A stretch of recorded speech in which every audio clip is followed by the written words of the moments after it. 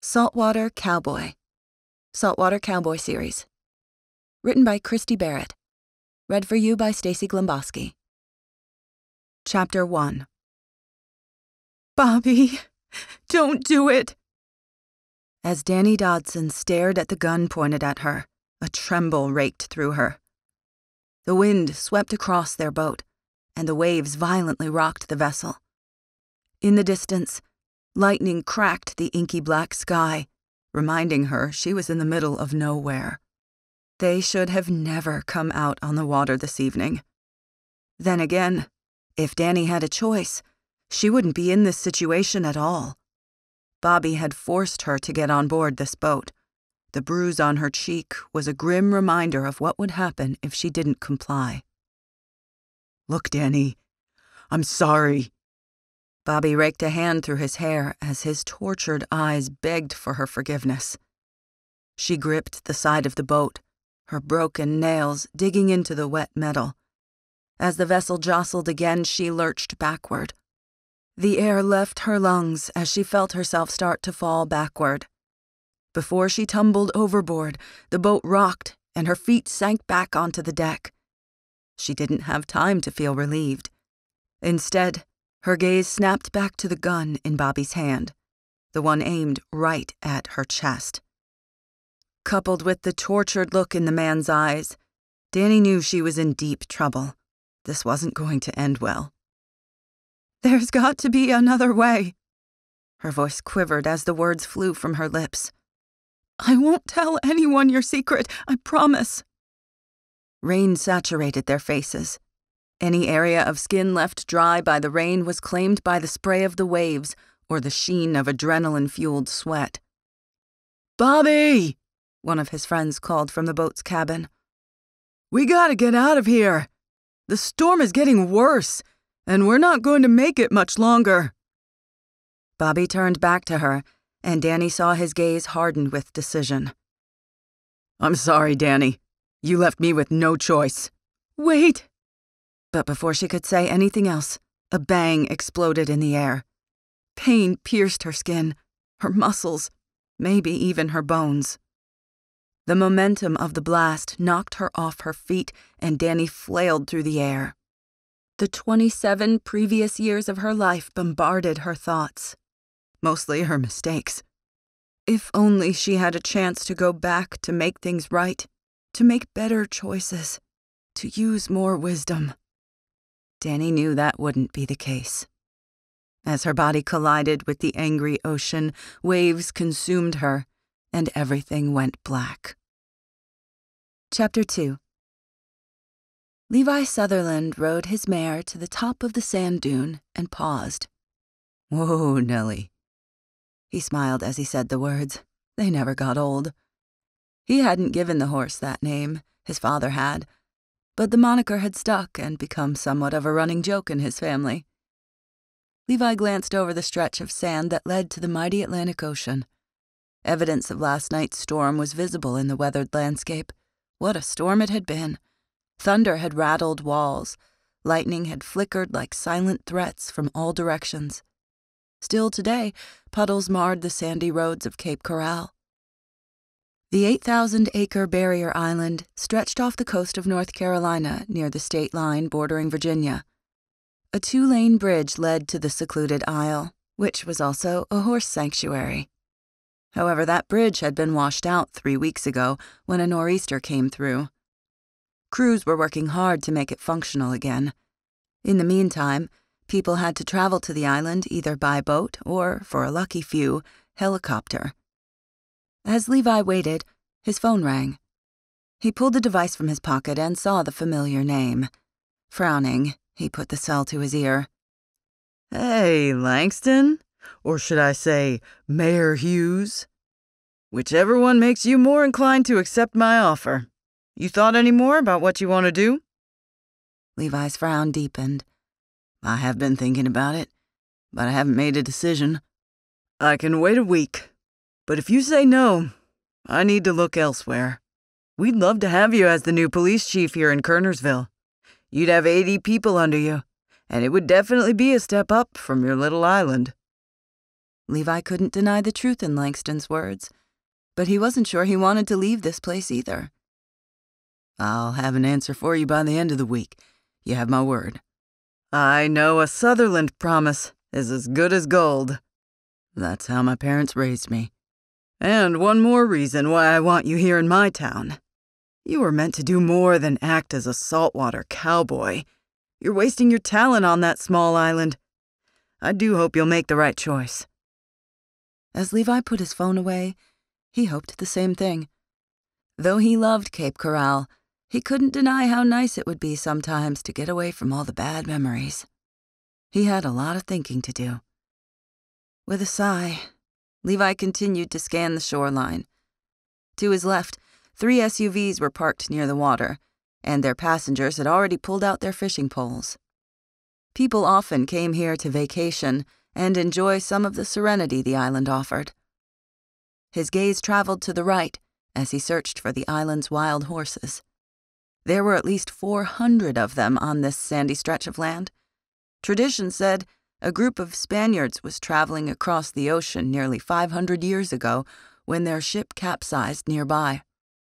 The horses managed to escape to what was now known as Cape Corral and had been here, wandering the shores, ever since.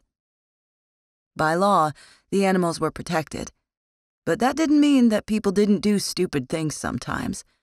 That also didn't mean that these horses didn't, on occasion, need a hand with a disease or an injury. That was where Levi and his men came in. Levi clucked his tongue and lightly nudged Nellie's side. "Come on, girl." She started toward the beach. At any time, Levi expected to see the wild horses. Sometimes they liked to roll in the water to begin the day, especially if it was hot outside. Other times, a whole herd would stampede down the shoreline. The sight still took his breath away. Nellie's hooves hit the soft sand as they patrolled the beach.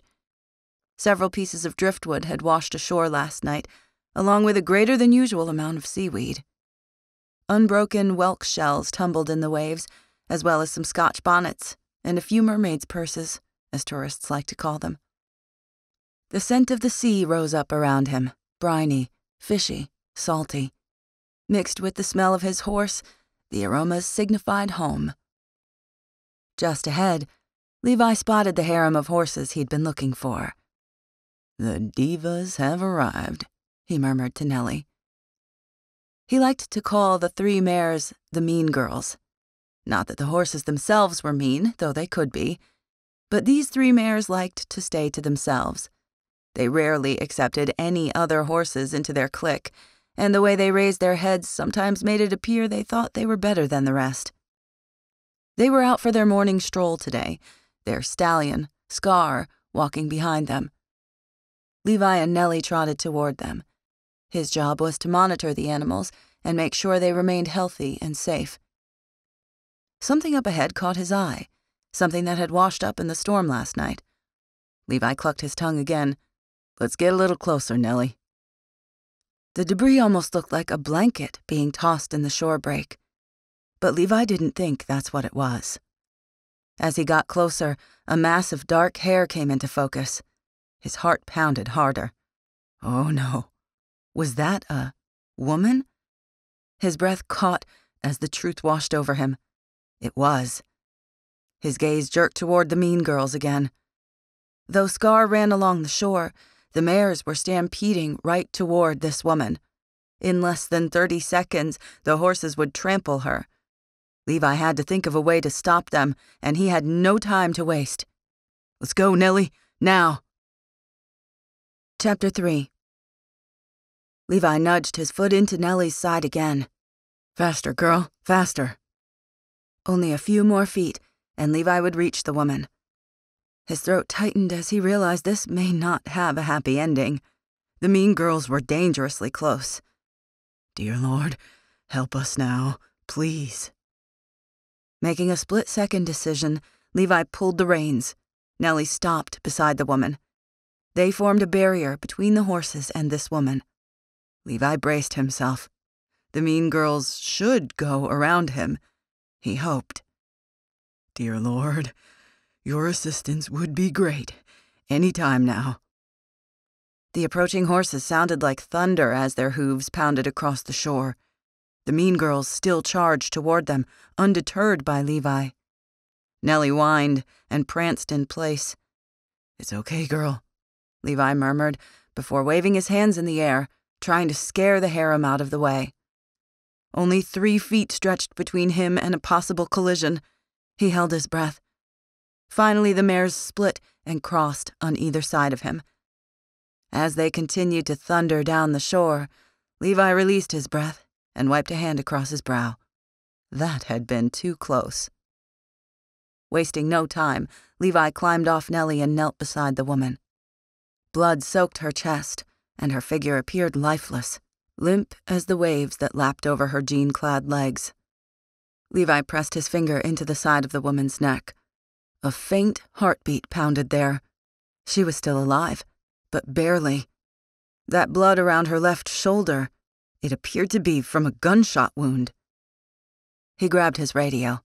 This woman needed medical help ASAP.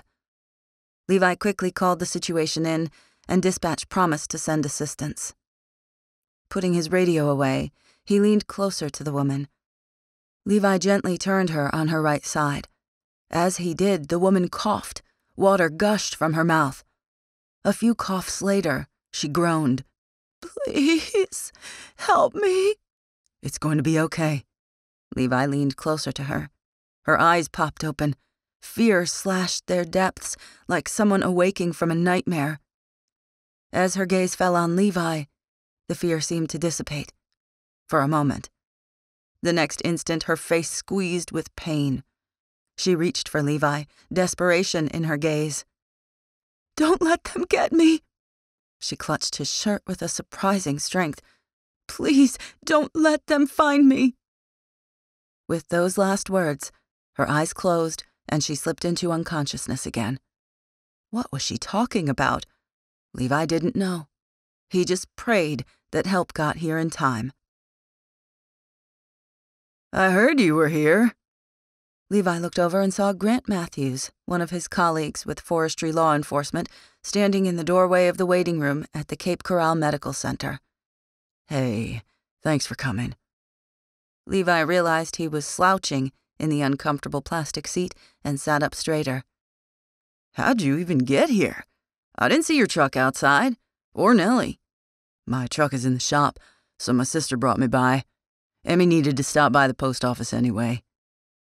Levi stretched out his legs and tried to push away the bad memories that came with the sterile scent of these sanitized walls, with the familiar sounds of padded footsteps and murmured voices whispering about life and death, with the bone-crushing uncertainty that pressed the air. This wasn't the time to mourn Adrian.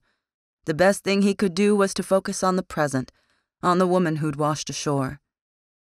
Normally, someone like the person Levi found today would be taken to a bigger medical facility in a nearby metropolitan area. But with the bridge leading to the island washed out, the island doctor had agreed to look at their Jane Doe. Grant stepped farther into the small waiting room, which was empty other than the two of them. "What's all the hullabaloo about?" Details from this morning rushed back to Levi. "An unidentified female washed up on shore. No ID. There haven't been any missing person reports, or any indications of an incident out at sea during last night's storm." Grant crossed his arms and leaned against the mauve-colored wall, a thoughtful expression on his face. "So where did she come from? That's what I'm wondering as well. It's amazing she survived in those conditions. That storm last night was bad, and with a gunshot wound at that." Grant's eyes widened. A gunshot wound? This is growing more and more intriguing by the moment. Levi nodded, unable to deny the truth in his words. "Isn't it? Maybe once she's awake, she'll be able to fill in some blanks. Lots of blanks." Grant readjusted his cowboy hat. "What's the latest update on her?" "Dr. Knightley is doing surgery to extract the bullet, but he should be done any time now." Levi was thankful Dr. Knightley was here today. He only came to the island 3 days a week. Otherwise, the clinic was staffed with a nurse practitioner, 2 RNs, and 3 assistants. Levi was anxious to hear if the woman was okay. Something about her had just seemed so vulnerable, so lost. Levi hadn't been able to get her out of his mind. "What happens after her surgery?" Grant asked. "We can't send her out all willy-nilly, right?" Levi shifted in his seat. "We get her statement and call her next of kin." Plus, the woman's words continued to haunt him. "Don't let them get me. Please, don't let them find me." He rubbed his jaw at the memory. What happened to the woman? She had to be around Levi's age. Her long dark hair flowed with saltwater sprayed curls. Based on her designer jeans and fancy white blouse, she had money. Most people didn't wear jeans on boats, though. It was September, but the air was still warm on most days. Yet, she'd washed up from the ocean. Levi had checked. There were no reports of any fishing vessels that had taken on water or called in an SOS. So where had she come from? "It's not every day something like this happens on Cape Corral," Grant muttered. "No, I must say it's been pretty peaceful lately." Grant lowered himself into the chair next to Levi. He wore a black t-shirt and his customary cowboy hat, similar to Levi's own outfit. Some people might think cowboy hats were just for show, but there was nothing better to keep the sun out of your eyes while monitoring the island. "The calm before the storm?" Grant asked. "Let's hope not." Just then, the doctor stepped into the room. Levi stood, anxious to hear what he had to say. Chapter 4. Dr. Knightley tucked a clipboard beneath his arm as he paused in front of Levi and Grant. "This woman is a living, breathing miracle. So she's doing okay?" Levi wasn't sure why he felt unexplainably relieved. He'd worked with plenty of people who needed his help. Why did this woman feel different? "I'd say she's doing more than okay. Somehow that bullet managed to miss any major arteries, organs, and bones. We essentially just had to remove the bullet, clean the wound, and stitch her up. Time will do the rest of the healing." "That's great." Levi had expected far worse. "But there's bad news also." The doctor paused and glanced at Levi, then Grant, premature lines stretching across his tanned forehead. When the man wasn't working, he was an avid surfer. That made this job perfect for him. The island had plenty of opportunity to enjoy the ocean in between working. Levi shifted, wondering exactly how bad this could get. "What's going on?" Dr. Knightley rolled his shoulders back. "I'm probably saying too much, but the woman doesn't remember who she is." "You mean she has amnesia?" Levi clarified, uncertain if he'd heard correctly. He'd never actually worked with someone who had lost their memory. He'd only heard about it, mostly on TV and in movies. "That's correct. She can't recall the events leading up to her being here. She was wearing a necklace with Dani in ornate letters across the front. We can only assume that's her first name." "Is this normal?" Levi narrowed his eyes, feeling the knot that formed on his brow. "I don't know much about amnesia. It's called dissociative amnesia, and it's usually brought on by trauma. Unfortunately, this disorder doesn't always fit into a box. It can have various degrees of severity that differ from victim to victim." "Will she get her memory back?" Grant leaned forward, his brow also furrowed with thought. Dr. Knightley shook his head, though the action seemed hesitant. "That's also iffy. I've read about cases where people do, and I've heard of cases where people don't. Not very hopeful, but it's the truth." Levi let those facts sink in until another question rose to the surface. "What does this mean for her future? Without next of kin to call, what's the protocol here at the medical center?" "Technically, we should be able to release her by this evening. There's nothing as far as her physical injuries to keep her here, but I can't release someone who's not competent to take care of herself. It would be unethical." Levi shifted. "So what are you going to do?" "That's what I need to figure out," Dr. Knightley said. "Normally it wouldn't be a problem, but I've got 4 people headed to the clinic right now." "What happened?" Levi asked. "They ate some bad shellfish. They cooked the dish themselves and apparently left their clams out in the sun for too long. That's unfortunate." Dr. Knightley raised his eyebrows. "Especially since we have only 4 beds." Levi's jaw tightened. "We're Cape Corral.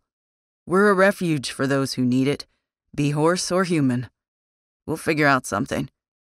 In the meantime, can I talk to Dani?" "Of course." The doctor shifted his clipboard to his other arm. "I told her you'd want to. Just be gentle with her. She's been through a lot, and to say she's fragile right now would be an understatement." Levi couldn't argue with that. He just prayed he had the right words to bring resolution to this situation. Dani sucked in a breath as the door to her room opened. She halfway expected it to be the doctor again, coming to tell her bad news. Instead, a man wearing a plaid shirt, jeans, and a black cowboy hat stood there. A badge was clipped to his brown leather belt, and his hands went to his hips, almost as if he owned the place. He definitely wasn't a doctor, but he most assuredly held some kind of jurisdiction. She blinked as she stared at the man. He seemed vaguely familiar. Was this the person who'd rescued her? That had to be it. It was the only thing that made sense. He would need to take a statement from her. As the man stepped closer, Dani pulled the sheet up higher, suddenly too aware of how vulnerable she was. Whatever happened to bring her here left her feeling empty and off balance. "Hi there." The man paused, his voice low and rumbling. "I'm Officer Levi Sutherland." She licked her parched lips, realizing, with a sickening nausea, that the only thing she remembered was the present, the time after she'd woken up from surgery. Anything before that was a blur. At least she knew her name. "I'm Dani, I think." "Do you remember your last name, Dani?" He sounded prodding and curious, but not pushy. She appreciated his bedside manner. "I wish I did." As Dani said the words out loud, she felt her world rocking and everything blurred again. How was it possible that she didn't remember her name? Nor could she remember how she'd ended up in this hospital or what had happened to put her here. All the doctor had said was that it had been something traumatic. Nausea rose in her as panic pulsed in her veins. Part of her felt lost in a vast sea of darkness, a place with no paths to explore, or escape plans, or signals as to where to go. Only nothingness. Dani's stomach churned harder. She clutched it, praying she didn't spew in front of the officer. She had to hold it together if she was going to get through this. "Dani." Officer Sutherland stepped closer, standing near her feet. He said her name slowly, almost as if he wanted to catch her before she disappeared into the very nothingness trying to submerge her. Instead of focusing on the unknown, she took a better look at the man. He was concrete and real, a new memory she could hold on to. The officer was undoubtedly handsome. Dani would guess him to be her age, or maybe a little older. With his cowboy boots, he almost looked more suited for a Texas ranch than he did the coast. That was right. She was on an island. The doctor had told her that much. Dani prayed her memories would return and that everything would start making more sense soon. "Do you have any idea how you ended up on the beach?" Officer Sutherland studied her face as he stood at the foot of the bed. Dani shook her head and hugged the sheet in front of her with her agile arm. "No, I'm sorry. I wish I could tell you more, not just for your sake, but for mine too." A frown tugged at his lips. He was disappointed also, wasn't he? It would be hard to figure out what happened to her if she couldn't recall anything. "Has anyone shown up to claim me, to help fill in the holes in my story?" Her throat burned as the words left her lips. Dani almost felt like a stray dog, waiting for an owner or a friend to show up and make things better. The feeling made another round of acid rise in her. "No, I'm sorry." Officer Sutherland's blue eyes seemed to glimmer with understanding and sympathy, almost as if he knew grief personally, as if he'd dived into it and nearly hadn't surfaced before. Dani had known that no would be the answer, but that didn't stop her heart from plunging. If nobody came for her, what would she do? Where would she go? She had no ID, no money, no idea where she lived, and no car. The list could go on. The whole situation made another round of hopelessness echo inside her. The feeling washed over her like a huge wave and threatened to pull her under. Only this time, she might not wash to shore and be brought back to life. Maybe she was okay with that. Dani fisted her hands in front of her. She couldn't think like that. She had to be a fighter and push through this. With time, things would get easier, she hoped. The doctor told me you suffered a gunshot wound. Officer Sutherland made the statement matter-of-factly, yet his voice remained soft and his gaze prodding. Instinctively, Dani reached for her injured shoulder. It had been bandaged, and she had to wear a sling to keep the muscles in place. However, Dr. Knightley had reminded her, with a slight track up or down, that bullet could have hit a major artery, or even her heart. Her current discomfort was actually a blessing in disguise. "Why would someone shoot me?" she whispered. "And who?" A dark blob remained at her periphery, and no matter how hard she tried, she was unable to identify it. "We're going to figure that out, ma'am," Officer Sutherland said. She shook her head, wishing that the action would somehow snap her thoughts back in place. She knew it was never that easy, though. Officer Sutherland stepped back. He almost appeared as if he wanted to say more, but what else was there to say when Dani couldn't remember anything? Would she become the hospital's problem now? A ward of the town? Another shiver raked through Dani, claiming all her muscles. Even her teeth chattered at the notion. Before she could say anything, a loud bang sounded outside her door, and suddenly, everything around her spun. Chapter 5. Levi saw Dani's eyes glaze, saw the tremble that began in her arms, saw how her body tensed. Someone had dropped a tray of food in the hallway. The loud clatter must have triggered something in Dani, some kind of subconscious memory. Of gunfire, maybe? It made sense. Levi stepped closer and touched Dani's arm, trying to keep her grounded before a panic attack kicked in. "Hey, it's okay," he murmured, careful to keep his voice gentle. She continued to stoically stare straight ahead, almost as if frozen with fear. Her chest barely moved, as if she wasn't inhaling or exhaling. Her lips parted ever so slightly. "Dani?" Levi leaned closer with concern. Her eyes jerked from their stationary position. As she looked at him, tears trickled down her bruised cheek. "Did you remember something?" he prodded. She rubbed her throat, still looking jumpy and wired. "No, only fear, pain, desperation, but nothing concrete." "Just give it some time." Levi realized his hand was still on her arm, and he pulled it away, trying to remain professional. The woman just looked so alone, and leaving her suffering in solitude seemed so heartless. But Levi had to remember his place. On this island, he was law enforcement. Dani nodded, but her gaze still looked empty. Levi stared at the woman and could tell by her expression that she was lost in a sea of nothingness. He tried to put himself in her shoes. He couldn't imagine what it would be like to not even know where you lived, or your last name, or who had almost killed you. Compassion pounded inside him. He wished he could do something to help, but his options were limited. Finally, Levi cleared his throat. "Look, maybe you should stay in Cape Corral for a while. Maybe something here on the island will trigger a memory." Something lit in her gaze. It wasn't excitement, but maybe hope? Levi couldn't be sure. "Maybe, but where would I stay? I don't want to be an inconvenience." Her gaze fluttered with uncertainty. Levi didn't have to think long about his answer. My sister runs an inn. You can stay there for a few days until you get back on your feet. Dani stared at him. Are you sure? I'm positive. Finally, Dani nodded. Okay. If you don't mind, I'll take you up on that offer. At least until my family or friends get here. Hopefully that will be soon. Levi offered another stiff nod before stepping back.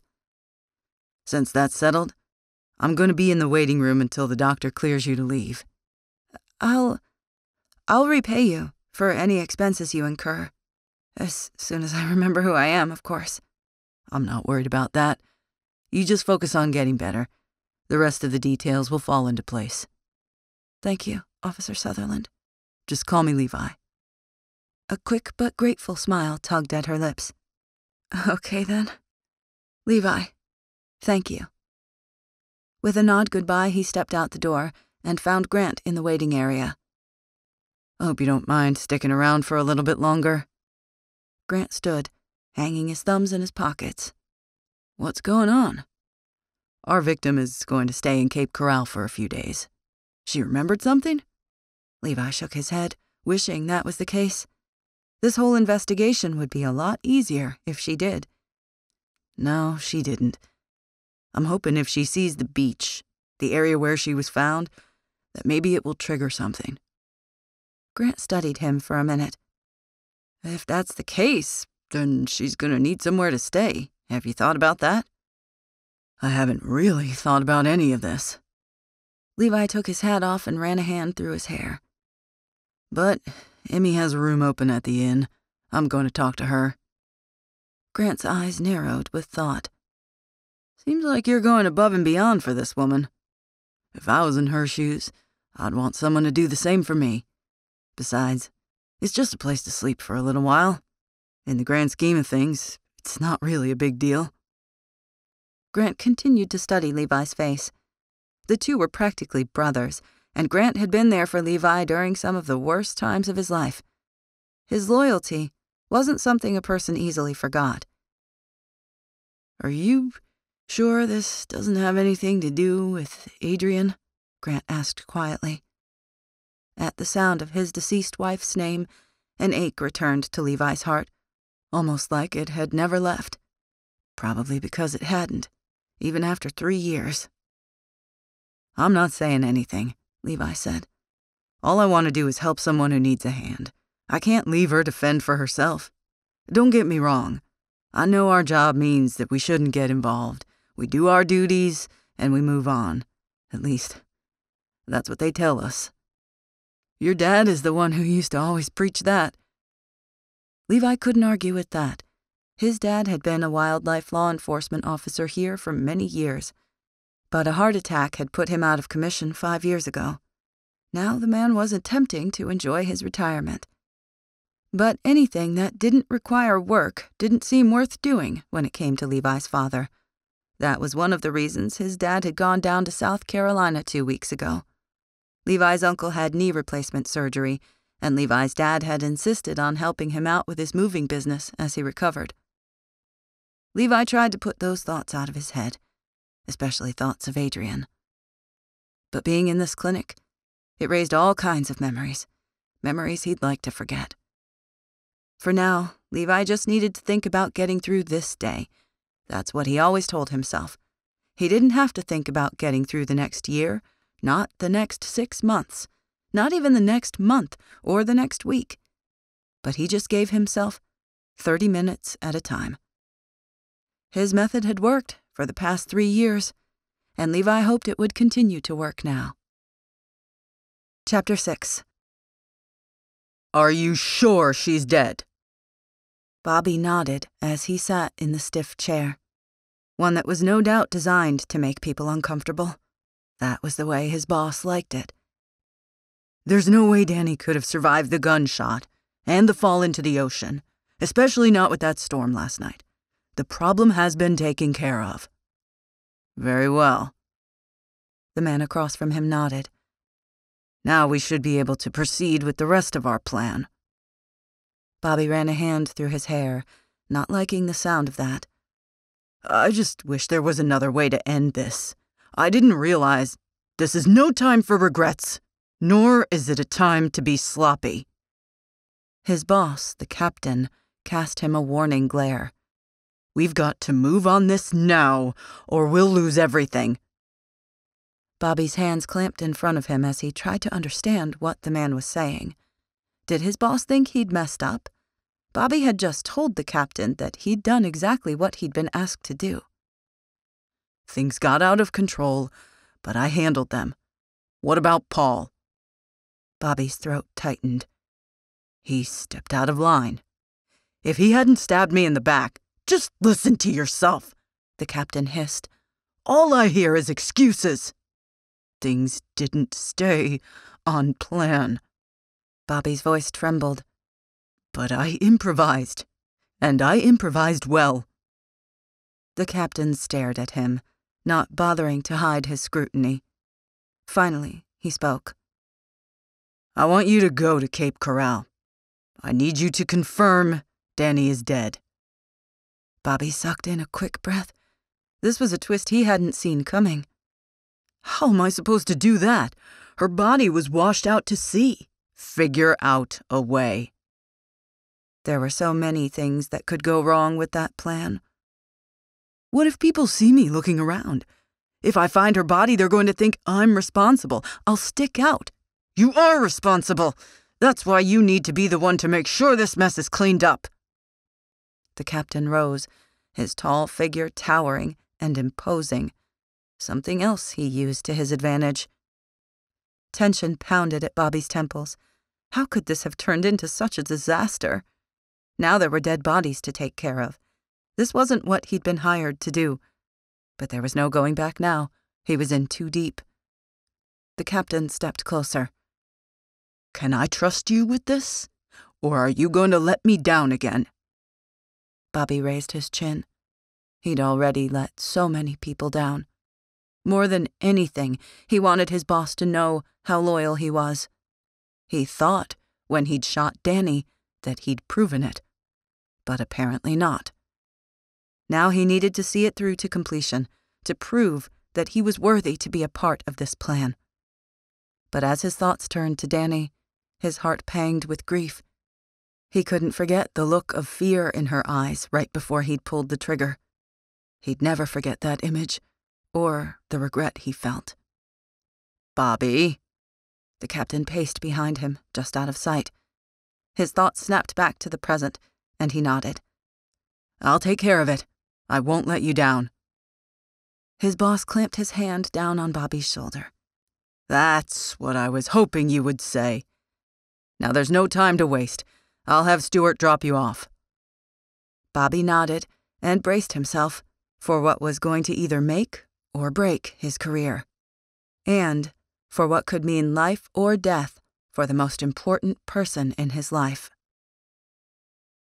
Chapter 7. 3 hours later, a nurse had helped Dani take a shower and clean herself up. Washing her long, dark hair and getting all the sand off had felt wonderful. Though her entire body was still sore from everything that had happened, she was grateful to be alive. The clinic provided some old black yoga pants and a sweatshirt, as well as some flip-flops. The attire wasn't flattering, but it was going to have to work. Thankfully, Dani wasn't trying to impress anybody. Right now, survival was her only concern. She stared in the bathroom mirror and frowned at the bruise on her cheek. What had happened to her? She touched the gold chain around her neck. The word Dani was written in script on a pendant there, the only clue of who she was. Dani. Why didn't it seem familiar to her? "You okay in there?" someone called from the other side. The nurse. Dani sucked in a breath, trying to compose herself. Then she stepped back into her room at the clinic. After signing some papers and being given some medications, as well as pages of instructions, it was time to leave. Her life right now almost felt surreal. The fact that she was here at the clinic, the fact that she was being released, the fact that she really didn't even know where she was going. How was all this possible? Even more. How many times could Dani ask herself that question? She didn't know. "Are you ready?" the nurse asked as she waited by the door with a wheelchair. After a moment of hesitation, Dani nodded. "As ready as I'll ever be." She felt almost shy as the nurse pushed her into the hallway. Levi stood to greet her from a chair that had been set up outside the room. Based on what she'd overheard, the waiting room had been overtaken with a vacationing family that had some sort of stomach bug. She flashed a quick, uncertain smile at Levi. Was she shy? It seemed strange that she even had to ask herself that question, but she wasn't sure. Was it possible to not only forget the details of her life, but also to forget the fabric of her being? "My friend is pulling his SUV up," Levi explained as he fell into step beside them. "Great." A new kind of tremble rushed through Dani.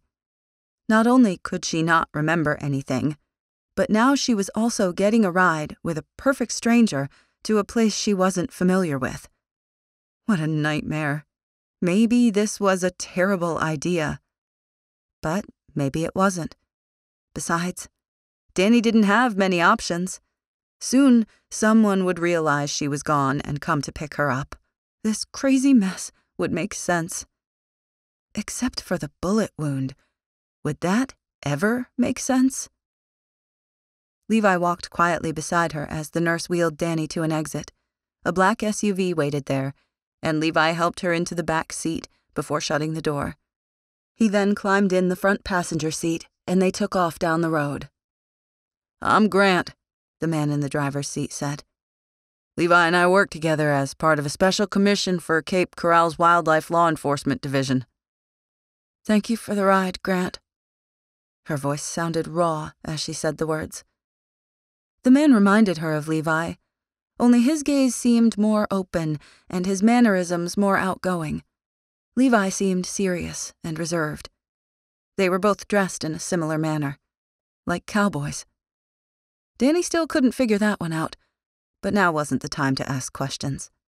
She had just taken a dose of pain medication, and her eyelids were already getting droopy.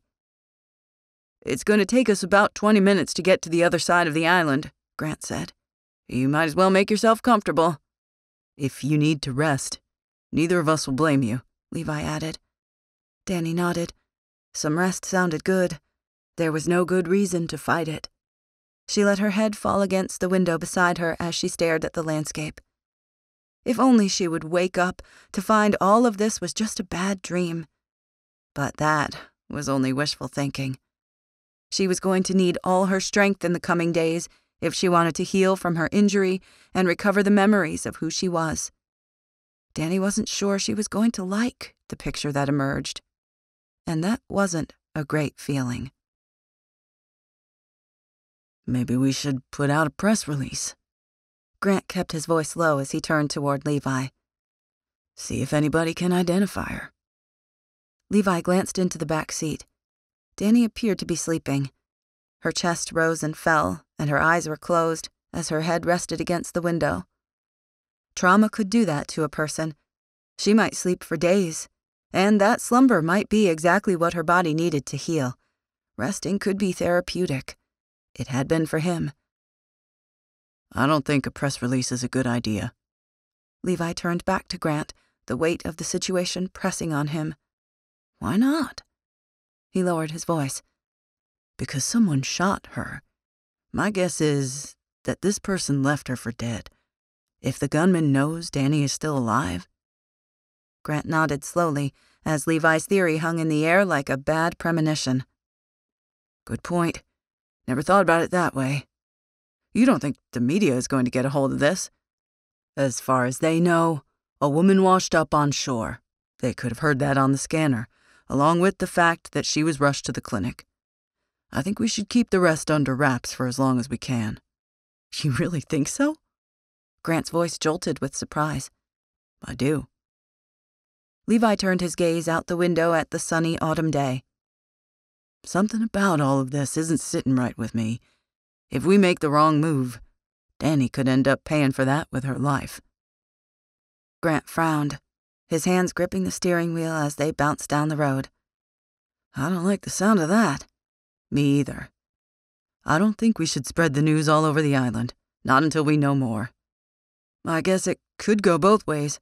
We talk about her and get answers, or we don't talk about her and keep her safe. Levi remembered just how helpless the woman had seemed back at the clinic. My vote is for keeping her safe. Understood, Grant said. When we get back, I'll run her prints. I'll also do a search for any missing women with the first name of Dani or Danielle.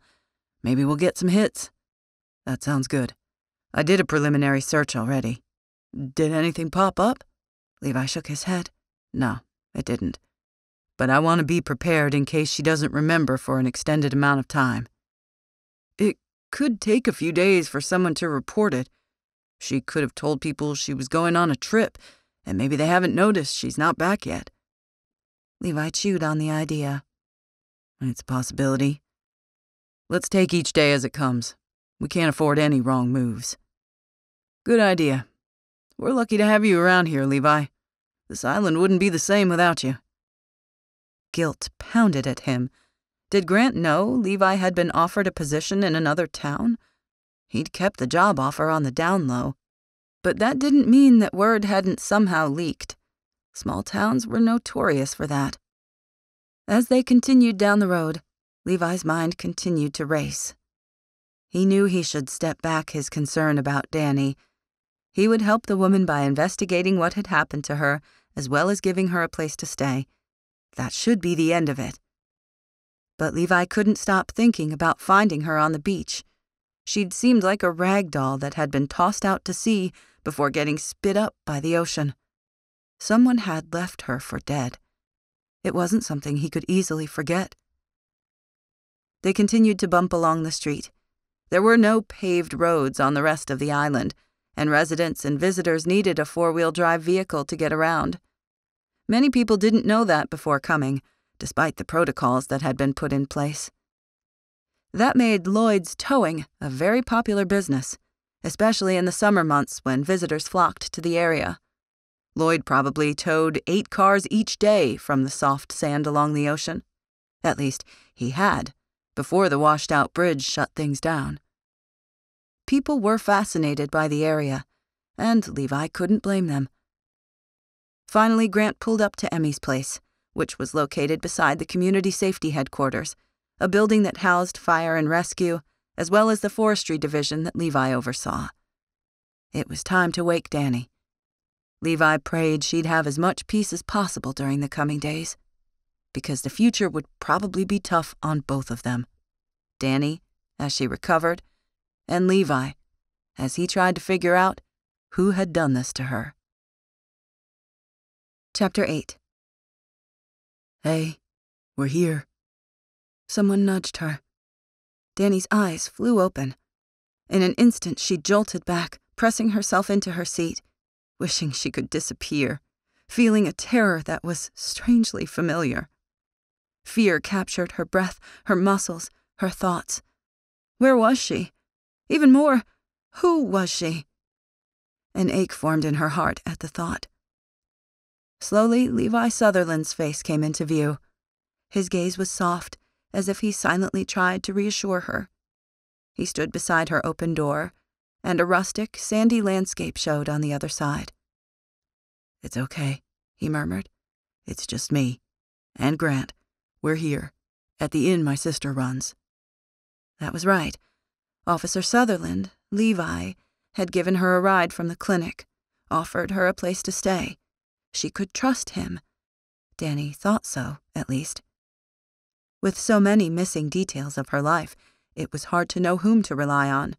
She didn't even know if she could trust herself. Her lungs loosened for just a moment as Dani glanced around. An old, weathered 2-story building sat nearby.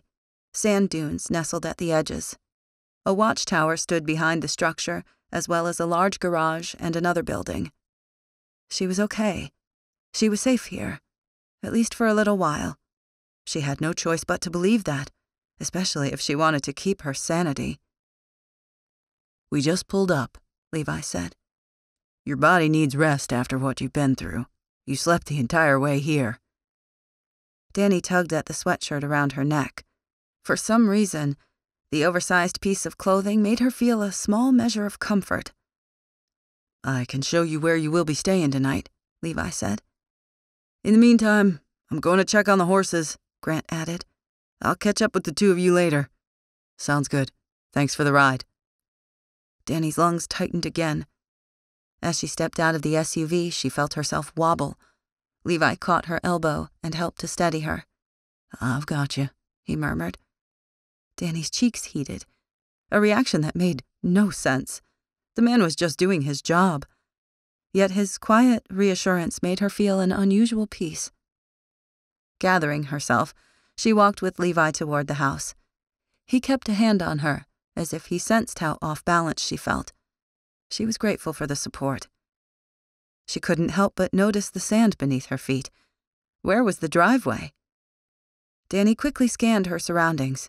Everywhere she looked, contoured sand stretched over the ground.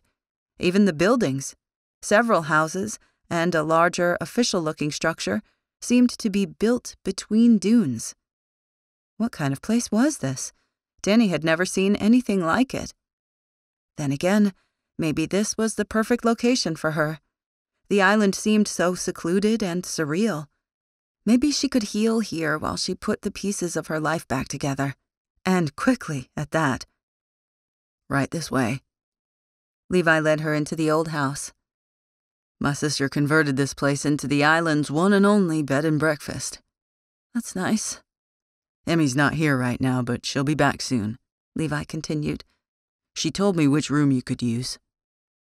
He led Dani up a set of stairs and to the end of the hallway. The bedroom contained a small bed with an iron headboard and a dresser that had been painted robin's egg blue. It wasn't fancy, but it was clean and neat, with a charm of its own. I think you'll be comfortable, Levi said. You're the only one staying here right now, so you'll have some privacy. Thank you. I really appreciate this. Dani's throat tightened as she thought about all the unknowns she faced. What she wouldn't do just to have something familiar. But there was no need to wish for the impossible. Emmy is going to bring some clothes for you, along with some toiletries. She should be back soon. I know it's not much, but we'll make sure you're taken care of. Dani pushed her hair behind her ears as she felt a smile flutter across her face. Why was this man having this effect on her? He was like one of those heroes who rode in to save the day in an old cowboy movie. But too many unknowns haunted her. She needed to remember that and not get too attached. Soon she'd be returning home. Cape Corral would simply be a blip on the horizon of her life. Dani cleared her throat as she looked up at Levi. Her cheeks warmed as she soaked in his handsome features and then quickly put them out of her mind. Thank you for everything. I don't know what I would do if I hadn't crossed paths with you. Levi nodded, the action stiff but friendly. It's my job. Her cheeks heated. Of course, I wasn't trying to imply anything else. He raised his hand to halt her thoughts. No explanation, I know. Relief rushed through her, and she offered a quick smile, thankful that he understood. It's getting late, Levi said. I'm sure you want to rest. Tomorrow I'll take you back to the place where you washed ashore, the area where I found you. Maybe you'll remember something. A ball of ice formed in Dani's chest at Levi's words. Did she really want to see it? Did she want to remember? She couldn't be sure. But Dani had no choice but to push ahead. Not if she wanted answers, and if she wanted the person who'd done this to her brought to justice. Levi stepped onto the sprawling front porch of the inn. He'd wait here until his sister arrived. It wouldn't be smart to leave Dani alone, not until he knew more about the circumstances surrounding her injuries. He took a deep breath of thick, humid air. The moisture filled his lungs and reminded him why he was ready for cooler weather. Then again, if Levi took that job up in Maine, he'd always have cooler weather. At times, the idea was tempting, but things were unsettled in Cape Corral right now. He couldn't make a decision like that in the middle of this turmoil. It was a good thing he'd been given a week. Today's turn of events left him feeling uneasy. He didn't know what was going on with Dani, but he knew the circumstances appeared dangerous. That came with the territory when someone with a gunshot wound showed up. What exactly had happened to the woman? With Dani's sweet disposition, Levi had a hard time seeing her mixed up in something illegal. But that didn't mean she wasn't. The better possibility was that she'd been a victim.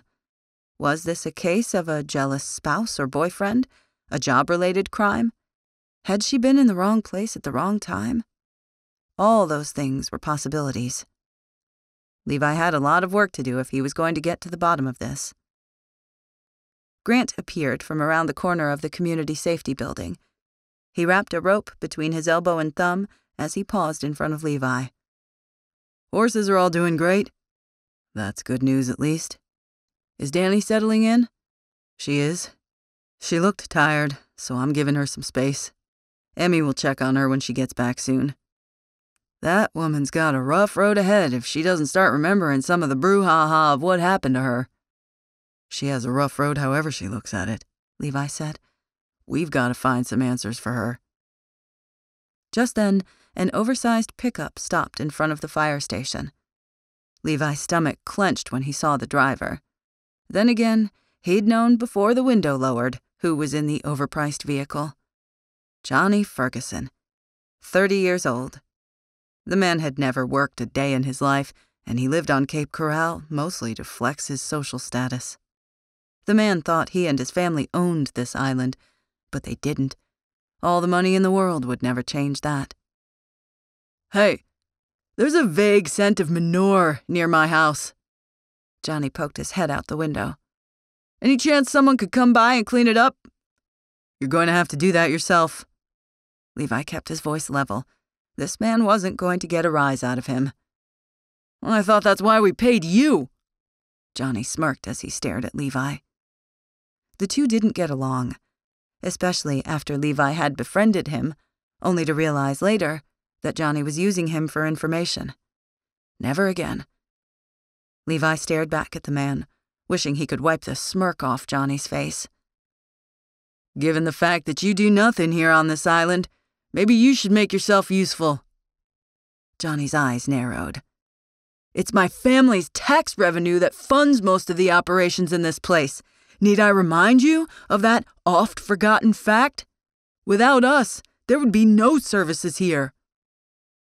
The Fergusons liked to remind everyone of that detail as often as they could. We survived here long before your family ever moved into town, Levi reminded him, keeping his steely gaze on the man. Johnny let out a grunt before running a hand through his gelled blonde hair. I'd watch yourself if I were you. Is that a threat? Levi bristled. Of course not, officer. He flashed another grin and tugged at the collar of his crisp linen shirt. Have a great day. As Levi watched the man pull away, anger churned inside him. Ever since the Fergusons had moved to the island 12 years ago, the family had been nothing but trouble, had caused nothing but conflict, and there was no sign of that getting any better. They were one more reason why leaving this island might be a good thing. Chapter 9. Dani was exhausted like she'd never known before. Officer Sutherland had said she could find some water and snacks downstairs. Maybe she should get a quick drink before settling down. So much was on her mind, yet the holes in her memory consumed every thought. The combination didn't mix and left her feeling off balance. Just as she opened the door to her bedroom to head downstairs, a figure appeared. Dani gasped and jumped back. Was it the man who'd shot her? Had he come back to finish what he started? Her heart thumped in her ears. Until she realized it was a woman, with a clothes basket in her hands and an apologetic smile on her face. "Oh, I'm so sorry. I didn't mean to scare you. I was just going to leave a few things outside your door." Dani glanced at the basket and saw some clothes inside, as well as a toothbrush, toothpaste, and shampoo. "I'm Emmy Sutherland," the woman said. "I'm Levi's sister, and I run this inn." Things began to make a little more sense, although Levi and Emmy didn't look that much alike. Emmy had straight, dark hair that came below her shoulders, a trim build, and an easy smile. Levi was lean, with light brown hair and a steely expression. She remembered her manners. "I'm Dani." She paused, feeling that awkward gap where she should say her last name, if only she knew what her last name was. "I understand that you're having some memory issues." Emmy shifted and moved the basket to her slim hip. "But don't you worry. We'll take real good care of you here. It's kind of what we do." Dani crossed her uninjured arm over her chest, feeling unreasonably cold. It wasn't because of Emmy. The woman was perfectly warm and hospitable. The situation in general hit Dani at her core. "Thank you. I appreciate you putting this together for me." Emmy nodded toward the sling across Dani's arm and shoulder. "Let me just put it on your bed for you." Dani stepped aside to let Emmy do that, and watched as the woman hustled back to the doorway, almost as if afraid to overdo her welcome. "Are you heading downstairs?" Emmy nodded toward the staircase. "I was going to grab some water. I'll walk down with you and give you a quick tour of the place." Emmy's voice lilted with a carefree sound that Dani instantly envied. She didn't fault the woman for it. She only wished she could experience a touch of it. "That sounds perfect," Dani finally said. Carefully, she followed Emmy down the wooden staircase of the farmhouse. Shiplap stretched across the walls, and the furniture looked distressed. It was enough to make Chip and Joanna Gaines proud. Chip and Joanna Gaines? How did Dani remember them, and not her own last name? "This is your place, huh?" Dani asked. Emmy seemed entirely too young to own a business like this. She seemed more like the type who'd be at a college sorority. "This house was my grandpa's," Emmy explained, pausing in the living room. "When he passed away 2 years ago, he left it to me. I decided to open the inn about 6 months later, in his memory." "That's great. I mean, not your granddad, but I understand." Emmy waved her off, no offense on her face. Then she glanced around. "I like it here. Plus, this place is right next to the community safety building. Since I volunteer with them, it's pretty handy to be so close." So much about this town made Dani curious. Hopefully she wouldn't be here long enough to find all the answers. She prayed that maybe after a good night's sleep, she'd wake up and her memories would be restored. But she knew that was probably wishful thinking. Dr. Knightley had warned her as much. Emmy swept her hand in front of her. "Back to my tour. This over here is the dining room. If you keep going down this hall, the kitchen is on your left, and a living room on the right. My room is on the other side of the kitchen.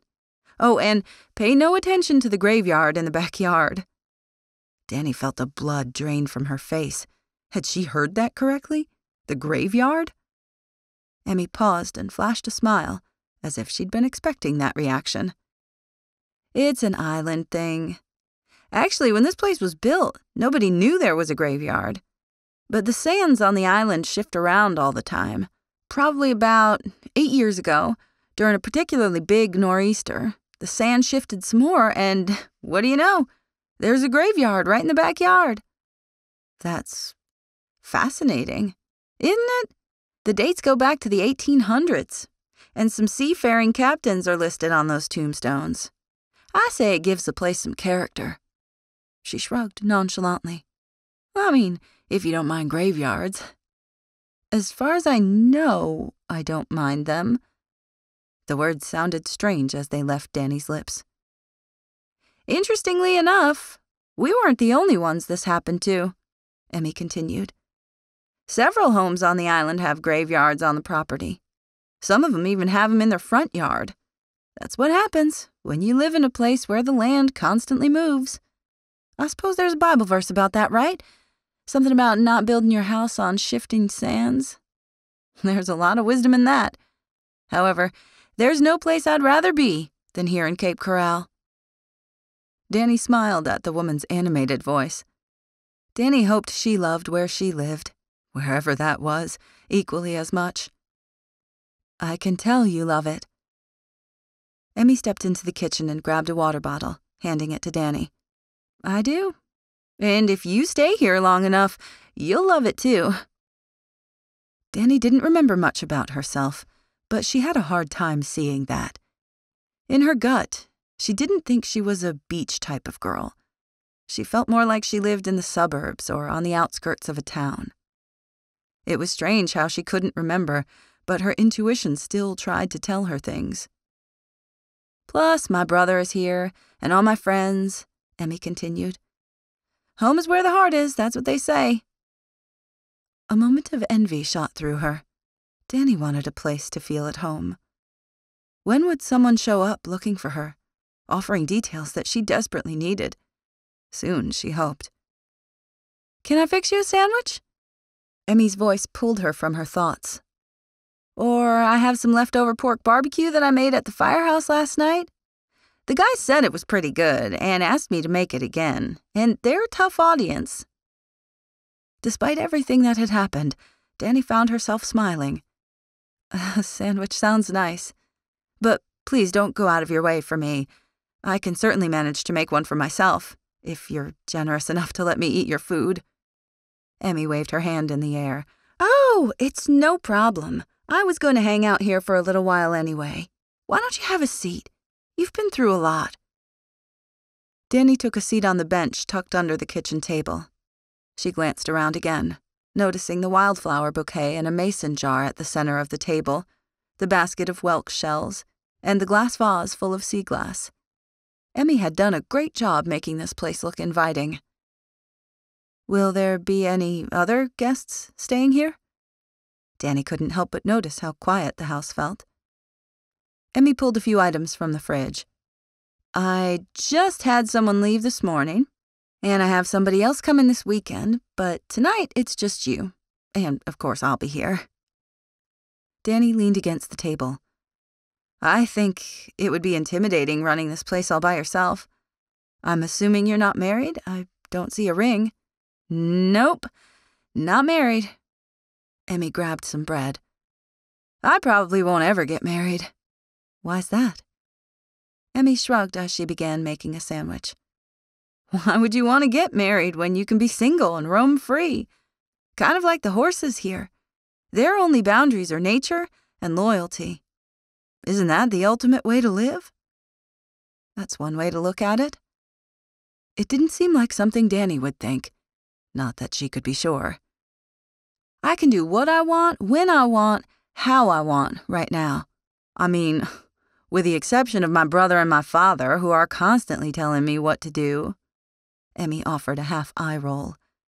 Dani smiled. She didn't even know Emmy that well, but she already liked the woman.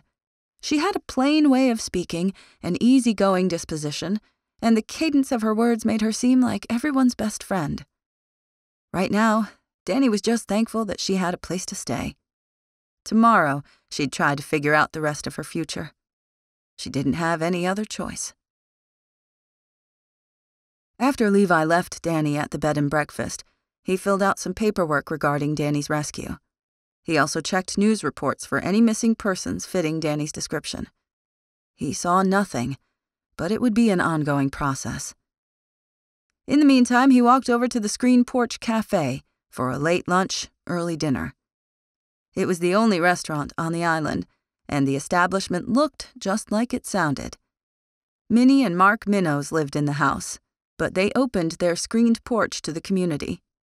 The long-married couple acted as cooks and servers for all their delightful homemade recipes. The menu was limited and often changed, but it was a good place to grab a bite to eat if someone didn't feel like cooking. It was also a good place to find out all the local gab, which was exactly what Levi wanted to do right now. He stepped inside, his boots clicking against the bright blue wood floor. Immediately, the scent of Old Bay and fresh crab meat wafted around him. Several people looked up and called hello. Minnie emerged from the door with a tray in her hand. Officer Sutherland, have a seat. I've got some of my 12-layer cake ready for you today. Minnie was like an adopted grandmother to everyone in the area. If someone was sick, she brought them soup. If someone had a baby, she brought a quilt and a pie. Minnie was the first one to volunteer to bring meals to funerals, to make flower arrangements for weddings, or to tell someone they needed to wash behind their ears before potatoes grew there. There was really everything to love about the woman, and her famous 12-layer cake. Levi found a seat at one of the mismatched tables. He chose one against the edge of the oversized screen porch, a place where he could see everybody who came and went. After Minnie delivered the food to another table, she paced toward him and pulled out her pad and pen. "Officer Levi, the most handsome law enforcement officer I've ever set my green eyes on, Sutherland. What can I get you, cowboy?" "Don't you get Mark mad at me, Mrs. Minnie." The 70-something's ample hips jutted out, and her gray hair was styled in a neat, poofy halo around her head. But most people noticed her smile first. The grin was big, bright, and consumed her entire face. Levi glanced at the menu, which had been written on a chalkboard screwed to the outside wall. Every day, Minnie wrote the day's dishes there in almost illegible handwriting. She didn't care, which made the menu even more endearing. "I'll take the Lumphrey Bogart," Levi said. The lump crab cake was served on homemade bread with a remoulade sauce. It was hands down one of the best crab cakes in the Outer Banks, and Levi had tasted almost all of them. Still, this place was Cape Corral's secret spot, and locals didn't want too many people to discover it. Once Minnie ran out of crab meat, she stopped making the specialty until she got more from local fishermen. "One Lumphrey Bogart coming right up." Minnie paused and pointed a finger as if conspiring. "And just for you, I'll get an extra-large glass of my sweet tea." Levi flashed a smile. "That sounds fantastic, Mrs. Minnie. Thank you." She winked. "It's no problem, cowboy." As she walked away, Levi glanced around and saw several regulars in the restaurant. He strolled over to a table full of women from church. Fortunately, they were a great source of information here on the island, for better or worse. "How are you ladies doing today?" Levi paused beside them, tipping his hat their way. "Just fine, Officer Sutherland." One of the ladies rapidly blinked her eyes as she smiled up at him. Mary Lou Berkeley. She'd only lived on the island for a couple of years, and she'd helped with housekeeping at some of the rental houses. She also volunteered to be one of their sanctuary watchers. Watchers made notes and observations about the horses, so officials on the island could track the animals. Levi had a feeling Mary Lou had only signed up to help because of him. He didn't mean to sound arrogant, and he'd never say the words aloud. It was simply his impression of the woman. Every time Mary Lou volunteered, she tracked down Levi, and only Levi, to share her findings. The guys at the station had taken to giving him a hard time about it. "Anything new out there today?" Levi asked.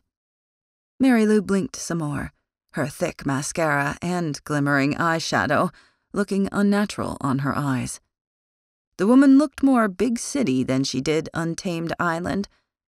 Somehow she managed to use enough hairspray to keep her blonde hair in place, despite the island's constant wind and humidity. "I looked for Skeeter today." Mary Lou twirled her lemonade with a paper straw. "I didn't see him with his mama." Levi's back muscles pinched at her words. "It's unusual for a foal to separate from his mom." "I only saw his mom, Cookie, for a moment, and then she went trotting into the woods." Mary Lou shrugged. "Too many ticks out there for me to follow." "Not that we want you following the horses anyway," Levi reminded her. She nodded, maybe a little too quickly. "Of course. Anyway, I was just hoping to catch a glimpse of the little guy. Too bad I didn't." Levi didn't like the sound of that. If Skeeter wasn't with his mom, then the foal could be in trouble. It was one more thing Levi needed to add to his list of things to do today. Chapter 10. "All the other horses appear okay?" Levi glanced around the table. Each person there nodded. Every local, every true local, thought of themselves as an unofficial guardian of this place and the creatures inhabiting it. That was good news, at least. "Actually, Officer Sutherland, I was hoping I might run into you. Could I have a word?" Kayla Peters, their island realtor, glanced up at him, waiting for his response. "Of course." They stepped outside and padded across the soft sand, away from any listening ears, before Kayla spoke. Still, Kayla glanced around as if to make sure no one was listening. "I know this is none of my business," she started, "but I just thought I'd let you know that I got another offer today on that land out in the North Banks." Levi's hands went to his hips. Levi knew Kayla liked to look out for the island just as much as he did. He appreciated her loyalty. "Who put in the offer?" he asked. Kayla frowned, flipping a honey-blonde hair from her eyes. "It's a corporation. This is the 4th lot they've put an offer on in the past several months." Levi didn't like the sound of that. "Did this corporation state their intentions?" Her shoulders looked like they clenched with tension. "The property is zoned for residential, of course, but as you and I both know, it would be a shame to lose that land to more development. The landscape of this island is just going to keep changing unless we put a stop to it." "As long as the county officials keep making the decisions that they do, it's going to be hard to stop it." Levi shifted, still absorbing the new information. "Whose name is on the lease? Can you tell me that?" She shrugged and glanced around again. "I wish I could. Like I said, it's a corporation. Wilhelmina Incorporated, whatever that is. We've been doing everything via email. In fact, we don't even have to meet face-to-face to do a closing anymore. It's a blessing and a curse." "I don't like the sound of this." Levi rubbed his jaw, reminding himself not to grit his teeth as he was prone to do when stressed, and this day was definitely starting to feel stressful. "I don't either. The good news is that the property is pretty much landlocked. Ed Wilkes owns the lot in front of it. In order to get to the property, he'd have to approve an easement through his land." "That is good news," Levi told Kayla. "Thank you for letting me know. If you hear anything else, will you tell me?" "Of course." Just as Levi stepped back inside, Minnie came out with his sandwich. Good. He was hungrier than he'd thought. He'd missed lunch because he'd been at the clinic, and it was almost past dinner time now. As Levi took the first bite, the crisp but fresh flavor of the crab cake washed over his taste buds. He could die a happy man if he was eating one of these sandwiches when he went. Only halfway through the meal, thunder rumbled in the distance. Was there another storm coming? Levi had a feeling there was. And he wasn't just talking about a physical storm. No, he could feel things stirring up on the island, and he didn't like it. And somehow, all of this turbulence just might go back to the island's newest visitor, Dani. Levi needed to get to the bottom of who she was and what she was doing here. Chapter 11. Bobby stood atop the sand dune and looked around. Stuart had dropped him off at a dock on the west side of the island. An old house was nestled behind some nearby woods, secluded from the rest of the community. Bobby could stay overnight without being noticed. Right now, he had to concentrate on Dani. Bobby's heart panged with another moment of regret as he thought about her. He wished she hadn't gotten caught in the middle of this. But he couldn't go back now. What was done was done. Despite what the captain said, Bobby knew there was no way Dani could have survived what happened. She'd been shot and had fallen into the ocean. If the bullet hadn't killed her, then the treacherous sea would have. He glanced around again, thankful that the darkness concealed him. Bobby needed to figure out a way to cover up his real identity while he was in town. The community was close-knit, and someone like him would stick out like a proverbial sore thumb. As he glanced in the distance, he saw a storm brewing. An omen of what was to come? Maybe. He looked farther down the shore, where lights from various homes shone. The community really was quiet, peaceful, unlike anything he'd ever seen before. With that thought in his mind, he knew what he needed to do. He needed a new identity, a cover story.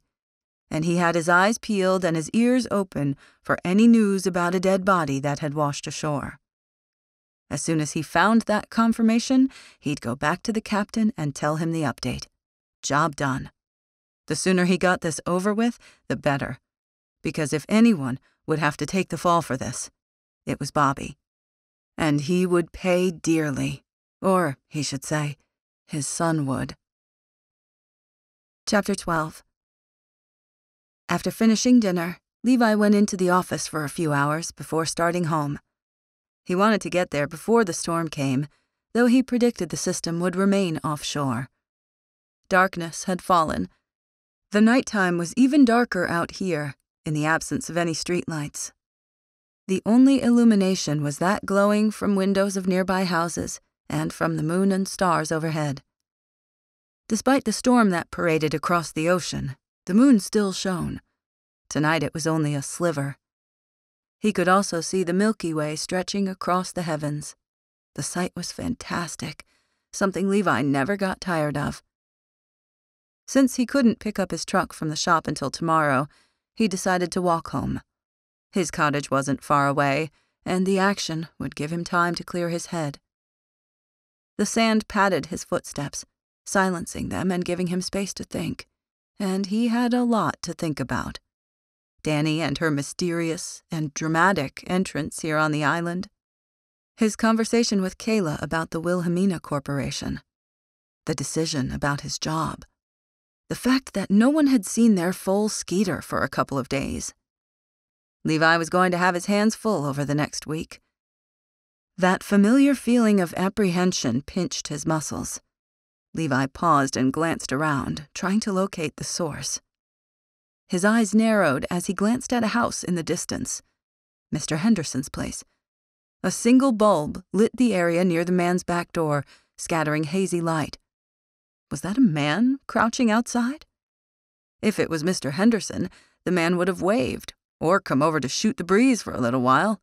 For hours, most likely. But this person had darted out of sight. Caution tugged at Levi. He circled the house, but saw nothing. Strange. He'd definitely seen someone out here. But whoever it was appeared to be long gone. Before Levi could continue home, his radio let out a burst. He lifted it to his ear to hear what was being said. Sutherland, it's Matthews. We have a problem. Something you're gonna want to see. Levi's back muscles stiffened at Grant's grim tone. What's going on? A dead body was just discovered over here by the North Banks. Alarm raced through Levi. A dead body? What exactly was going on here in Cape Corral? You left me with no choice. Dani jolted upright in bed. Sweat covered her skin and her heart raced. Her gaze darted around. She braced herself to see danger hovering nearby. Instead, her temporary room here at the inn stared back, the darkness barely illuminated by the greenish glow of the small clock beside her bed. No one else was here, just her. She let out a breath. Her dreams had messed with her head. What had that nightmare been about? Or was it a memory? Dani ran a hand through her hair as she tried to control her thoughts and her pulse. The voice in her dream had been faceless. Dani didn't know who had said the words, but they caused terror to rip through her. Dani rubbed her arms as another shiver raced down her spine. If only she could remember just a little, like the names of her friends, someone who could fill in the blanks for her. But those words from her nightmare kept echoing in her mind as a cold sweat spread across her skin. You left me with no choice. Her fingers dug into her quilt. Those almost sounded like words that someone she knew might say, right before they pulled the trigger. She tugged the blanket up around her. Then a new thought hit. What if Dani had been shot because she was on the wrong side of the law? In her gut, Dani thought she was an innocent victim. But if there was a gun involved, what if her role had been criminal? Nausea churned inside her. She hated feeling so lost. Officer Sutherland's face flashed in her mind again. But if she really was a criminal, certainly the man would discover that. In fact, what if Levi stormed over to the inn this morning and arrested Dani for a crime she couldn't remember committing? She shook her head. Her thoughts bounced all over the place. None of them made sense.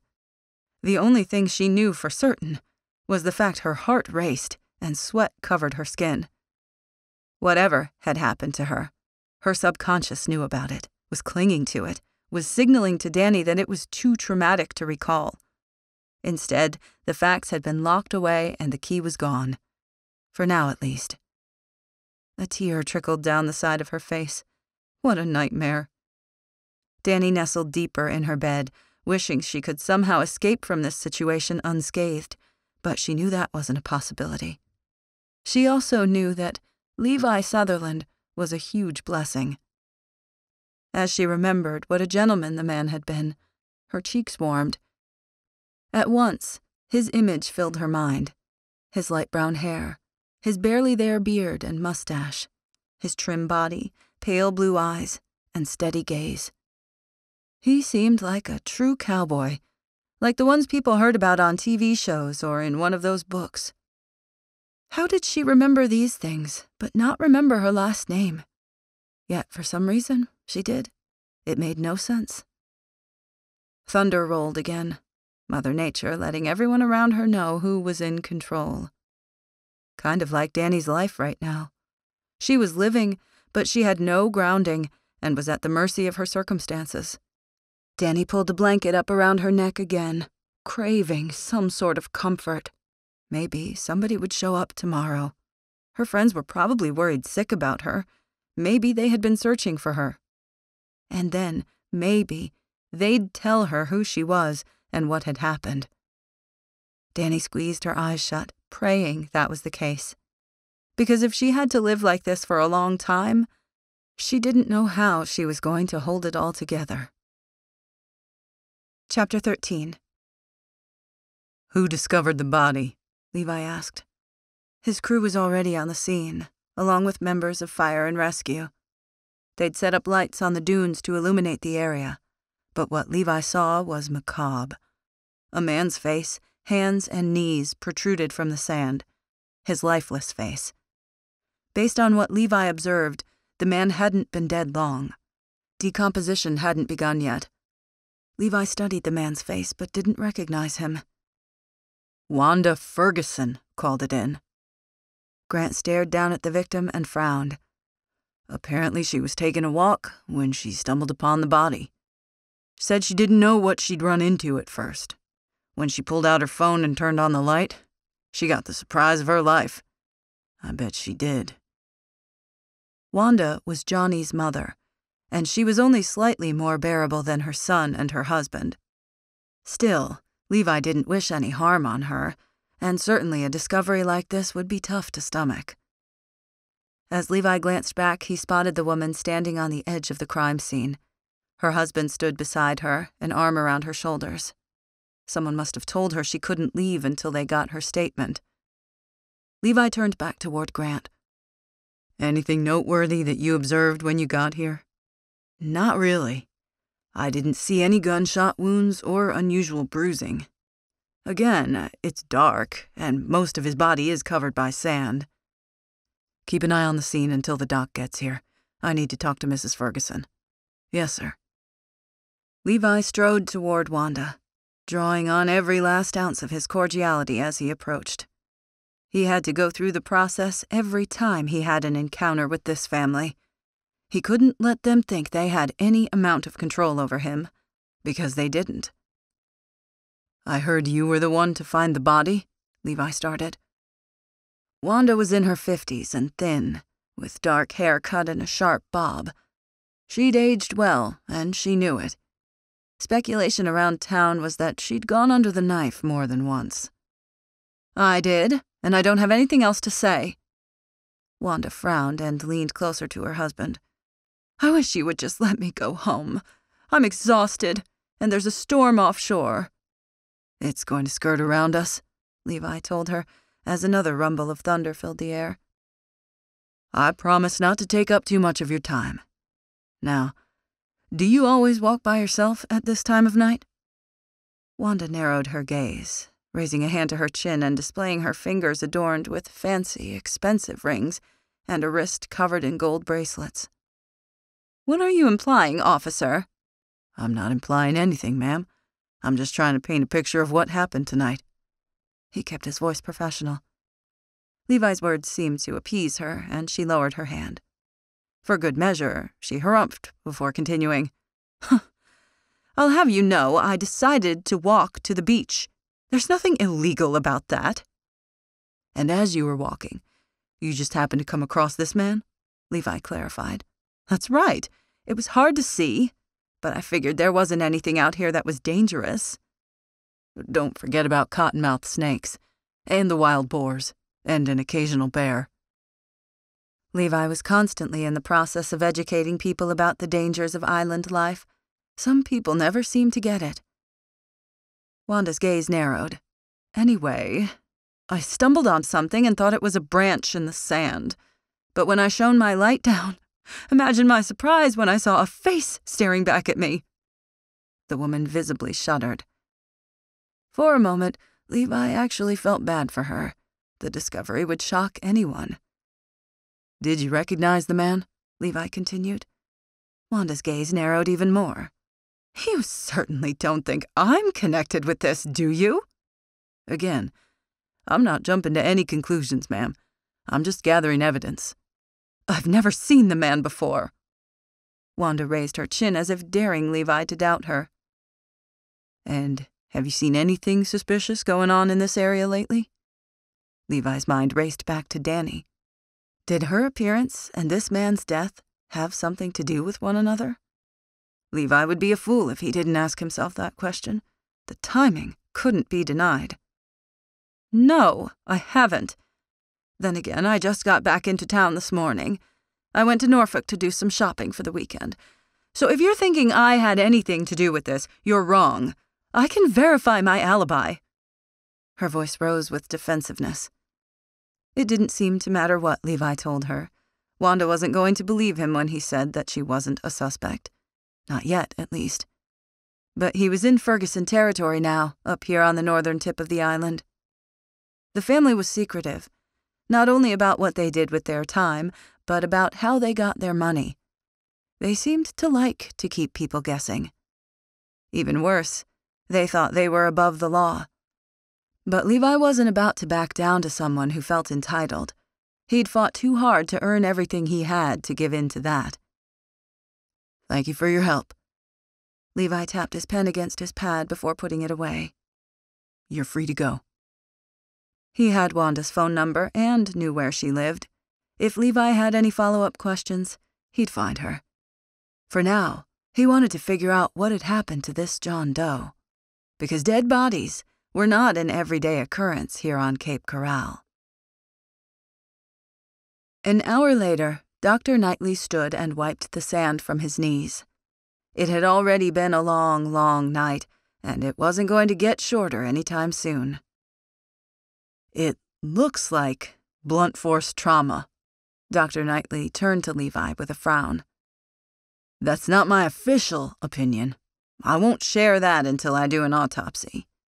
But just from looking at him, that's what appears to have happened." "Where did this blunt force trauma occur?" Levi asked.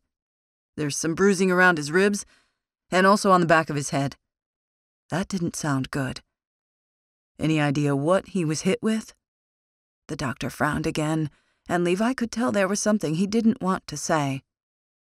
"What is it, Doc?" Levi asked.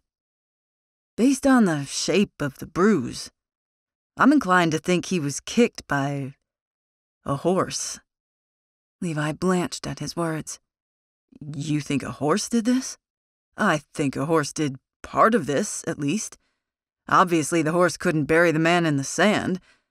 But if you look at the direction of the wind, my guess is that our John Doe was totally buried, and then, as the wind blew and shifted the sand, his body was exposed. I'd put his time of death at last night, probably shortly after midnight." Levi chewed on his words for a moment, Grant stepped closer. What if one of the horses kicked him in the ribs and took him down to his knees? While he was on his knees, maybe the horse kicked the back of his head. It could have been a fatal blow. That was exactly what Levi had been thinking. But then who had buried him? It's a plausible theory, Knightley said. Obviously he wasn't alone, Grant started. You think this has something to do with that foal we haven't seen? The thought had run through Levi's head. It's a possibility. I'm still not convinced that we won't find Skeeter. There are a lot of places to hide here on the island. That's true. But we should probably examine that possibility. Grant lowered his voice. As we should examine the possibility that this woman we found, Dani, could have had something to do with this also. As Grant said the words, more lightning flashed offshore and the breeze kicked up. A gun hasn't been found in the brush anywhere, has it? Levi asked. Grant raised his shoulders. Not to my knowledge. Of course, we'll keep looking as soon as it's daylight and easier to see. What about an ID? Levi's mind continued to race. Did you find any on the victim? We didn't, Grant said. We can run the man's prints through the system, of course. Yes, we definitely need to do that. Something was going on here on this island. Levi wasn't going to rest until he figured out what kind of darkness had invaded his home. Chapter 14. Levi shot upright on the sofa as he heard a noise in the distance. Emmy stood in the living room, staring at him. "You slept here?" she muttered. "You said you were just going to relax for a few minutes before heading home last night." He ran a hand over his face, wishing away his grogginess. With everything happening here on the island, I didn't think it was a good idea to leave you and Dani alone. Emmy turned to him, hands on her hips. "I'm sure I'd be fine, but it was probably a good call concerning Dani, since she was shot and all." Levi ran a hand over his face again, still trying to shake off his sleepiness. He'd been up for most of the night. When he saw his sister's lights still on at 3 a.m., he'd swung by to make sure everything was okay. It wasn't long afterward he'd fallen asleep on the couch. "I guess you haven't heard from our guest yet this morning?" Levi glanced at the stairs as yesterday's events returned to the forefront of his thoughts. "Not yet." Emmy sat across from him in an oversized chair with a white slipcover. "So, what do you know about Dani?" It seemed entirely too early to have this conversation, but Levi wasn't sure when they'd have another opportunity. "Not much, since she can't remember anything. I'm going to take her to the spot where I found her yesterday. I'm hoping that might trigger something." "It's a mystery. Very interesting." Emmy laced her hands together in front of her, her eyes brimming with curiosity. "It's definitely a mystery." Someone knocked at the front door, then stepped inside before Emmy could answer. Colby Morris, one of the volunteer firefighters on Cape Corral, and Emmy's best friend since childhood. The two had been nearly inseparable since they were 10. The man was the same age as his sister, 24. He had light blonde hair, mischievous blue eyes, and a lean but strong frame. "Looks like it's already a busy day at the station." Colby paused in front of them. "I heard all about the excitement yesterday, and last night. It's hard to believe this is all happening here in Cape Corral." Levi was sure by now that most of the island had heard about what was going on. Word spread like wildfire here on this island. "Any chance I could get some coffee before we talk too much?" Levi asked. "I'll grab some for you." Emmy stood and disappeared into the kitchen. "Yesterday definitely wasn't a typical day here," Levi told Colby. "Who's doing the rounds this morning?" "Grant and Dash headed out, and Acadia went with them. They're looking for Kit Kat." Acadia Jeffries was the island's veterinarian. She helped the team monitor the horses and treated them when necessary. One of their horses, Kit Kat, had been standing in the same spot for the past 2 days, and Acadia was worried that something may have happened to her. "There were a few sanctuary watcher forms in the mailbox." Colby held up 3 sheets of paper. Emmy appeared and handed Levi some coffee with her usual flair. She acted like she'd given him a golden scepter, the way she held her hands out to him. "Thank you," Levi muttered before turning back to Colby. "Did you look at the sheets yet?" I glanced through them. Everything looked good. Just as Colby finished his statement, footsteps sounded on the stairs. A moment later, an uncertain-looking Dani appeared. She ran her fingers through the tips of her hair and offered an almost shy smile as she reached the first floor. "Good morning." She wrapped her arms over her chest, the one in the sling already in that position. "I thought I heard someone down here." Levi felt his breath catch when he saw her. He wasn't sure why he had the reaction. It wasn't like he'd never seen a beautiful woman before.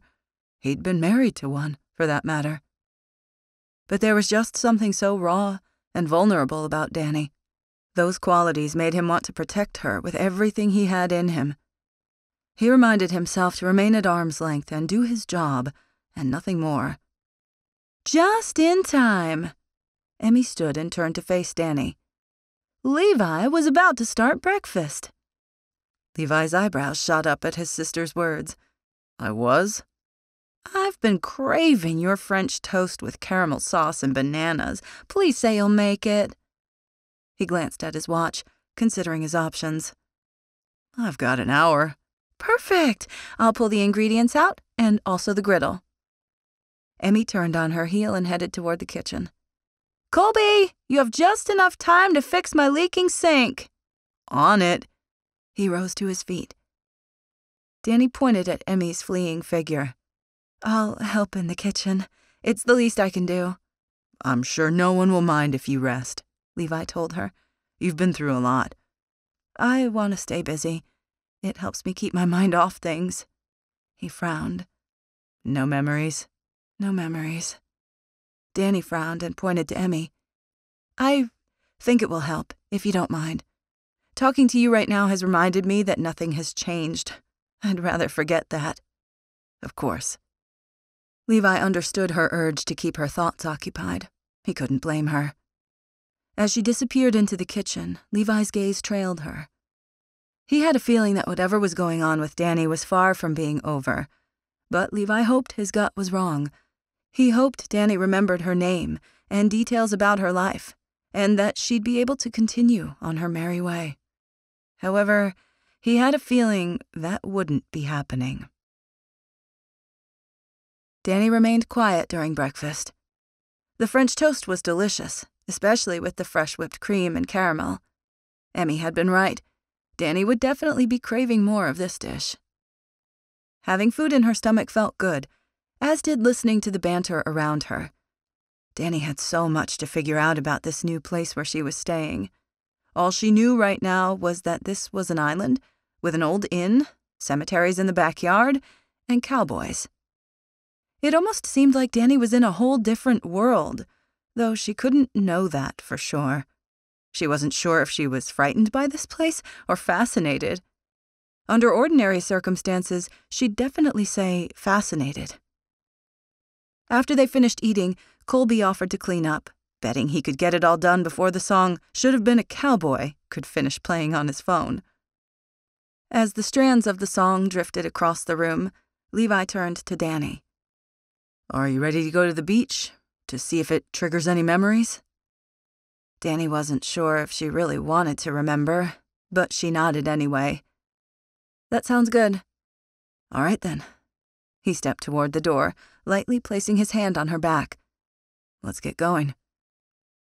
They stepped into the bright morning sunlight that flooded the porch. The storm had bypassed them, and the air was already heavy with humidity, but the sky was blue and promising.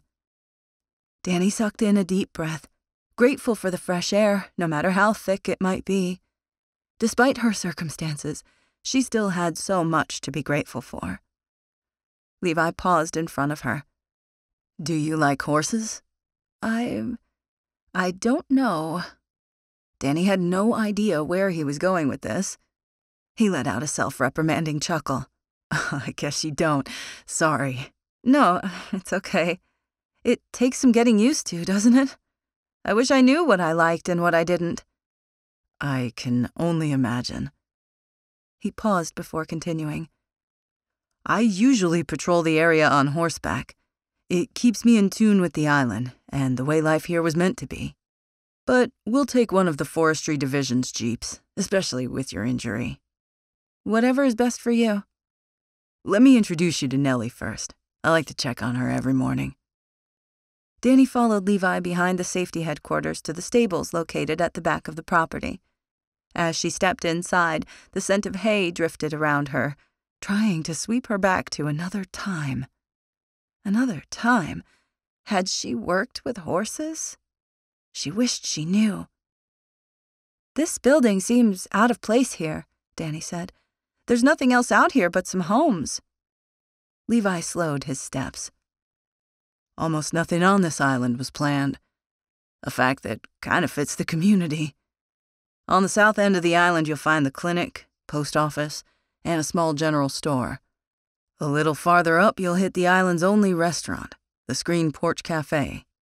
This building is one of the few that was purposefully built in a chosen location. It's in the middle of the island, making it central in case of any emergencies. Sounds smart. What about farther up north? There are still a few original houses, but some bigger vacation homes are also being built there. Very interesting. He offered a quick smile. I think so too. Dani spotted 2 men in the distance. One brushed a horse and the other carried a bucket of water.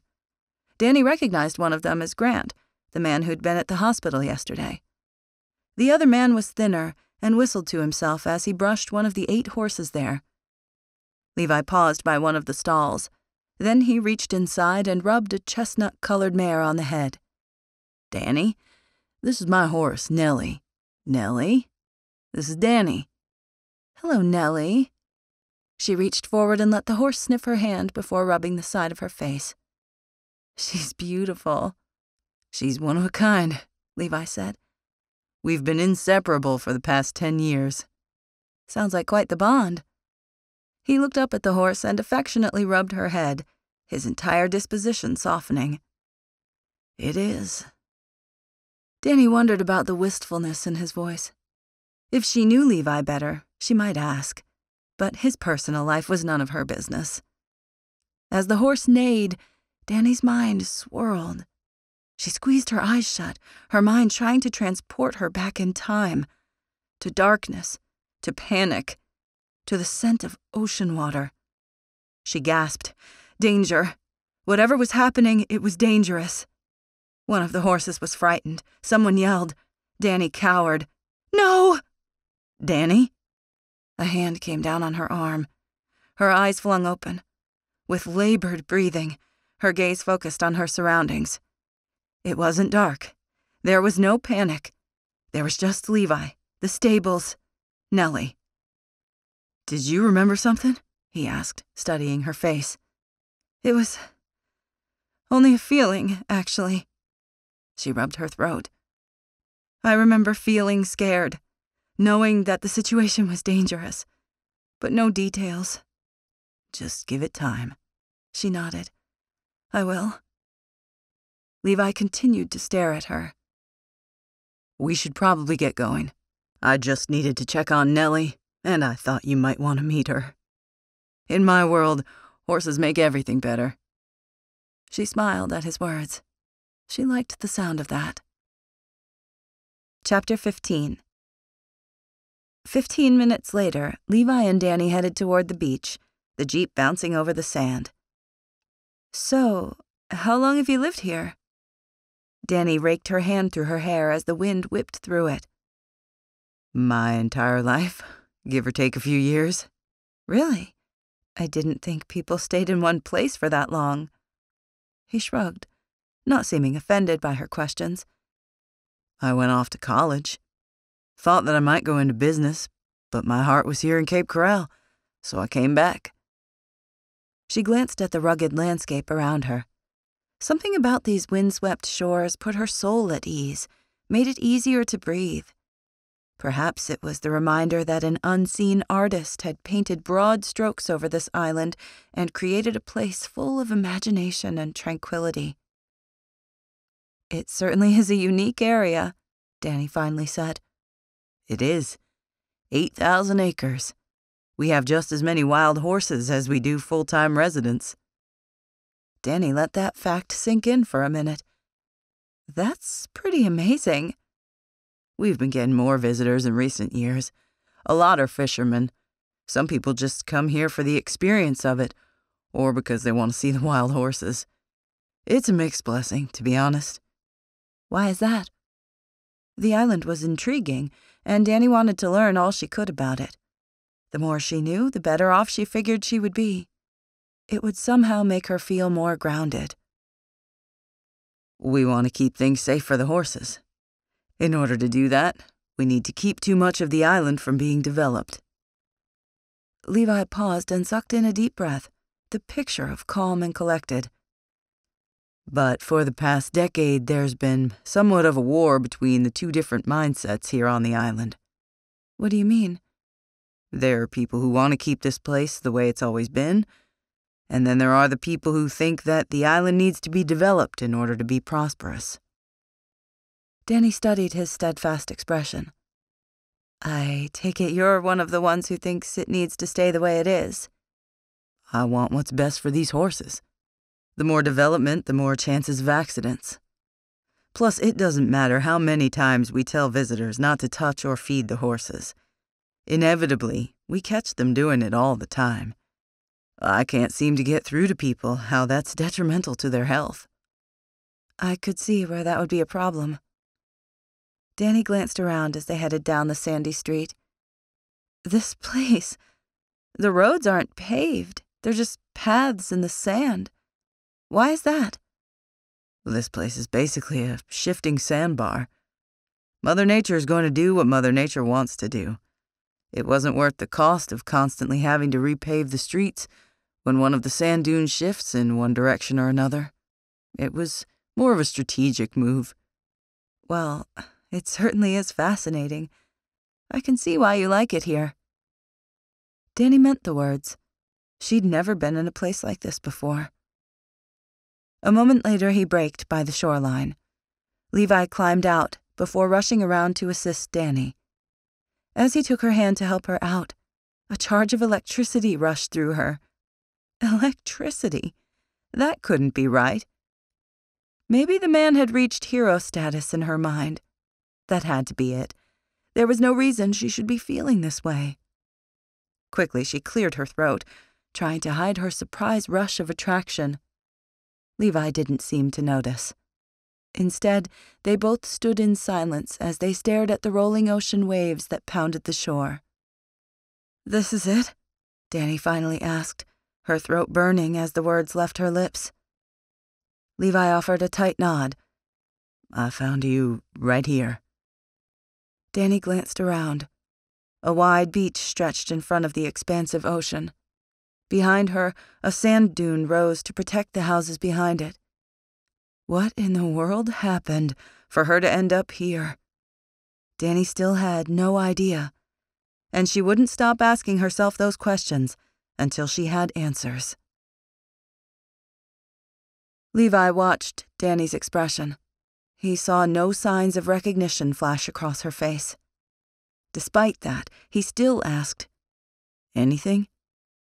She pulled her arms across her chest and shook her head. "No, nothing." Levi bit back his disappointment. He'd known he was wishing for too much, but that hadn't stopped him from hoping that Dani might remember something. She seemed to sense his disappointment, and her gaze fluttered up to meet his. "I'm sorry." He gently touched her arm, trying to let her know it was okay. You have nothing to be sorry about. It's still early. Maybe with some time, things will make more sense. "Maybe," Dani muttered, but she looked unconvinced as she nibbled on her lip. "What now?" In practical terms, Levi needed to follow up about the dead man they'd discovered last night. But he didn't believe in coincidences. Finding Dani and then their John Doe, the crimes were most likely connected. If he was able to stay close to Dani, maybe he could find answers. Levi pulled out his phone and clicked on a picture of their John Doe. He'd taken it this morning, after Dr. Knightley had cleaned up the corpse some. The picture wasn't overly gruesome, and he thought Dani could handle seeing it. Do you recognize this man? He held his phone up and showed the photo to her. She stared at the image a moment. As she did, Levi watched her reaction for any sign of recognition or deceit. He saw neither of those things, only confusion and frustration. I don't. Her gaze flashed up to meet his. Should I? Levi put his phone away. Not necessarily. I just had to ask. Who is he? Or should I say, who was he? Dani's voice cracked as she asked the questions, and she rubbed her throat. That's what we're trying to figure out. We discovered his body last night. Her face paled. You found a dead body? Here? We did. Skirting around the truth wouldn't do either of them any favors. Levi sensed her knees weakening. He grabbed her elbow and caught her before she sank to the ground. To be safe, he led her to the Jeep and lingered close by as she leaned against the bumper. I don't understand. Dani shook her head, as if trying to make pieces fit that she couldn't quite visualize. We're still investigating. This is just the beginning. What a nightmare. She ran her hand over her face as if she couldn't believe it. What had happened was a lot for anyone to comprehend. Hey. Levi bent toward her. It's going to be okay. Nothing feels okay right now. I know. But you just have to know that there's hope in sight, okay? Her gaze flashed with an unknown emotion as she looked up at him. You sound like you speak from experience. At once, images from Levi's past filled his mind. Images of losing Adrian. Images of the darkness that hovered over him afterward. But that wasn't something he wanted to talk about right now, especially not with this stranger. Too many other things demanded his attention. I do speak from experience, he finally settled on saying. That's how I know you're going to get through this. How? Dani stared at Levi as if he had all the answers. If only that was the case. You'll figure it out. Just give it some time. Levi squared his shoulders.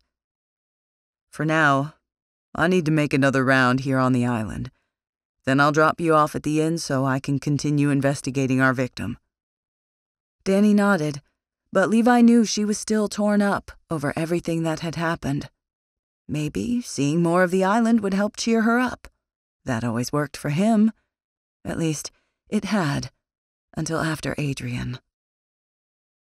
Chapter 16. Dani sucked in a breath as the wind kissed her face. Something about cresting the dunes and seeing the ocean helped to set her mind at ease. At least it did, until she remembered everything that was happening. Yet she didn't remember hardly anything, only the uncertainty of her circumstances, as well as the fact that it had been 24 hours since she'd been found. As if it wasn't bad enough that she couldn't remember who she was, now Dani couldn't stop thinking about that dead man. What if that man's death was somehow connected with her gunshot wound? It went back to the question Dani had been asking herself yesterday. What if she had been mixed up in something unsavory? She didn't want to believe it was possible, but Dani would be naive if she didn't explore that option. She shoved the questions aside as Levi pointed out various sights while they rode between the dunes. Wild horses roamed everywhere, including beneath some of the stilted structures. Levi told her that when the horses got hot, they liked to wander into the shaded areas the houses offered. The creatures really were beautiful, and Dani could see why people would enjoy themselves here. If only she was in Cape Corral for fun. But she wasn't, not by any stretch of the imagination. She cleared her throat. A question had pressed on her all morning, a question she hadn't wanted to voice out loud, but she had to know the truth. Has anyone called about me yet? Her quivering voice made her sound entirely more vulnerable than she'd intended. Dani cleared her throat again, wishing she sounded stronger than she did. Levi's lips pressed together as his hands gripped the steering wheel. No, I'm sorry. They haven't. Despair pressed on her. Was she a loner? Did she have no friends? No one to notice she was missing? If that was the case, what kind of person had she been? Someone utterly unlovable? Tears tried to push to her eyes, but Dani held them back. Levi stole a quick glance at her. Maybe your family thinks you're on vacation, somewhere without cell service. Dani supposed that was a possibility. Maybe she'd told people she was going somewhere by herself. Maybe people would only notice she was missing when she failed to return home on time. At least, Dani would like to believe that's what was going on. But the truth was, what if she didn't have anybody? She glanced at her hand. She didn't see any tan lines where a wedding ring might have been at one time. Could she safely assume she was single? She didn't know that either. And Dani hated not knowing these things. What if that man who'd turned up dead had been her husband or her boyfriend? A sick feeling rose in Dani at the thought of it. Maybe she shouldn't want to remember. Maybe those details were too painful, and forgetting them was actually a blessing. Listen, do you mind if I swing by my place for a minute? Levi asked. Not at all. I just need to grab something I forgot this morning. Of course. A few minutes later, Levi pulled to a stop at the small cottage he called home. He'd bought this place after Adrian died. The house they'd shared together held too many memories, and it had been too painful to stay there without her. Which was one more reason why Levi might want to leave the island. He hadn't gone out seeking other jobs, but one of his friends from college was now the mayor in a little town in Maine, and by little, Levi meant 100,000 residents. When the former police chief had retired, Langston had called Levi. Levi hadn't expected to be tempted by the offer, but he was. He'd been feeling for a while that he needed a change in his life. Maybe a new town and a new job fit the bill. He let out a sigh as he returned to the present. He glanced at Dani beside him in the Jeep. The sun was beating down on her, especially since there was no top on the vehicle. It's going to get hot out here, he told Dani. Why don't you come inside a moment? She nodded and slipped her seatbelt off. Together they climbed the steps to his doorway. He didn't have people over here very often, and it was the ultimate bachelor pad. It was a good thing he wasn't trying to impress anyone. Have a seat. Levi pointed to a dark blue couch in his living room. I'll just be a minute. As Dani settled on the couch, he hurried to his bedroom to retrieve a backup phone charger. He really needed to buy a new cell since this battery was shot. He just hadn't taken the time to do so yet. Just as he grabbed the charger from his dresser, someone knocked at his front door. His shoulders tensed. Who would be stopping by here unannounced? He hoped trouble hadn't followed him home. Levi's hand went to his gun as he stepped back into the living room. He motioned for Dani to stay on the couch and out of sight. Then he pulled the door open. Mary Lou stood there, something in her hands. "It's a cake," she crooned, stepping inside without invitation. "Just for you." "For me?" Levi repeated, his throat tightening. "That's right. It's lemon, your favorite. I've been practicing for the church bake-off that's coming up in a couple of weeks. I thought you might enjoy one of my practice cakes." "That's awfully nice of you." Mary Lou started to say something when her gaze flew across the room. She froze. I didn't realize you had company." Her cheeks reddened. "We just stopped by to grab something."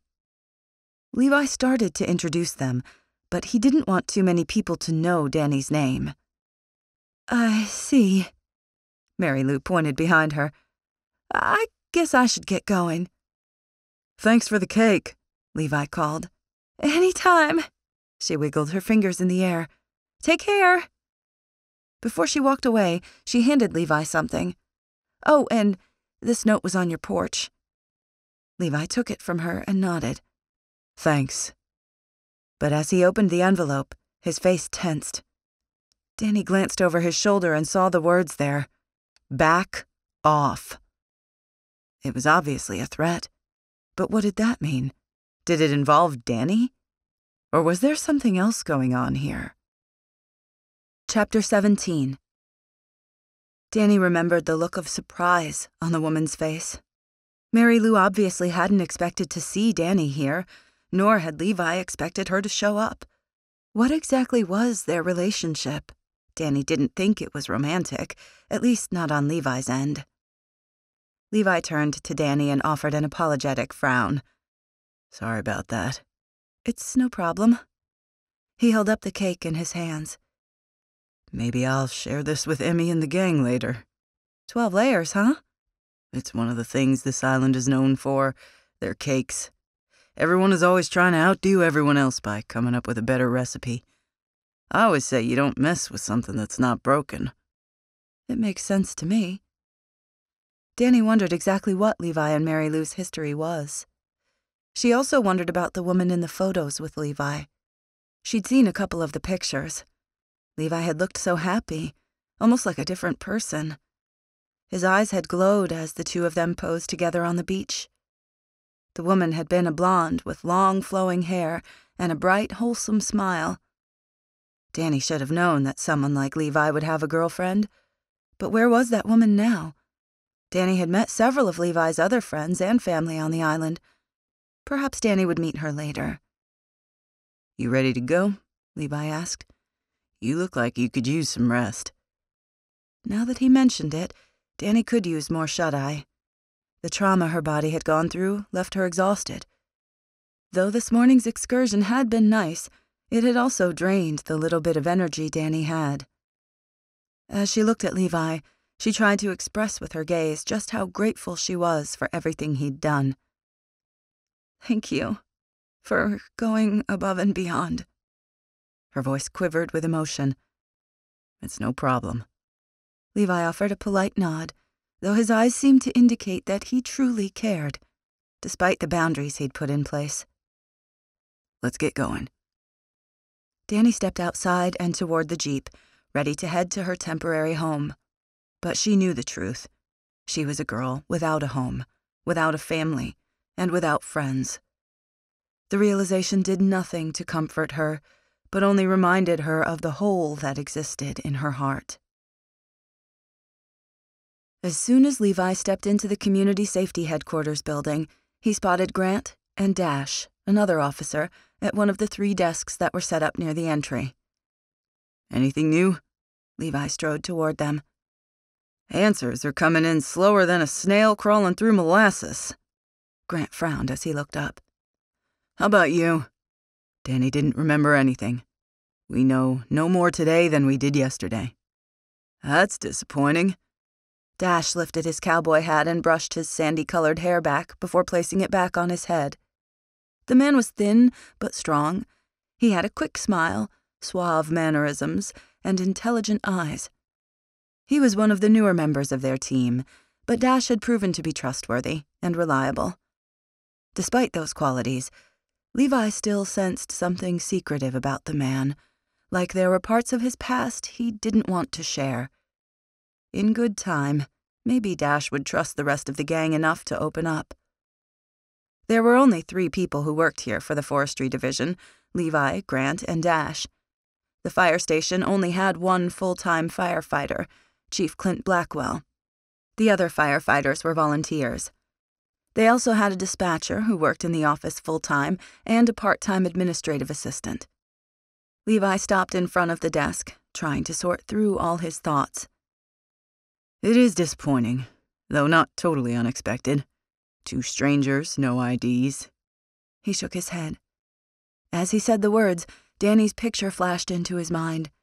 Levi imagined her standing on the sand dune this morning, envisioned her long, dark hair being carried with the breeze, remembered the grief in her gaze when she inquired if anyone had come forward to identify her. The woman was fascinating, and that wasn't something he often said. Stay your distance, he reminded himself. That's exactly what he planned on doing. Good news is that we got ballistics back on that bullet that was pulled out of Dani. Grant straightened. It came from a Glock, but didn't match anything on file. Levi nodded as he processed that. What about fingerprints? Have we run Dani's through the system yet? John Doe's? We have. For both the amnesia victim and for our dead guy, Dash said. Nothing has come up yet, though. I'll let you know if and when we get a hit. Levi crossed his arms and leaned against his desk. What about Skeeter? Any updates? Dash shook his head. We have people on the lookout for him, but no one's seen him. What about his mama? Levi continued. I saw her this morning. Alone, Grant said. Levi frowned. That's not good. It's not, Grant said, but we'll keep looking. We've still got a little time before this becomes an emergency. Grant was correct, but worry still coursed through Levi. Has anyone talked to Acadia yet? Levi sat at his desk, knowing he had paperwork he needed to work on. He'd get to that later. Right now he had to concentrate on their active investigations. She's with Kit Kat, Dash said. The horse has been standing in the same place for 2 days. Acadia is afraid she has a snake bite. Levi frowned. He was going to let Acadia concentrate on Kit Kat for the time being. Right now, Levi needed to make a call to Dr. Knightley and see if he had any updates for him. Things had gone from peaceful and relaxing here on this island, where their biggest concern had been their annual oyster festival, to total chaos. Before he could leave to go to the clinic, the door opened and Dr. Knightley strode inside. His sun-bleached hair was pulled into a neat ponytail near his neck, and his nose was red, like he'd forgotten to use sunscreen last time he'd been surfing. Despite his beach bum look, his gaze clearly stated he was here on business. I thought I'd save you the trip down to the office, he started. I had to come out this way anyway. What's going on? Levi pointed to an empty chair in front of his desk. Dr. Knightley sat down and held up a folder in his hands. First of all, it looks like the cause of death for our John Doe was blunt force trauma to the head. My original theory was correct. The man was kicked in the rib cage, which probably took him down. Then he received a fatal blow to the head. By a horse? Dash asked. By a horse. Dr. Knightley pulled out some photos and showed them the bruising. You can clearly see this is a hoof print. This wasn't what Levi wanted to hear. Do you think we'll be able to match the print to the horse? Grant moved closer and glanced at the photos. I'm going to have to ask someone above my pay grade about that, Levi said. I've never had to do this before, so I'm not sure. Levi knew that a hoof print could be just as distinct as a fingerprint, but with bruising, it would be hard to say exactly what the hoof print looked like. I'd say he died just after midnight, Knightley continued. There were drugs in his system. That's about all I can tell you. Thanks for your help, Dr. Knightley.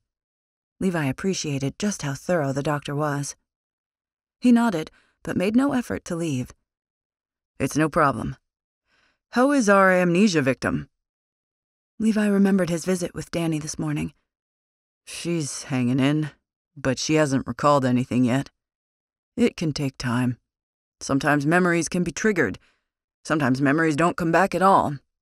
It's great you're letting her stay at the inn, though. I think she'll be a lot happier there than she would have been at the clinic. Let's hope so. As the doctor left, Levi's mind raced through everything he knew about this case. He still had a lot of work to do, starting with trying to figure out the identity of their victim as well as Dani's. Chapter 18. Dani tried to take a nap back at the inn, but she mostly tossed and turned. Not even taking some pain medication helped. She had too much on her mind. Her shoulder hurt, and that feeling of being lost haunted her. Finally, after an hour of restlessness, she headed downstairs. Maybe she could find something to do to keep her thoughts occupied. As soon as she rounded the corner, she spotted Emmy working in the kitchen. "Hey," Dani called, pausing by the breakfast bar. Emmy turned from organizing one of the cabinets and flashed a smile at her. "You're awake." "I am." Dani glanced at all the contents of the cabinet scattered on the counter. "Can I help you with anything down here?" Emmy shrugged and wiped her hands on a paper towel. "I'm just trying to get the kitchen clean. Most people do spring cleaning. I prefer to do spring cleaning and fall cleaning. I can't stand a disorganized cabinet." "I probably shouldn't climb on a ladder." Dani nodded toward the sling around her arm. "But I can definitely help clean out the drawers, or the bottom cabinets if you want." "Okay, then. I'm never one to turn down help." Emmy tossed her a rag. Dani went to a drawer and began pulling things out so she could wipe down the bottom. It would be nice to keep her mind occupied for a while. She had a feeling she was the type who liked to stay busy. "Not to sound like a broken record, but I really appreciate you letting me stay." Dani meant the words. What would she do if it wasn't for the hospitality of the people here in Cape Corral? "Of course. Until you regain your memory, you can't exactly be released into the wild." Emmy flashed a smile. "Excuse my wording. I think of everything in terms of horses, though." "I'd like to earn my keep somehow. Maybe I could help with breakfast or cleaning, whatever you need." It only seemed fair. "You don't have to worry about that." Emmy wiped down another shelf in the cabinet. "I know, but I would like to. It would be nice to earn my keep, at least until I can repay you." Dani might not know a lot about herself, but there were some qualities that seemed ingrained in her, qualities like work ethic and the need to be useful. "I'm not worried about you repaying me." "Then let me give you a hand." Emmy stared at her another moment before nodding. "Okay, then. It would be nice to have some help around here. You've got a deal." They worked quietly beside each other for a few minutes. As they did, Dani's thoughts raced ahead. What was life like here on this island? The place seemed so secluded and cut off from the rest of the world. Was that a good thing or a bad thing? "So, Officer Sutherland is your brother?" Dani pulled out some pots and pans from the bottom shelf. Emmy snorted. "It sounds so serious when you say his name that way. I prefer just Levi." The words had been spoken like only a sister could speak them. "So, is it just the two of you?" "Just the two of us." "It sounds like you must really love living here, if you've stayed," Dani said. "I do. There's nowhere else I'd rather be. These horses are my life. Most of my friends from high school were out of here as soon as they got their diplomas. Not me. I couldn't be dragged away." "That sounds nice to love a place so much." Dani told the truth. She wanted to imagine what it would be like to find a place where she fit. Even though it had only been a day since Dani had lost her memory, nothing in her life felt settled. It wouldn't until she knew who she was and what had happened to her. "Yeah, it is." Emmy continued to pull glasses from a top shelf. "My dad and I never thought that Levi would end up back here, but he did. Mostly because of Adrian." Dani's interest perked at the new piece of information. "Who is Adrian?" Emmy's face reddened. "I probably shouldn't have brought her up. But Adrian was Levi's wife. She died in a horseback riding accident." Dani sucked in a breath. She'd had no idea. Dani couldn't imagine how difficult it would be to lose a spouse. It sounded horrible.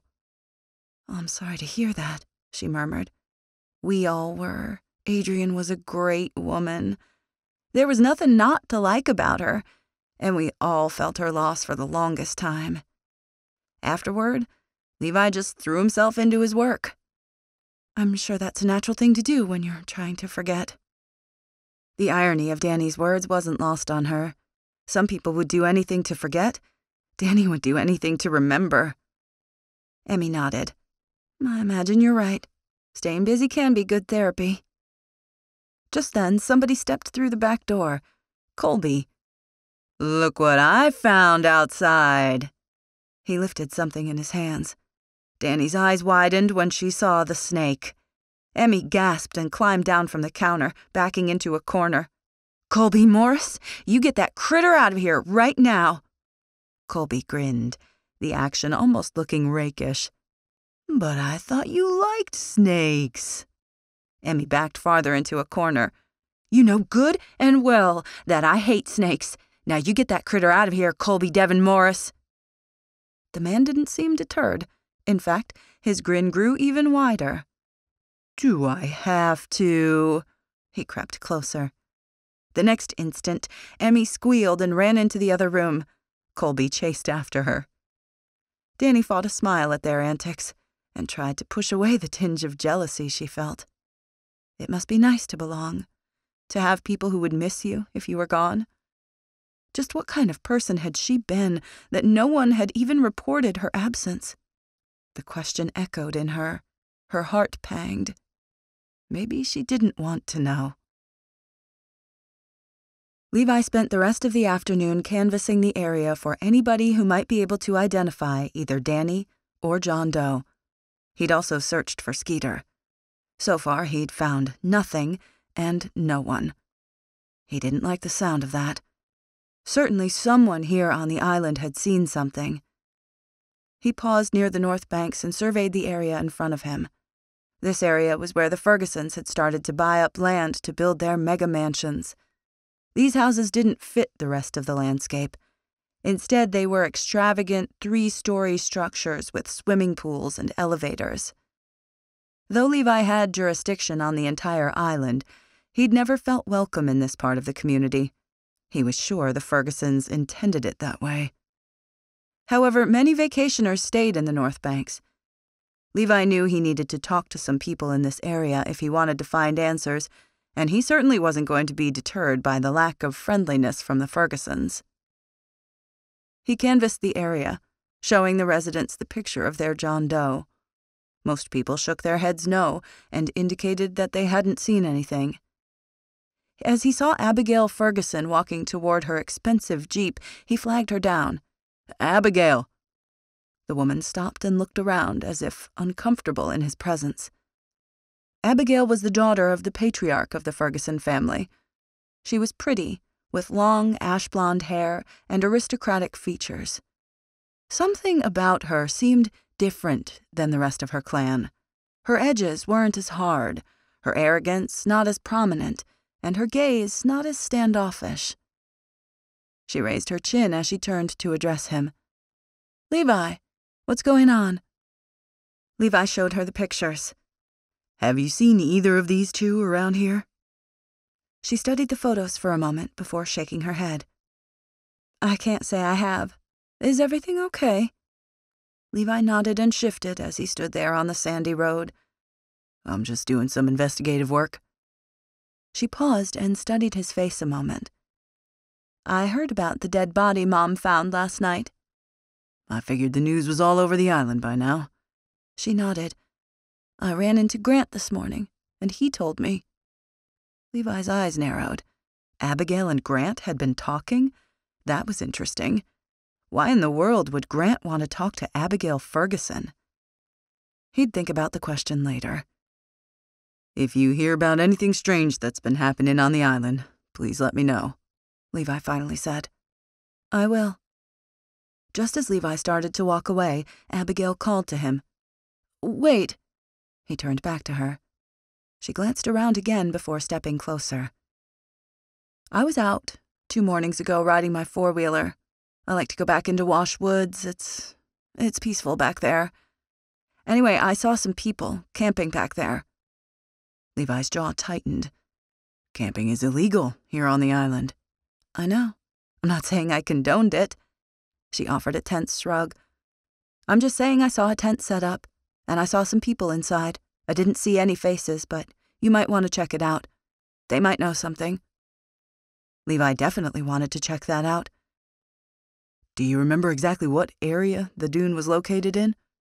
"It wasn't far from the Jezebel tree." The blood drained from Levi's face. He wasn't superstitious, but many people on the island were. Stories about that tree went back for decades. Longer than decades. The stories went back generations. Rumors had made their rounds about a beautiful woman who'd seduced many of the captains on the island. She'd eventually been found hanging from the tree, and to this day, no one knew what had happened to her. Some say a scorned lover did it. Others said a jealous wife. Some said she did it to herself. Either way, the tree had become legendary. Ever since then, people had said the tree was haunted. Levi didn't believe in any of that, but it did make for some intriguing island folklore. "Thanks, Abigail," Levi finally said. "I'll go check that out." "Good luck, Levi." He nodded. "Thanks. I might need it." He'd need more than luck. He needed the grace of God. Chapter 19. Levi directed Nellie toward the Jezebel tree. Riding horseback had its advantages. His presence was more easily concealed without the hum of a motor giving him away. There was no need to give criminals time to prepare or hide. Also, Nellie easily navigated between the shrubs. This part of the island, known by locals as Wash Woods, morphed from rugged natural shoreline into the maritime forest. Hills rose where the dunes had once stood. Vegetation had taken over, making the land almost seem like miniature mountains with cliffs and hollows. The maritime forest had an entirely different ecosystem than other parts of the island, which Levi found fascinating. But the area was also dangerous in its own right. Wild boars, water moccasins, foxes, and even a bear or two were seen inhabiting the area on occasion. Those wild animals were just one of the many reasons why camping wasn't allowed in these woods. But every year, a few people tried to do it anyway. They tried to buck the system and find a free place to sleep for the night. Those very same people, those who thought they were above the rules, were usually the ones who ended up leaving litter behind or trying to feed the wild horses. Once, Levi had even caught some college-age kids trying to ride one of the wild mares. Thankfully, they hadn't been successful. Instead, they'd ended up with hefty fines, and Levi had to use every ounce of self-control not to lash out at them for their stupidity. Levi bobbed along, surveying the landscape as he did. So far, he hadn't seen anything. But what if these people who'd been staying back here knew Dani, or the dead man? For that reason, Levi would keep searching. He'd called Grant as backup, knowing it would take Levi entirely too long to canvass the area by himself. As he continued to ride, his heart tightened. Adrian had loved this part of the island. Whenever she came to Wash Woods, she felt like she'd escaped to a deserted private isle. That's what she'd always said. Though she'd loved people, she'd also treasured her time alone. Sometimes Levi even suspected she loved horses more than people. He couldn't say he didn't understand the sentiment. The ache in his heart deepened. It was still so hard to believe that Adrian was gone. Still so unfair. Levi would do anything to have her back, to share a laugh together, to dream about their future, to have a listening ear, a confidant that only a spouse could be. They were high school sweethearts who'd married right after college. They'd wanted to start a family together, 5 kids. Adrian had wanted to stay home with them. In the meantime, she'd worked at the post office. Although Levi's grief had possibly lessened, and he'd started to feel a new sense of normal, Adrian's loss would always be with him. He wasn't sure anything would ever change that fact. He wasn't sure he ever wanted it to, for that matter. He readjusted the cowboy hat as the sun now hung directly overhead, heating the landscape around him like a warming blanket. He'd stay out here another hour or so before taking Nellie back to cool off and rest.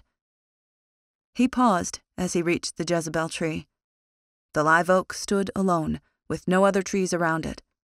Its branches were twisted and gnarled, and it was one of the largest live oaks Levi had ever seen. If one looked closely enough in the bark, they could make out the name Jezebel carved into the wood there. Supposedly, the tree had been there since the 1800s. Levi let out a sigh. He'd seen nothing out here so far. Had Abigail been making up things just to waste his time? He didn't want to think so, but it was a possibility. He could see some of the Fergusons doing that, but he couldn't see Abigail taking their feud that far. Unlike some of her family, Abigail had actually helped a tourist one time who'd fallen off a third-story deck. She'd waited with the man, comforting him until help had arrived. The woman seemed to have a slightly bigger heart than the rest of her clan, but Levi didn't know her well enough to say that with 100% certainty. It was best to remain cautious. At the thought of that, his job offer came to mind again. Could he really see himself leaving this behind? The island had so much character, so much history. What would it be like to get away from this? To get away from the memories of Adrian? That was what it really boiled down to, wasn't it? The memories. In fact, the two of them had shared their first kiss right here by this tree when they were in high school. Neither of them had looked at anyone else after that. They'd lived out until death do us part. Just then Grant appeared at the top of the dune on his steed, brightly. He trotted down to meet Levi. "Discover any skullduggery?" Grant asked. Levi shook his head, wishing he had different news. "No, nothing yet." Grant nodded in the distance. "Have you checked the other side of the dune, by Blackwater Marsh?" "Not yet." Levi hadn't made it that far yet. "Why don't we ride together?" They started across the sand side by side.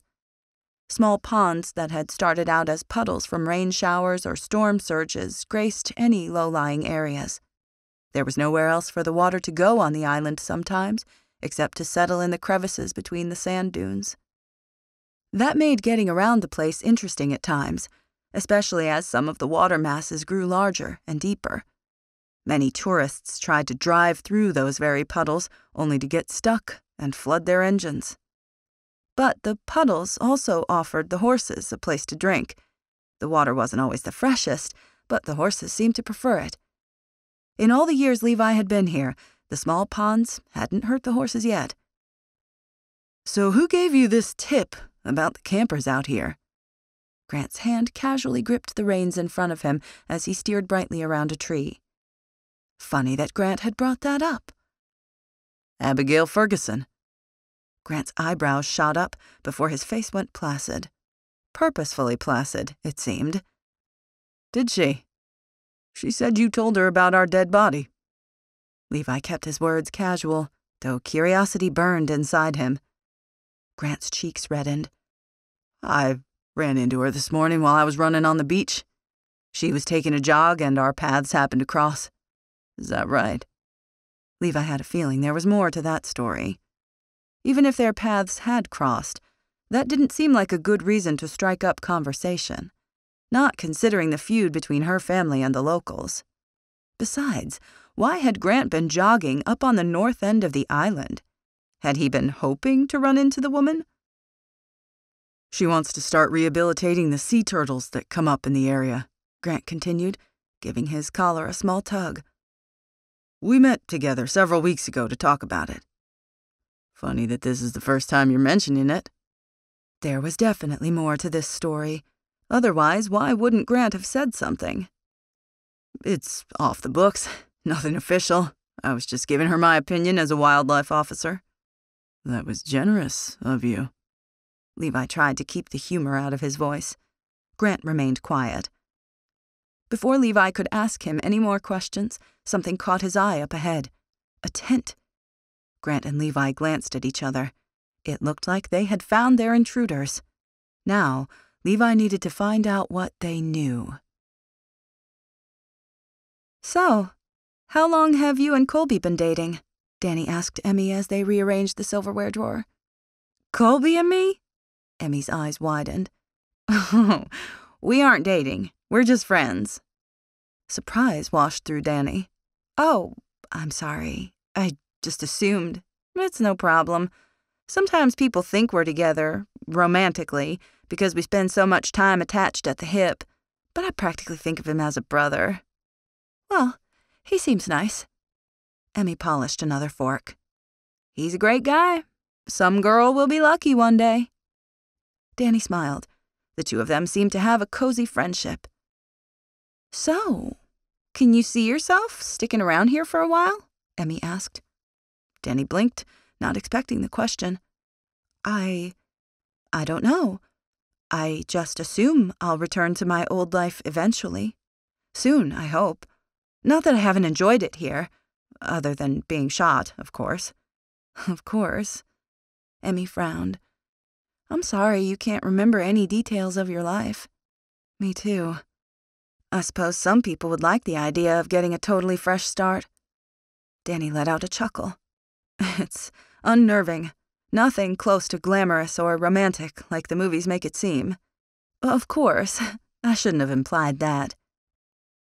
Dani dropped a spoon she held. As it clattered to the floor, she reached down to pick it up. When she did, she caught a glimpse of her ankles. There were scratches there. Scratches and bug bites. Everything okay?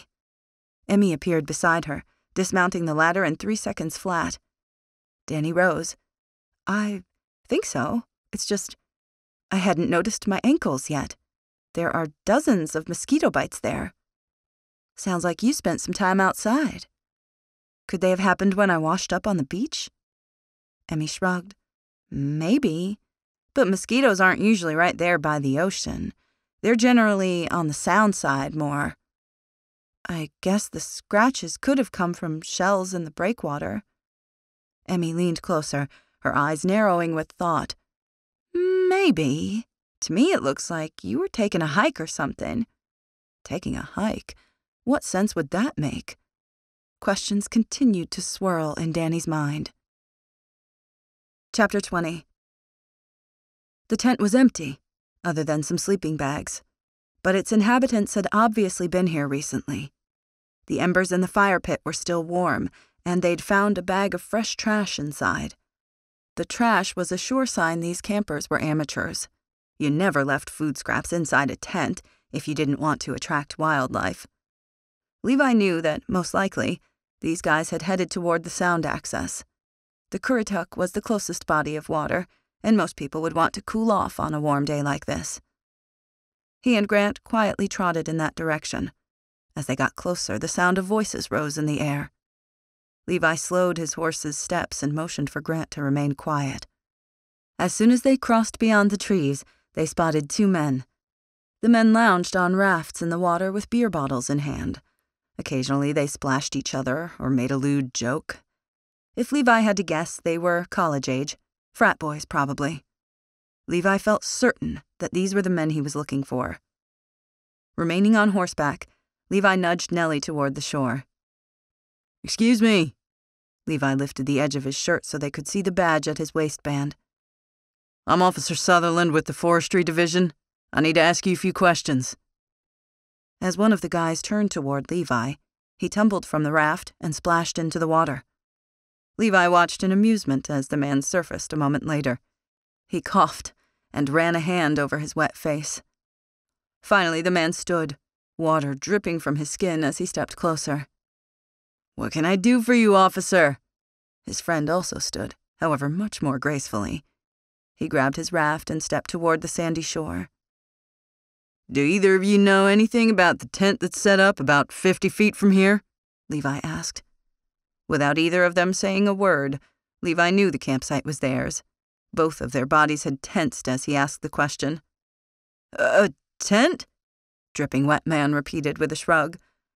No, I don't know anything about a tent. Do you, Gilbert? Nah, man. We're just out here enjoying the water for a while. That's not a crime, is it? It's not, Levi said. Where are you two staying while you're in town? I don't remember seeing either of you before. Dripping Wet Man shrugged again. We have a small rental just in town. What street? Grant pushed. The man let out a nervous chuckle. It's hard to say, especially since there aren't really street signs around here. Yet there are street names for when visitors come to the island. Levi wasn't letting them off the hook that easily. They show up on your GPS so you can find your correct location. I don't know. Gilbert's face reddened, like his friend was irritating him. Maybe Main Street? There's no Main Street here. Levi crossed his arms. Now why don't you two tell the truth? Is that your tent back there? Neither of the men said anything for a moment, before finally, Dripping Wet Man nodded. "It is. We didn't mean any harm by staying out here." "Barry," Gilbert said, reprimand in his voice. Barry shrugged. "It's a good thing that neither of you got yourself killed," Levi told them. "Last time I caught some campers out here, a wild boar found them before I did." Barry and Gilbert both went a little paler. "We just wanted a little getaway," Barry rushed. "We weren't going to take anything or leave anything, as the saying goes."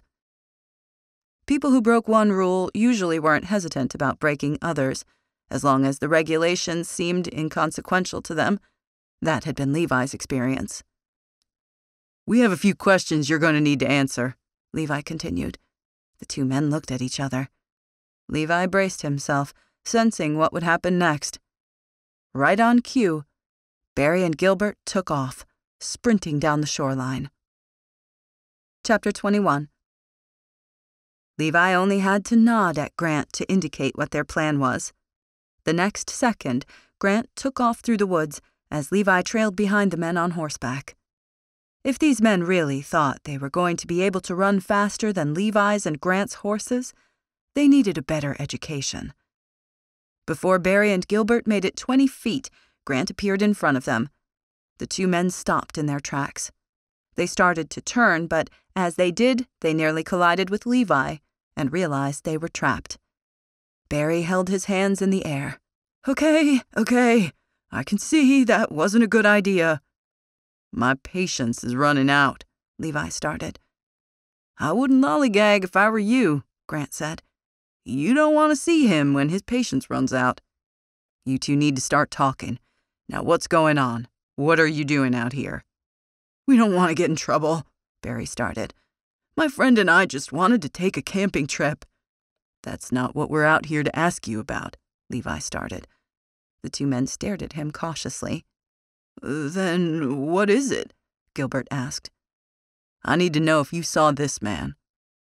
Levi found John Doe's picture on his phone and held it out to the men. They only had to study it a moment before Gilbert nodded. "Yes, we saw him." Levi's interest perked. Maybe they'd finally make some progress. "Where did you see him?" "He and some other people climbed off a boat at one of these docks nearby, and were walking through the forest," Barry said. "Some other people?" Grant asked. "There were 3 of them," Gilbert said. 2 men and a woman."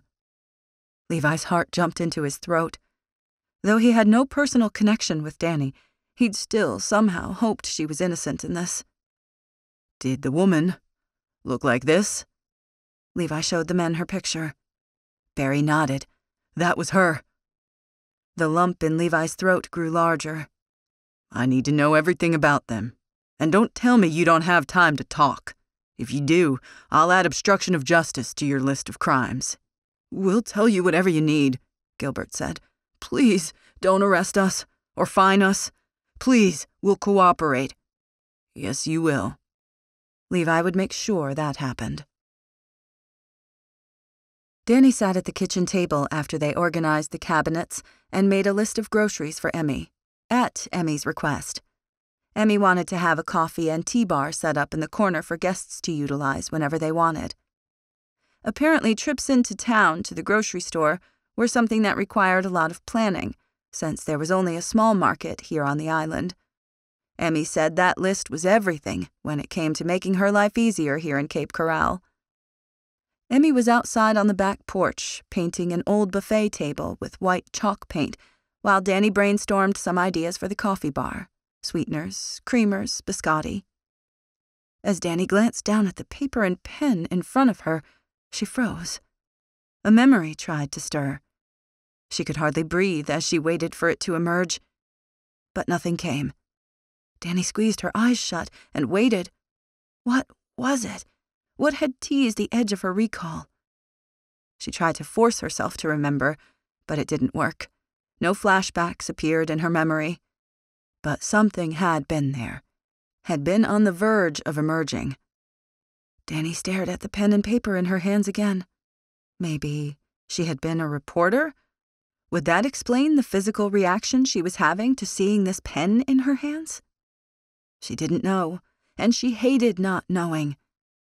Everything okay?" Emmy stepped inside, paintbrush in hand, and paused by the table where Dani sat. Dani forced a smile, not wanting this perfect stranger who'd kindly taken her in to worry about her any more than Emmy already had been. "Just fine. Tired, I suppose. Do you need to go rest?" "No, I'm fine. I still think it's better if I keep moving forward." "Well, I appreciate all your help today." Emmy took a step back, but paused. "By the way, we're having a bonfire outside Colby's place tonight. You should come." A bonfire? The idea sounded nice, normal even, but I would hate to intrude on your time with your friends. "I think it would be good for you," Emmy said. "I know that when I'm trying to sort my thoughts out, there are two things that I always do. One is watching the ocean waves as they pound the shore, and the other is watching a fire as it crackles and reaches into the air. You've already tried the ocean. Why not give the other a try?" Dani liked the way Emmy thought. After another moment, she finally nodded. "If I'm feeling up to it, maybe I will. Thank you for the invitation." But another part of Dani hoped that any minute somebody would show up and claim her, that she wouldn't have to spend another night here, that she could go home and her life would return to normal. Was she hoping for too much? Her shoulders sagged. At times, that was exactly what it felt like. Chapter 22. Levi called Dash to come with the Jeep, and they took Gilbert Lancaster and Barry Stevens to his office. Both were 19 years old and from the Hampton Roads area of Virginia. According to them, they'd come to Cape Corral 3 days ago to camp, and their ride was supposed to be picking them up via boat tomorrow. Both men had said that around 6 or 7 p.m., 2 days ago, they'd seen 2 men and a woman being dropped off on a Soundside dock. The group had talked as if they were friends as they'd trekked through the woods. Neither Gilbert nor Barry had been able to make out any of the conversation, but both said the group didn't seem to be at odds with each other as they disappeared into the woods. Levi had given both men a warning before Grant took them to pick up their belongings in Wash Woods. Meanwhile, their ride had been called so they could vacate the island sooner than expected. The two of them just seemed happy to be walking away without any charges. But as Levi sat at his desk and let everything he'd learned sink in, he only had more questions. He tapped his pen against his desk as he stared at an old beach painting that his dad had left here when he'd retired. He frowned. Just as Levi had suspected, Dani was, in some way, mixed up in whatever had happened here on the island.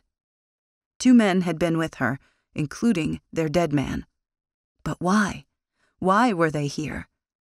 The only reason someone would sneak onto the island via boat would be if they were up to trouble. But something had clearly happened between the time Dani and the men had arrived and when they'd left. The only way that Dani's body could have washed up from the ocean was if this group had gotten back in the boat and cut through one of the inlets to the Atlantic. Levi would guess that their John Doe had never made it back to the boat, but that he'd died while here on the island. He had a lot of questions and not a lot of answers, but he really hoped that Dani wasn't on the wrong side of the law. He closed the folder where he'd been putting together his report and then rubbed a hand over his eyes. It had been a long day, and the end was still not in sight. Against her better instincts, Dani decided to go to the campfire that evening. Mostly she didn't want to stay at the inn by herself, which was stupid. This island seemed perfectly safe. But every time she thought about that, she remembered the gunshot wound in her shoulder and the bruise on her cheek. She couldn't be too careful at times like this. Emmy had packed up the ingredients for s'mores in a little picnic basket before the two of them started down the road together. It was already dark outside, really dark. Without any streetlights, nothing illuminated their way except for the little flashlights they carried. "So you'll get to meet the whole gang tonight," Emmy said, swinging the basket in her hand. Another moment of envy struck Dani when she saw Emmy's carefree attitude. She hoped that one day she might get to that point, but not right now, not with so many uncertainties. Who exactly is the whole gang? Dani asked. My brother will be there, along with his best friend Grant. Dash will probably be there as well. He's one of the newest members of the forestry law enforcement team here on the island. Colby, of course, will be there since it's at his place. And there will be a few other guys and gals who work with the horses or in fire and rescue. It's nice that you can get together like this. Do you do things like this often? We try to have a bonfire together once a week. It's a way to blow off steam. It's not like there are movie theaters around here or baseball games or anything else that the average person in the average town might entertain themselves with. But you have horses and the ocean, so it's not all bad. A smile lit Emmy's face. Exactly! What more could you want? That's what I always say. They walked a few more moments in silence, but the quiet didn't last long. In the background, the sound of someone playing an acoustic guitar, as well as chatter among friends, floated through the air. A few minutes later, Dani and Emmy turned and headed behind one of the houses. A group had gathered around the fire in a corner of the property, near the woods. Makeshift benches had been set up with cinder blocks and wooden boards around the fire pit. Everybody in the circle looked so happy as they talked or sang. Dani paused as envy once again rushed through her. What she wouldn't do to have that type of camaraderie with someone right now. Had she ever had it, or had she been a loner? What if she'd been unlikable and hadn't had friends? Or if she'd been a workaholic? She'd had so many questions, but those inquiries weren't louder than her desire to belong. Despite that longing, Dani knew she had a lot to be grateful for. Thank God she had a place to stay and food to eat until she figured things out. A few people called hello, and Emmy introduced her to everyone in the group. As Dani's gaze searched the circle, she realized Levi wasn't here. Her heart sank, almost in disappointment. Disappointment? What sense did that make? Dani shouldn't be disappointed if the man wasn't there. As she often had to remind herself, he was simply the man who'd rescued her, and nothing more. She'd be foolish to think their bond went any deeper. She settled on a bench to watch and observe. The gathering was nice, she decided. For a moment, it almost felt like she'd been swept back in time to a different era, an era where simple things were paramount, where friends were a priority, where life had a slower pace. She wasn't sure where the thoughts came from, except for deep down in her soul. If only Dani could remember who she was, then maybe she could find herself enjoying this. But until she had answers, she would remain on edge. Chapter 23. Levi almost hadn't come to the bonfire at Colby's place, but Emmy had texted him several times asking him where he was. He struggled with finding his work-personal life balance, especially since Adrian died. This bonfire would be an easy way to break away from his desk and all the paperwork that waited for him there. Maybe he could clear his head for a few minutes. As soon as he rounded the corner of Colby's house, he paused and soaked in the sight of his friends gathered around, laughing and talking. Sticks extended over the fire, with puffy marshmallows on the ends. Carefree music played over a speaker somewhere. His gaze stopped on Dani. She was here. For a moment, he forgot about the woman's possible role in something nefarious going on here on the island. Instead, he was captivated by the glow of the fire on her skin. Her long, wavy hair fell over her shoulders. After a moment, she smiled, almost as if she'd been part of this group for a long time. But then the smile quickly disappeared as she stared into the flames again. No doubt she had a lot on her mind. Had she remembered anything? Levi would need to check in with her again about that later. For now, he would let her enjoy herself. It still bothered him that nobody had come forward looking for her. Levi had checked all the missing persons reports, and there had been nothing about her or anyone who fit her description. He knew there could be a logical explanation, but most people noticed their loved ones were gone by now. They noticed that there hadn't been any phone calls or communication. Mail piled up. Absences from work were noticed. Just what was Dani's story? Looking at her now, Levi had a hard time believing that she was up to anything less than savory. Her eyes had an innocent look that couldn't be faked. Then why was she with those men? "Hey, Levi." Levi snapped from his thoughts as he glanced at Grant as his friend called him over. He set his reservations aside, for now. Instead, he started to the circle. As he did, his friends parted so he could sit next to Dani. He lowered himself on the bench and offered a slight smile. "Evening." "Evening," Dani echoed, still turning her marshmallow over the fire. "It's going to get burnt." He pointed to the puffy blob of sugar as flames licked the edges. "That's the way I like it," she shrugged. "And don't ask me how I know that. I just do." Trauma could wreak havoc on a person's memories. He knew that. Dani would definitely need to follow up with the doctor soon, just to make sure her recovery was still on track. But for now, Levi was going to let that go. Maybe the best thing for Dani was just to have an evening to kick back and relax. Maybe that would be best for them all. Chapter 24. Bobby paused in the shadow of an old, gnarled tree and glanced down the sandy street in the distance. He'd been searching the island ever since he arrived last night. So far, he hadn't seen any signs of Dani or her body. He hadn't been able to ask any locals directly about her. He'd thought about doing so. Thought about wandering into the one and only restaurant in town and claiming to be a friend.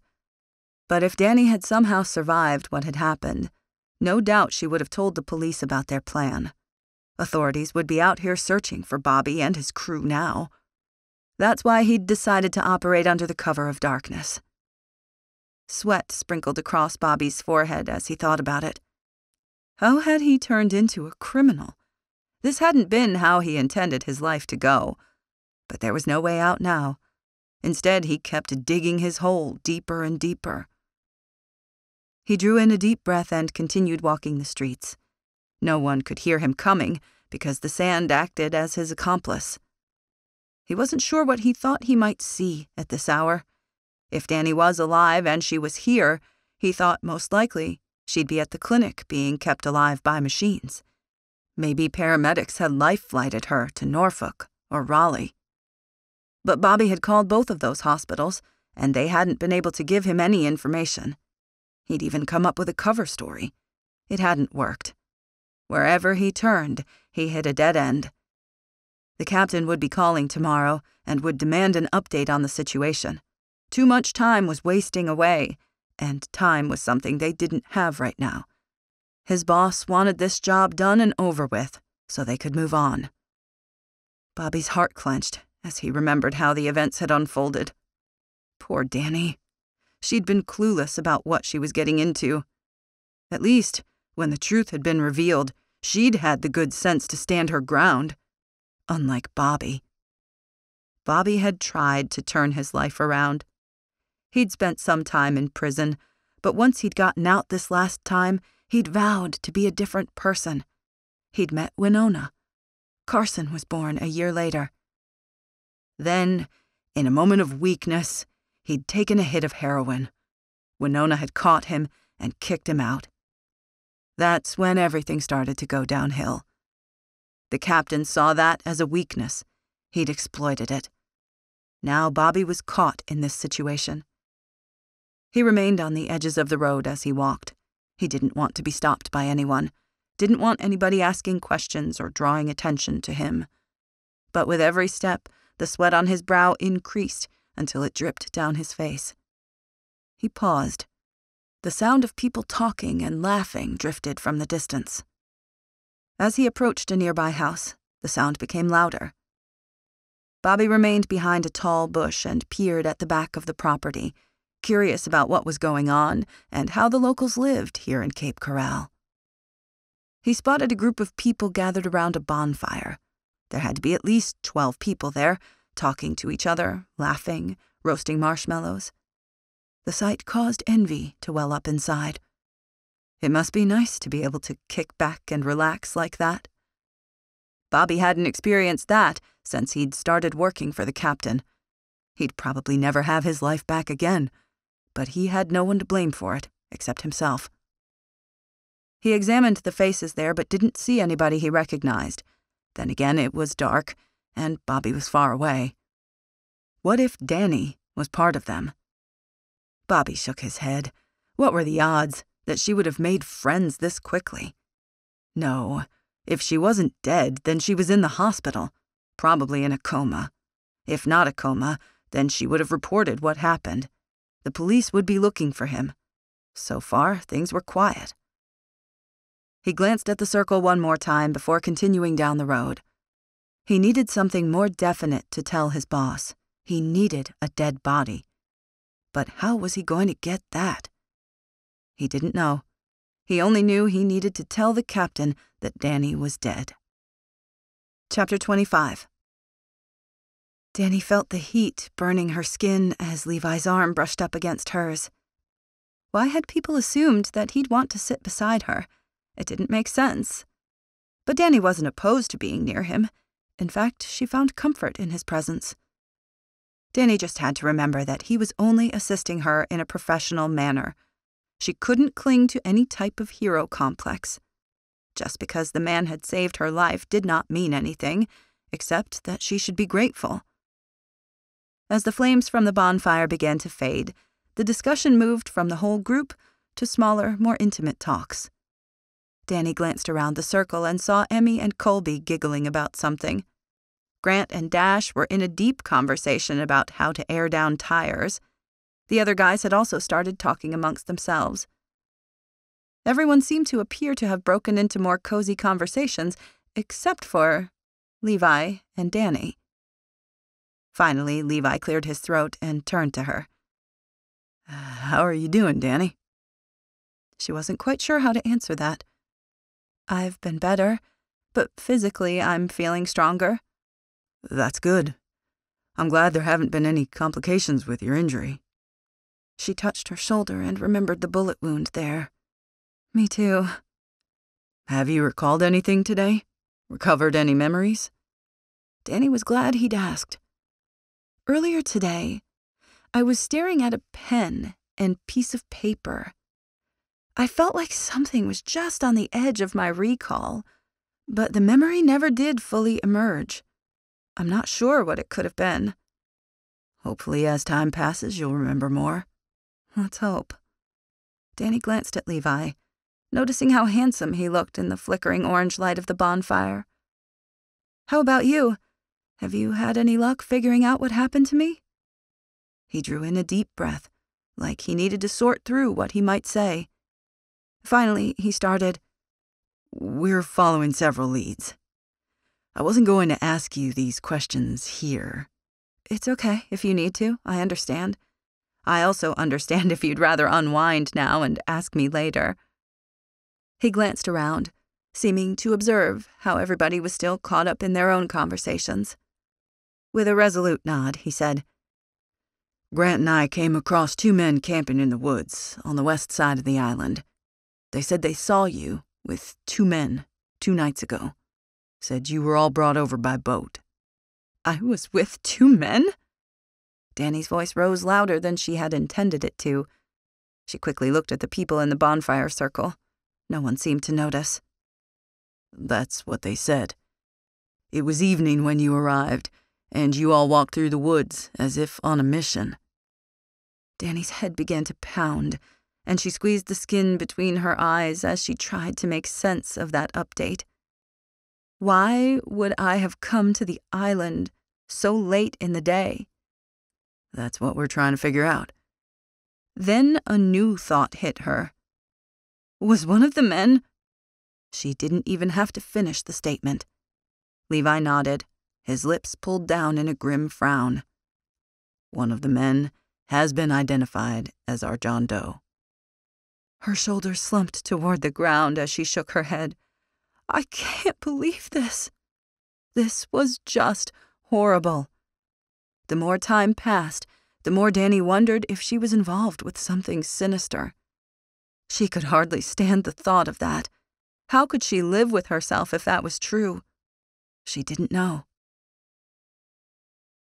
Levi resisted the urge to rest his hand on Dani's back and pull her into a side hug. The woman looked so alone and entirely too weak to be carrying this burden by herself. But Levi knew there were professional lines he shouldn't cross, even if Dani was one of the most beautiful women he'd laid eyes on since Adrian. He sucked in a breath at the thought. What? Where had that thought come from? It made no sense he'd even entertain such a thought.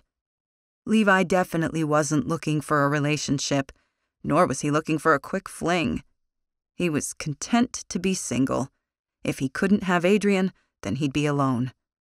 Yet, he hadn't felt a rush of attraction to anybody since Adrian died. Until now. He glanced at Dani again as her head bent toward the ground. He could only imagine the tremendous amount of pressure on her. Her eyes squeezed together, and she reached for her shoulder, her fingers brushing the sling.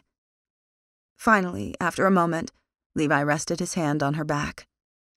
It's going to be okay, Dani. She shook her head, her dark hair falling over the even lines of her face. Nothing feels okay. What if I've done something terrible? You don't seem like the type who would have done something terrible. Levi probably shouldn't have said that. If Dani had disobeyed the law, then he'd have no choice but to arrest her. But Levi told the truth when he said those words. His gut instinct about the woman indicated Dani wasn't a criminal, but instead someone who had been caught in the middle of something dangerous. Her head swung up until her eyes met his. You really think that? I do, Levi said quietly. I usually have a pretty good instinct about these things. A brief smile fluttered across her lips before quickly disappearing. Did those men say that I looked like I was being held captive? Like I was in distress? Levi hesitated before shaking his head. No, they couldn't hear what anybody was saying, but they said the conversation looked pleasant. Dani let out another groan and rubbed her forehead. I'll never forgive myself if I did something to put that other man in danger. The fact that you were shot makes me think they were trying to do away with you. Maybe you were caught up in some type of trap yourself. She rubbed her temple again. Not being able to remember. It's horrible. Funny that she said that, because all Levi had been trying to do was to forget. Yet, on the other hand, he didn't want to erase his time with Adrian from his memory. He didn't regret even a moment of it. The only thing Levi lamented was not being able to save his wife when she had needed him the most. That was something he'd never forgive himself for. You know, I'm feeling pretty exhausted. Dani let out a deep breath. I think I need to turn in for the night. Levi saw the fatigue on her features, saw the tight lines across her forehead, the way her lips pressed together, how her gaze sagged. He stood and took Dani's hand to help her to her feet. Just as quickly, he let go, not wanting to give anybody the wrong idea. I'll walk you back to the inn. Her gaze fluttered up to meet his. Thank you. I really appreciate that. More than you can ever know. Chapter 26. Levi insisted on walking Dani back to the inn, and she wasn't complaining. She always felt better when Levi was with her. As they strolled down the road, she shoved her right hand into the pocket of the sweatshirt Emmy had let her borrow. Thankfully, the two of them were the same size. Emmy had given Dani a few pairs of jeans, some t-shirts, and a couple sweatshirts that she could wear while she was here. Before Dani and Levi could get involved in any deep conversation, Levi's phone rang. He excused himself as he answered. He muttered several things into his cell before ending the call and slipping his phone back into his pocket. Dani sensed something was different after that phone call. Is everything okay? She asked. That was the lab. There was a dark hair found on our John Doe. Dani's lungs froze as she anticipated what he might say next. And? He glanced at her. It matches the sample of hair we took of yours at the hospital. She rubbed her throat, not liking the sound of that. That's not what I wanted to hear. I know. This doesn't mean that you're going to arrest me or something, does it? Levi glanced around as they walked. No arrests need to be made. We don't believe that a person killed him, so this isn't an active murder investigation. But you said his body was found buried beneath the sand dune. Someone will face charges for that, obstruction of justice, but not murder. Not yet, at least. She shivered and shoved her free hand deeper into her sweatshirt pocket. This confirms that I was definitely connected with that man. I don't like the sound of that. I know, but at least a clearer picture is coming together. Is it? Levi slowed his steps. Well, we now know you were with 2 men 2 nights ago. You arrived on the island by boat. You walked with them through Wash Woods. Okay. She failed to see how this was good news. John Doe was close enough to one of our wild horses to be kicked. The blow was fatal. Someone, or several someones, then decided to bury his body instead of calling for help. Bile churned in Dani's gut. The picture forming wasn't something she welcomed. Okay. She needed to hear the rest, whether she wanted to or not. Some time after that happened, I imagine the 2 of you who were left went back to the boat that was docked at the Currituck Sound. You must have taken it out into the ocean. That's where someone shot you, and you fell into the water. I found you when you washed ashore the next morning. That sounds like nothing but trouble. It definitely sounds like you got caught up in something. Dani flung her gaze toward him, desperate to read the emotion in his face. But does that mean that I'm guilty? Levi slowed his steps even more as he turned toward her. That's what we're trying to figure out. Dani noticed that Levi didn't deny that she might be guilty of something, and she didn't like the sound of that. She needed answers now more than ever.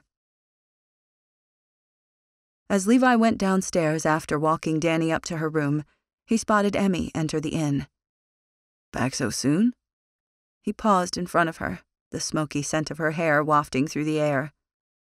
Our fire went out, so I figured that was a sign it was time to come home. He glanced behind her. No Colby?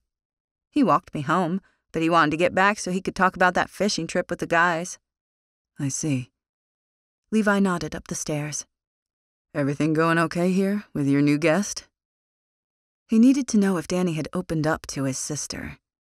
As much as he just wanted to be a brother and a friend, he still had a job to do. If a potential killer was on this island, Levi needed to find him. Oh, she's great. Emmy's eyes lit up, clearly showing she meant the words. Dani helped me reorganize the kitchen today, and she did an amazing job. Maybe she was a professional organizer before all this happened. Maybe. Levi's smile only lasted a second. She didn't show any signs that she remembered anything, did she? She didn't seem to. Why? Emmy lowered her voice. You don't believe her? I'm just trying to cover every angle. Levi kept his voice even, not wanting to share too much or to paint Dani in a bad light. Emmy tilted her head as she observed him. That's my brother, always covering every angle. Is that a veiled insult? He raised an eyebrow. Never said it was an insult, and I never said it was veiled. She flashed a smile. Any other time, he might jab her back. She was his little sister, and Levi had moved from picking on her to watching out for her to simply being friends. Sometimes he slid back into his old ways just for fun. He wished he could have a light-hearted moment now, but he couldn't. Not with everything that had happened. Something's going on here, on this island, and I don't like it, he told her. Emmy's grin disappeared. I heard about the dead man. That, when combined with what happened to Dani, I can only imagine the stress that you're probably under right now. I just want to keep everyone safe. That's what you do best. There was no teasing in Emmy's voice, only sincerity. She shifted. It looks like you and Dani are getting along pretty well. Levi shook his head, needing to nip that rumor in the bud. Only in a professional sense. She's a nice girl. Pretty, too. Emmy. Warning stained his voice. She shrugged and took a step back, her glimmering eyes full of tease. I'm just saying. Only Emmy could get away with this conversation. Anyone else and Levi might bite their head off at the mere suggestion that he could have room for anyone in his life besides Adrian. For all we know, Dani could be married, Levi finally said. She could be in a serious relationship. We don't know any of those things. Besides, I would be crossing the line if I made a move on an amnesiac who was part of one of my police investigations. Emmy frowned and let out a breath. When you say it that way, Levi nodded, glad that she'd seen his point. Exactly. Then again, sometimes I think you can really see who someone is in a situation like this. Some of the apology disappeared from her face. What do you mean? Levi stared at his sister, interested to see where she was going with this. I mean, when you strip away everything that defines us as people, maybe that's when you can see who someone really is at their core.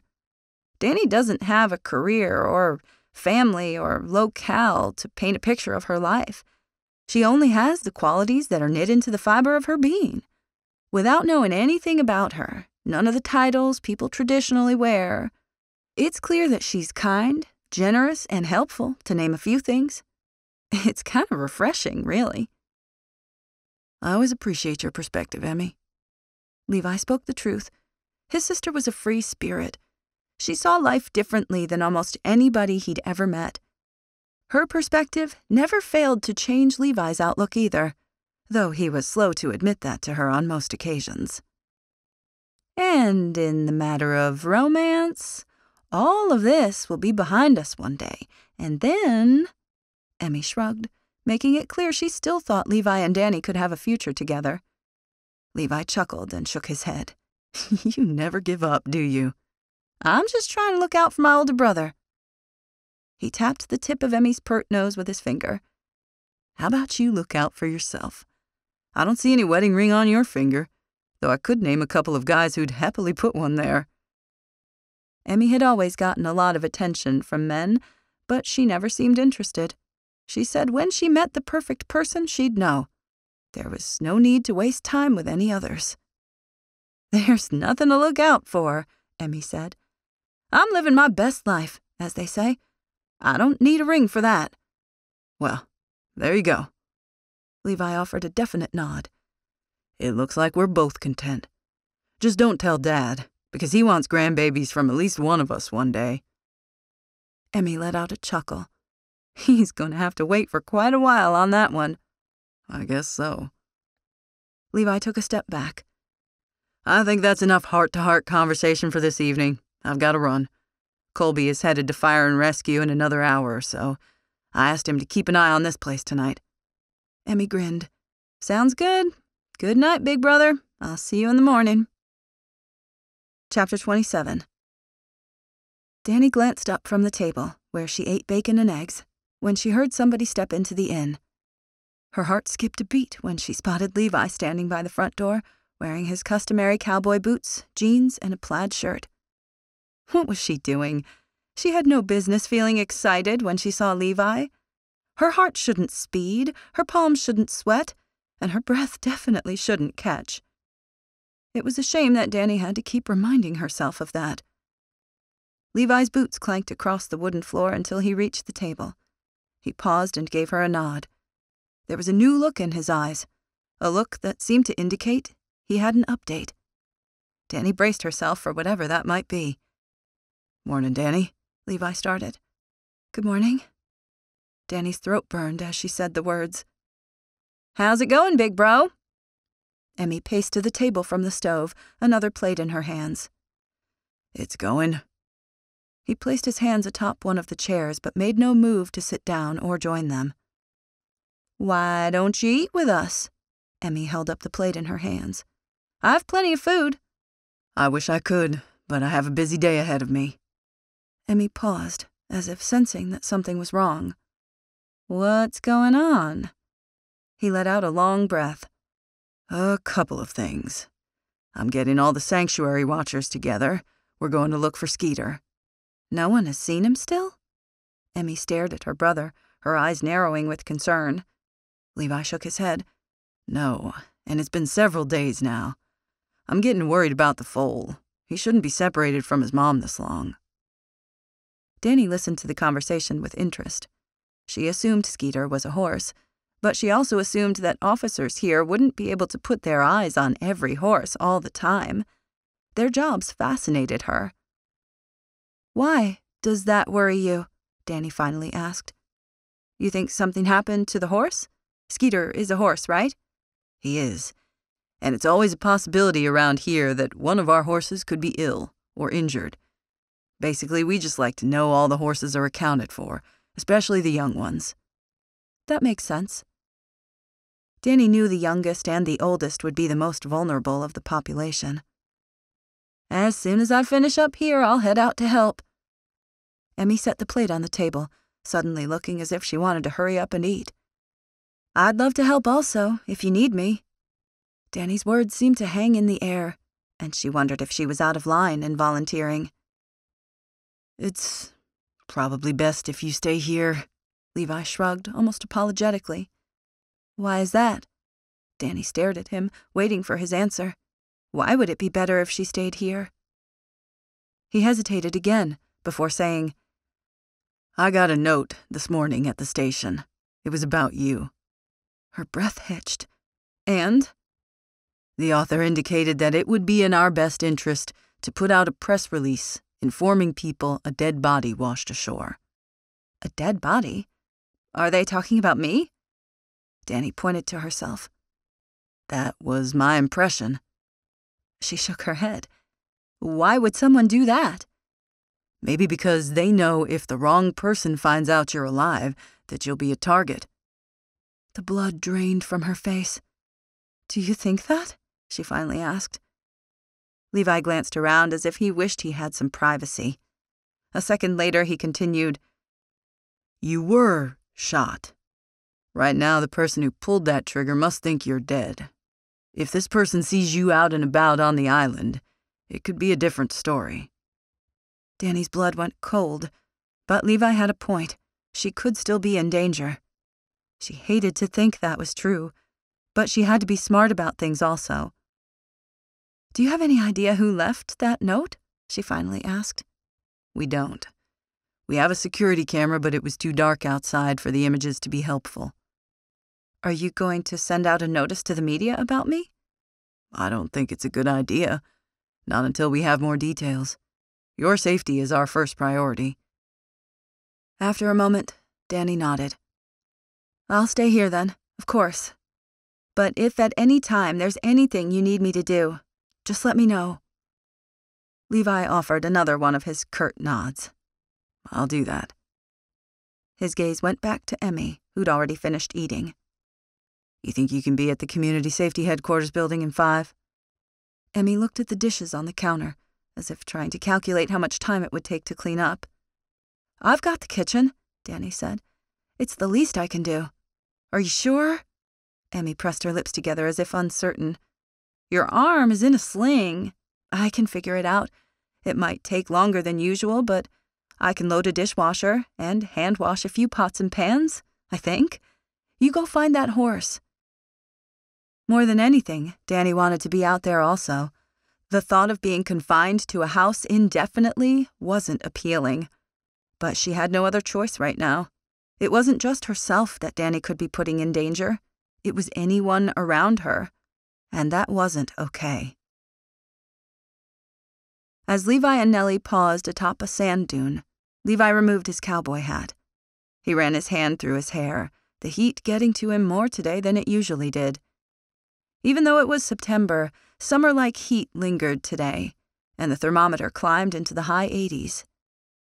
A group of 14 people had been out searching for their foal, but Skeeter was nowhere to be seen. That wasn't to say that the horse wasn't on the island. With 8,000 acres, it was almost impossible to cover every inch. Sometimes the horses hunkered beneath the low-hanging branches of live oak trees to stay cool. If that was the case, their search would be even more difficult. The number of hiding spots on this island were uncountable. Grant rode up on his horse and paused near Levi. "Anything?" Levi stared at the peaceful ocean in the distance as he shook his head. Nothing I've heard about, but I'm not ready to give up searching yet. I have a bad feeling in my gut about all of this. Hearing the words out loud only confirmed to Levi that he wasn't off base with his feelings. Me too. We'll keep looking. The sanctuary watchers feel very passionate about locating Skeeter, especially Mary Lou. Grant paused. Speaking of which, she's been looking for you.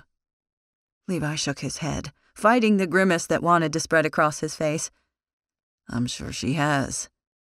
Grant flashed a smile, making no attempt to hide the fact that he was egging Levi on. But his friend also knew better than to push any harder. Instead, Grant cleared his throat. By the way, the Fergusons came out and asked us what we were doing. At even the mention of the family's name, Levi's back muscles tightened. Is that right? What did you tell them? Just that we were trying to locate some of our wild horses. And they said? That we should consider putting them behind fences, and that would solve a lot of our problems. Levi clenched his teeth. These horses were here long before we were. It seems unfair to them to confine them behind fences when they're used to being corralled only by the water. I think so too, but you know the Fergusons. Levi remembered that conversation he had with Abigail Ferguson about Grant. Sometime, when the time was right, he would ask his friend more about that. But not now. Just then, Levi's phone beeped. He looked down and saw it was Agent Steve McConnell from the North Carolina State Bureau of Investigation. He excused himself and put his phone to his ear. Hey, Steve, what's going on? I thought you would want to know that I had an ID on your John Doe. Levi's breath hitched. He couldn't wait to hear who this guy was. Chapter 28.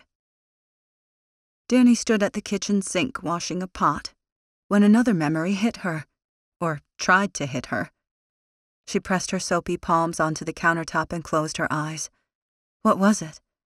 She feared the recollection would disappear before ever truly materializing.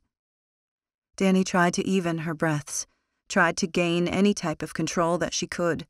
In and out, in and out. Deep breath and exhale. Deep breath and exhale. Deep breath and exhale.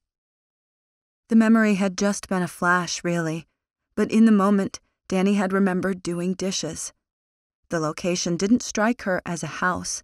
The sterile environment seemed too commercial. Maybe it was a kitchen at an office? That was her best guess. She leaned harder into the kitchen counter, ignoring the moisture that dampened the edge of her shirt. So maybe Dani had worked in an office. If that was true, it would mean she'd had co-workers. She desperately needed to remember.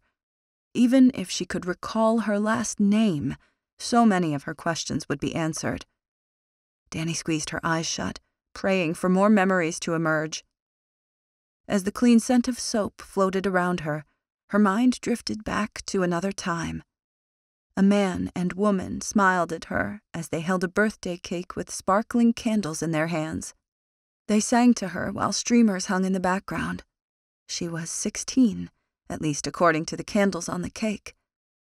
A sheet cake with white icing and teal-colored trim was placed on a table in front of her as the man and the woman glowed at her. Dani listened to the sounds of happy birthday as it faded, and then she blew the candles out. It must have been her birthday party. Were that man and woman her parents? In her gut, Dani knew they were. In her gut, she also knew that they weren't around anymore. A moment of grief welled in her, even though Dani couldn't recall any details. But she felt certain that something tragic had happened to her mom and dad. In her mind, she glanced around the table, looking for anyone else who might have eaten some cake with her. Nobody else there. Was Dani an only child? If she was, and if her parents were dead, that might explain why nobody was looking out for her. But what about that other memory, the one of an office? Maybe Dani had told people in the office she was going out of town for a while. No one would try to contact her if they thought she was on vacation or on a cruise. She kept her eyes closed, still waiting for more memories to hit her, but there was nothing else. Dani prayed that more and more of these recollections would fill her. Maybe she'd slowly remember who she was. She only hoped that she wasn't disappointed in the person she discovered. 10 minutes later, Levi arrived at the Community Safety Headquarters building. The NCSBI had emailed him some information on their victim, and Levi wanted to print it out. Dr. Knightley showed up, just as Levi plucked the printouts from the printer and followed Levi to his desk. The victim's name is Paul Robinson, Levi told him, his eyes glued to the report. He was 33 and lived up in the Norfolk, Virginia area. Never married, no kids. Levi hoped some of this information might offer some clues about what had happened. Knightley stepped behind Levi to read the report over his shoulder. It looks like he was a lawyer. So how did he end up here, dead? Dr. Knightley shook his head. Good question. I'll put in a few phone calls and see what I can find out. I know you're trying to keep this all under wraps, but I saw that some reporters showed up this morning to do an article on the search party looking for Skeeter. Levi's gaze darkened. It was the first he'd heard about that. I'm not sure how they caught wind of what was happening. You know they like to monitor our police scanners. That's why I try to keep as much off them as I can, just for that reason. Dr. Knightley crossed his arms. One of the watchers must have reported it then. I'm going to need to have a talk with them then. Privacy is everything in situations like this. I hope you find some answers. Dr. Knightley took a step back. I know you're going to want to look into his background more and talk to any of his known associates. That's a definite. But for now, Levi was going to start by talking with Dani. Chapter 29. Dani felt unreasonably nervous as Levi lowered himself across from her on the couch at the inn. She knew he had something to tell her, but Dani had something to tell him also. Levi started first. Does the name Paul Robinson mean anything to you? She let the name settle in her mind, then shook her head. It doesn't ring any bells. Why? He's the man who was found dead on the same night I found you. Dani sucked in a shallow breath. Is that right? Is there anything else you know about him that you can share? Maybe it will trigger something. Apparently, he was an attorney up in Norfolk.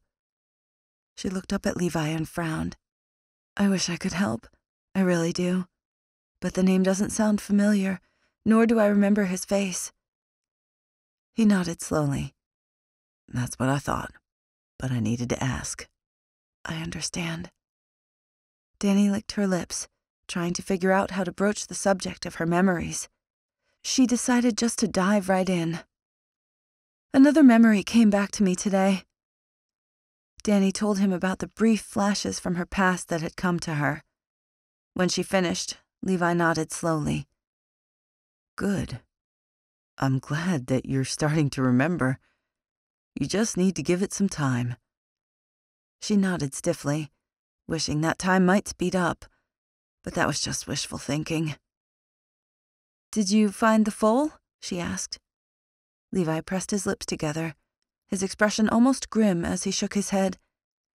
Unfortunately, we haven't. We're hoping that someone somewhere has seen something. I hope so too.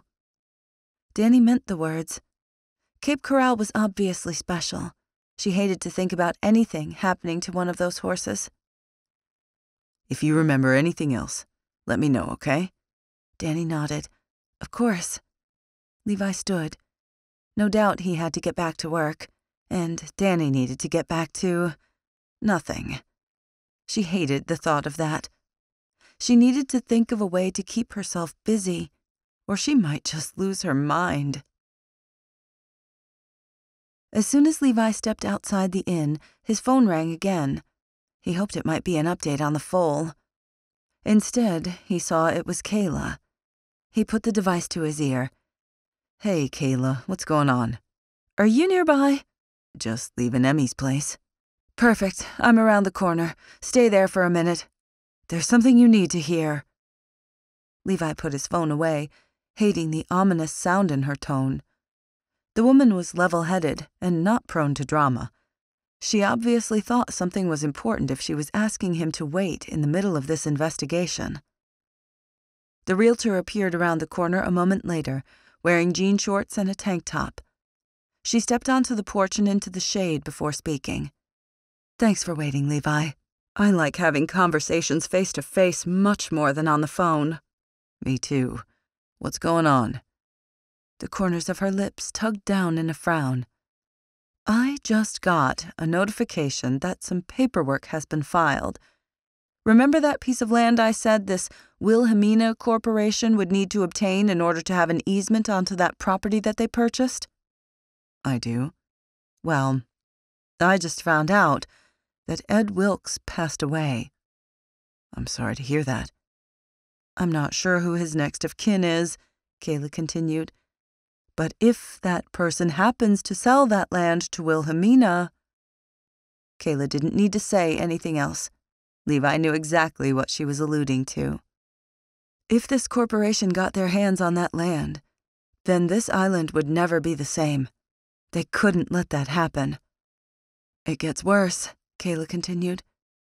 Someone has petitioned the county real estate board.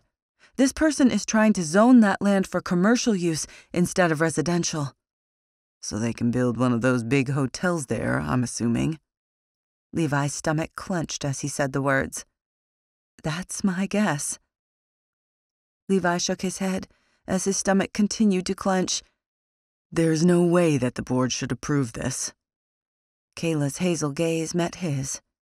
But you and I both know what it takes to get approval. Sometimes a little bit of cash under the table can push decisions in certain directions. He didn't like the sound of that. You think that board members could be paid off? She shrugged. I hate to say it, but yes, I do. I have no proof, of course, just a gut feeling. Levi gritted his teeth. It looked like his day had just gotten even busier. Chapter 30. I thought you said she was dead. Bobby felt the blood drain from him as he stared at the photo in front of him. An online article had come out this afternoon. In it, he could see a crowd gathered on Cape Corral. He scanned the faces there. Most of the people he didn't recognize, but there, peering out the window of a house, was a woman who looked vaguely familiar, a woman who looked like Dani. Bobby sucked in a quick breath. Do you care to explain yourself? The captain demanded. Bobby looked up at his boss and felt a cold tremor rush through him. This wasn't supposed to happen. He glanced at Ace beside him, and the two shrugged. They both were indebted to the captain, but Ace had just been brought on. He was already in just as deep as Bobby, though. I promise, I thought she was dead, Bobby insisted. The captain's eyes narrowed with impatience. And where did you get that information? I thought you'd confirmed it with your own eyes. I asked around, Bobby rushed. People said a body washed up. They made it sound like she was dead. Apparently she isn't. I trusted you to take care of this. The captain's voice turned to a low growl. Another surge of panic rushed through him. I promise, I can handle this. It's not too late. I can make things right. I'm afraid it is too late. What did that mean? Did Bobby even want to know? He had to convince his boss that he was on his side. No, I'm in for whatever you want. You already had that opportunity and you failed. The captain reached into his desk and pulled something out. A gun. Bobby's throat went dry. I'll make it right. Just give me another chance. We've worked together for a while now, haven't we, Bobby? His boss stood and moved around his desk until he stood beside Bobby. Sweat scattered across Bobby's forehead as he stared at the gun. Yes, we have. You know how much this job means to me. Doesn't seem like it means enough to you." He heard the warning in his boss's voice. He was not happy, and that was never a good thing. "It means everything to me. If I can't trust my men to tell me the truth, then I can't trust them at all. No, you've got to understand." Before Bobby could finish the statement, he heard the muted sound of a bullet rushing through the air. He waited for the pain that he was sure to come. He felt nothing. Not yet. But it wasn't too late. Then he heard a gurgle beside him. He swung his gaze toward Ace. His friend grasped his chest as blood gushed from it. "Ace!" Bobby reached for his friend. "Leave him alone." Bobby turned back toward the captain and saw that the gun was pointed at him this time. "That's where you were supposed to have shot Dani," the captain barked. Bobby opened his mouth, still determined to defend himself. Instead, he heard the squeal coming from Ace. His lung had been hit, hadn't it? His friend's face turned blue. He was dying. "Let me help him." Bobby looked up at the captain, pleading with him. "It's too late." Just as he said the words, Ace collapsed onto the floor beside him. Panic rushed through Bobby. Had that just happened? "Your little boy is next," the captain warned. "Finish the job, or else." "I'm sorry, Dani," Bobby thought again. He had no choice but to really kill her this time. No mistakes, no accidents, just cold-blooded murder. That meant he needed to go back to Cape Corral and track her down. He'd come up with a cover story. He'd ask questions. Then he'd figure out a plan. Chapter 31. Dani felt an unusual amount of anxiety as she heard the commotion downstairs.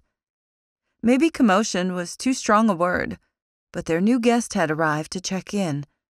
Dani had already gotten rather comfortable at the inn with just her and Emmy being here. Knowing someone else would be staying made her surprisingly nervous.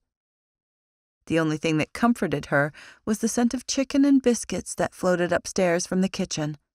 The savory scent was somehow soothing. She walked to the top of the steps and peered down, watching as Emmy greeted the newcomer. It was a man, probably in his 30s. He had dark hair and a big smile. Nothing about him screamed criminal, but it was hard to know whom to trust in times like these. "So, what brings you to the island?" Emmy asked as they stood downstairs. "I've always wanted to visit," the man said. "I am so glad that I finally have the opportunity to." "Well, that's great," Emmy said. "We're happy to have you here in Cape Corral. Let me show you to your room." Dani stepped back before Emmy or her guest could notice she was listening to the conversation. She slipped into her room and, as the pair finished mounting the stairs, stepped from her doorway. Emmy grinned. "This is our other guest, Dani. Dani, this is William." Dani nodded his way. "Nice to meet you." He flashed a big grin back at her. "You as well." Emmy opened the door on the opposite side of the hallway. "If you just want to leave your things in your room, I'm serving dinner in a few minutes. You're welcome to join us." "I don't want you to have to worry about me," the man said. "I'll just grab something at one of the restaurants here." Emmy chuckled. "The only restaurant in town is closed on Tuesdays. Sorry. It's my cooking or nothing." "I guess your cooking will be fine then. Thank you." Emmy turned back to Dani. "You'll be joining us too?" Dani nodded, feeling another quell of nerves hit her. "That sounds great." She was going to relax and behave like a normal person. There was nothing to be nervous about. She only wished she didn't have to keep reminding herself of that fact. Levi saw the picture in the online newspaper and felt his jaw clench. This article, though it was short, had been written in what appeared to be record time. But that wasn't what concerned him. How had that reporter managed to get a picture with Dani in it? Was this even legal? Levi knew it was. The photo was a group shot. No names had been called out. But if someone looked closely in the window at the inn, Dani was clearly visible. If somebody was looking for her, the good guys or the bad guys, then this might be their opportunity to find her. Levi closed his eyes for a moment. What was done was done. There was no taking this photo back. But he had to be proactive now when it came to keeping Dani safe and protected, especially until she regained her memory. The last thing Levi wanted was for her to trust the wrong person. He put his hat back on and strode to the door of his place. Emmy had invited him over to eat tonight, and he wasn't going to turn down a meal. Emmy was not only hospitable, but she'd learned to cook from their grandmother. She could make Southern dishes along with the best of them: chicken and dumplings, collard greens, brisket.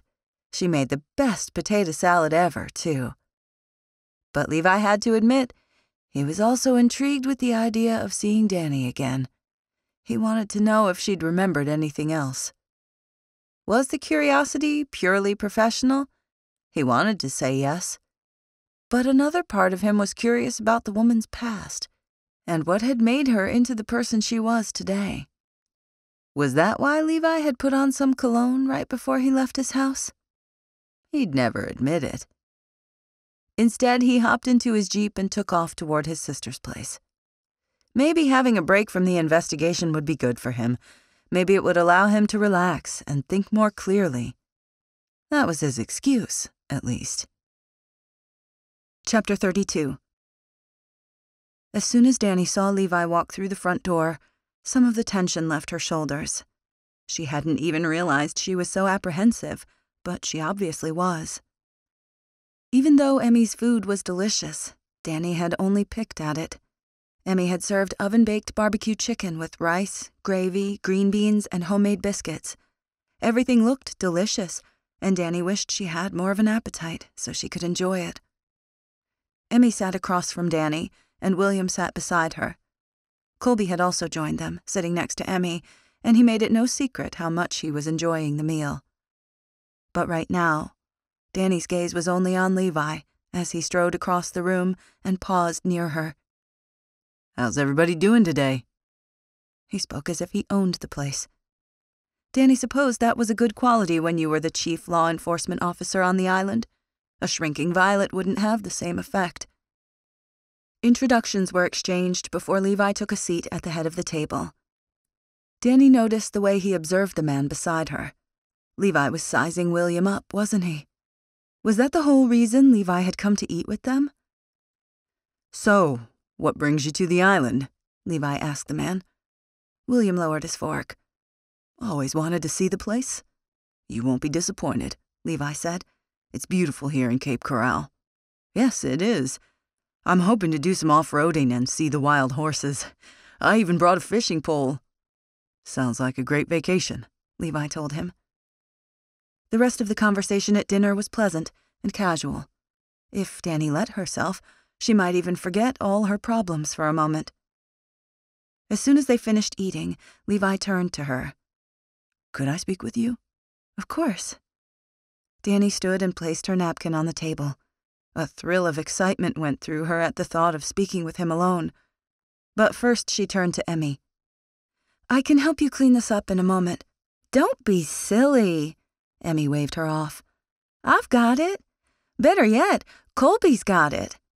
"I didn't tell you I had to eat and run?" Colby flashed a smile before the two of them started teasing each other again. With a reluctant nod, Dani followed Levi out to the back porch. They sat on some old glider rockers and stared at the woods, and the old crooked tombstones in front of the trees. Dani tried to make out some of the names, but it was no use. The sun had set, leaving the whole island dark again. It didn't feel quite as scary when Levi was here with her. Dani couldn't help but wonder what he wanted to talk about. She had a feeling it was important. "Dani, I just wanted to let you know that an article ran today in the paper about our missing foal." Levi rubbed his hand against his jeans as his gaze met hers. Dani nodded, unsure where he was going with this. That's good, right? He shrugged and twisted his head, making it clear something was wrong. In most cases, I suppose it would be, but in this case, not so much. I don't understand what you're getting at. And why was he telling her this? Though she cared about the foal and hoped it was found, this issue hardly concerned her. Levi pulled out his phone and showed her a photo there. If you look in the window of the inn, you can see that you're peering outside. He handed her the phone, and Dani blew up the image. She sucked in a breath when she realized his words were true. She was clearly there in the photo if anyone looked closely enough. Dani had peeked outside, just for a moment, to see what was going on. That must have been when the reporter took this picture. She'd had no idea. Her heart pounded harder. I don't know what to say. I didn't even see anybody with a camera, and I'm not blaming you. Levi patted the air with his hands, as if urging her thoughts to slow. I just wanted to give you a heads up. If the person who shot you was shooting to kill, and then he saw this picture, then he might come back to finish what he started.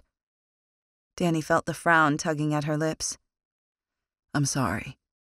Levi glanced at her, wearing a matching frown. I know that's not what you want to hear. She leaned back in the chair, suddenly craving a big warm blanket she could wrap herself in, something that would make her feel secure and safe, even if she wasn't. I just want to remember, she admitted. If my brain was working like it should, we wouldn't have these problems. I could tell you who shot me and what happened. Then I could return home and get out of your hair. No one here thinks that you're in their hair, so to speak, Levi reassured her. But I know it must be disconcerting for you to be here alone. She nodded slowly, an unseen weight pressing on her shoulders. If I think about it too much, I start to feel a bit panicked. It's like I don't know what my place in this world is. Just know you have a place here until you get it all figured out. Levi's words sent a burst of warmth through her. Dani touched her throat as she felt a burn start there. Thank you. I can't tell you how much I appreciate that. Levi didn't say anything. Instead, he sat in silence, in a surprisingly comfortable silence. It was almost as if he wasn't in a hurry to leave. Dani wasn't in a hurry for Levi to go either. He was her security blanket, she realized. Whenever he was around, she felt safe. And feeling safe wasn't underrated, not by any stretch of the imagination. Levi sensed that Dani didn't need to be alone right now. Besides, Emmy's back porch was inviting. The front porch beckoned conversations with neighbors and passersby. The back porch invited solitude and more intimate conversations. The only thing that would make this better was if he could sit beside Dani, put his arm around her as they listened to the crickets sing and the frogs play their symphony. Dani suddenly sat up straight and pointed to something in the distance. Did you see that? Levi instantly went on guard, one of his hands reaching to the holster where he kept his gun. See what? His gaze scanned the woods, but he didn't see any signs of trouble. There it is again. Dani pointed to the woods again. As he followed her gaze, Levi's shoulders slumped, and he let out a little laugh. In the distance, barely visible in the dim light, a cat popped his head out of the brush. On the other side of him, another cat did the same thing. It's just a cat, he murmured. There must be at least 6 cats out here. We have quite the feral colony living in those woods. Dani's head jerked toward him. Really? Don't worry. Emmy always puts food out for them. Our island veterinarian, Acadia, also comes to check on them. Twice a year we capture them so they can be examined. If you see a cat with a nick on his ear, that means he's been fixed. I see. Dani's gaze remained on the felines. They're actually kind of cute. Levi watched the cats again. Their heads kept popping up at random places in the brush. He supposed if he let his mind go there, he could see how somebody would think they were intriguing. You guys have all kinds of wild creatures on this island, don't you? Dani asked. We do. I guess it's just something else that makes this place feel a little bit exotic and a little bit like home. You're lucky to live here. Levi shrugged, and his jaw tightened for a moment before quickly loosening again. When I was a kid, I thought all I wanted to do was leave. But then I left, and I realized everything I loved was here. So I came back. What wasn't he saying? It didn't matter. It wasn't any of Dani's business. It must be nice to have roots. It's sometimes overwhelming. Levi let out a quick chuckle that almost sounded more like a grunt. I only say that because I have aunts and uncles and cousins living here in this place.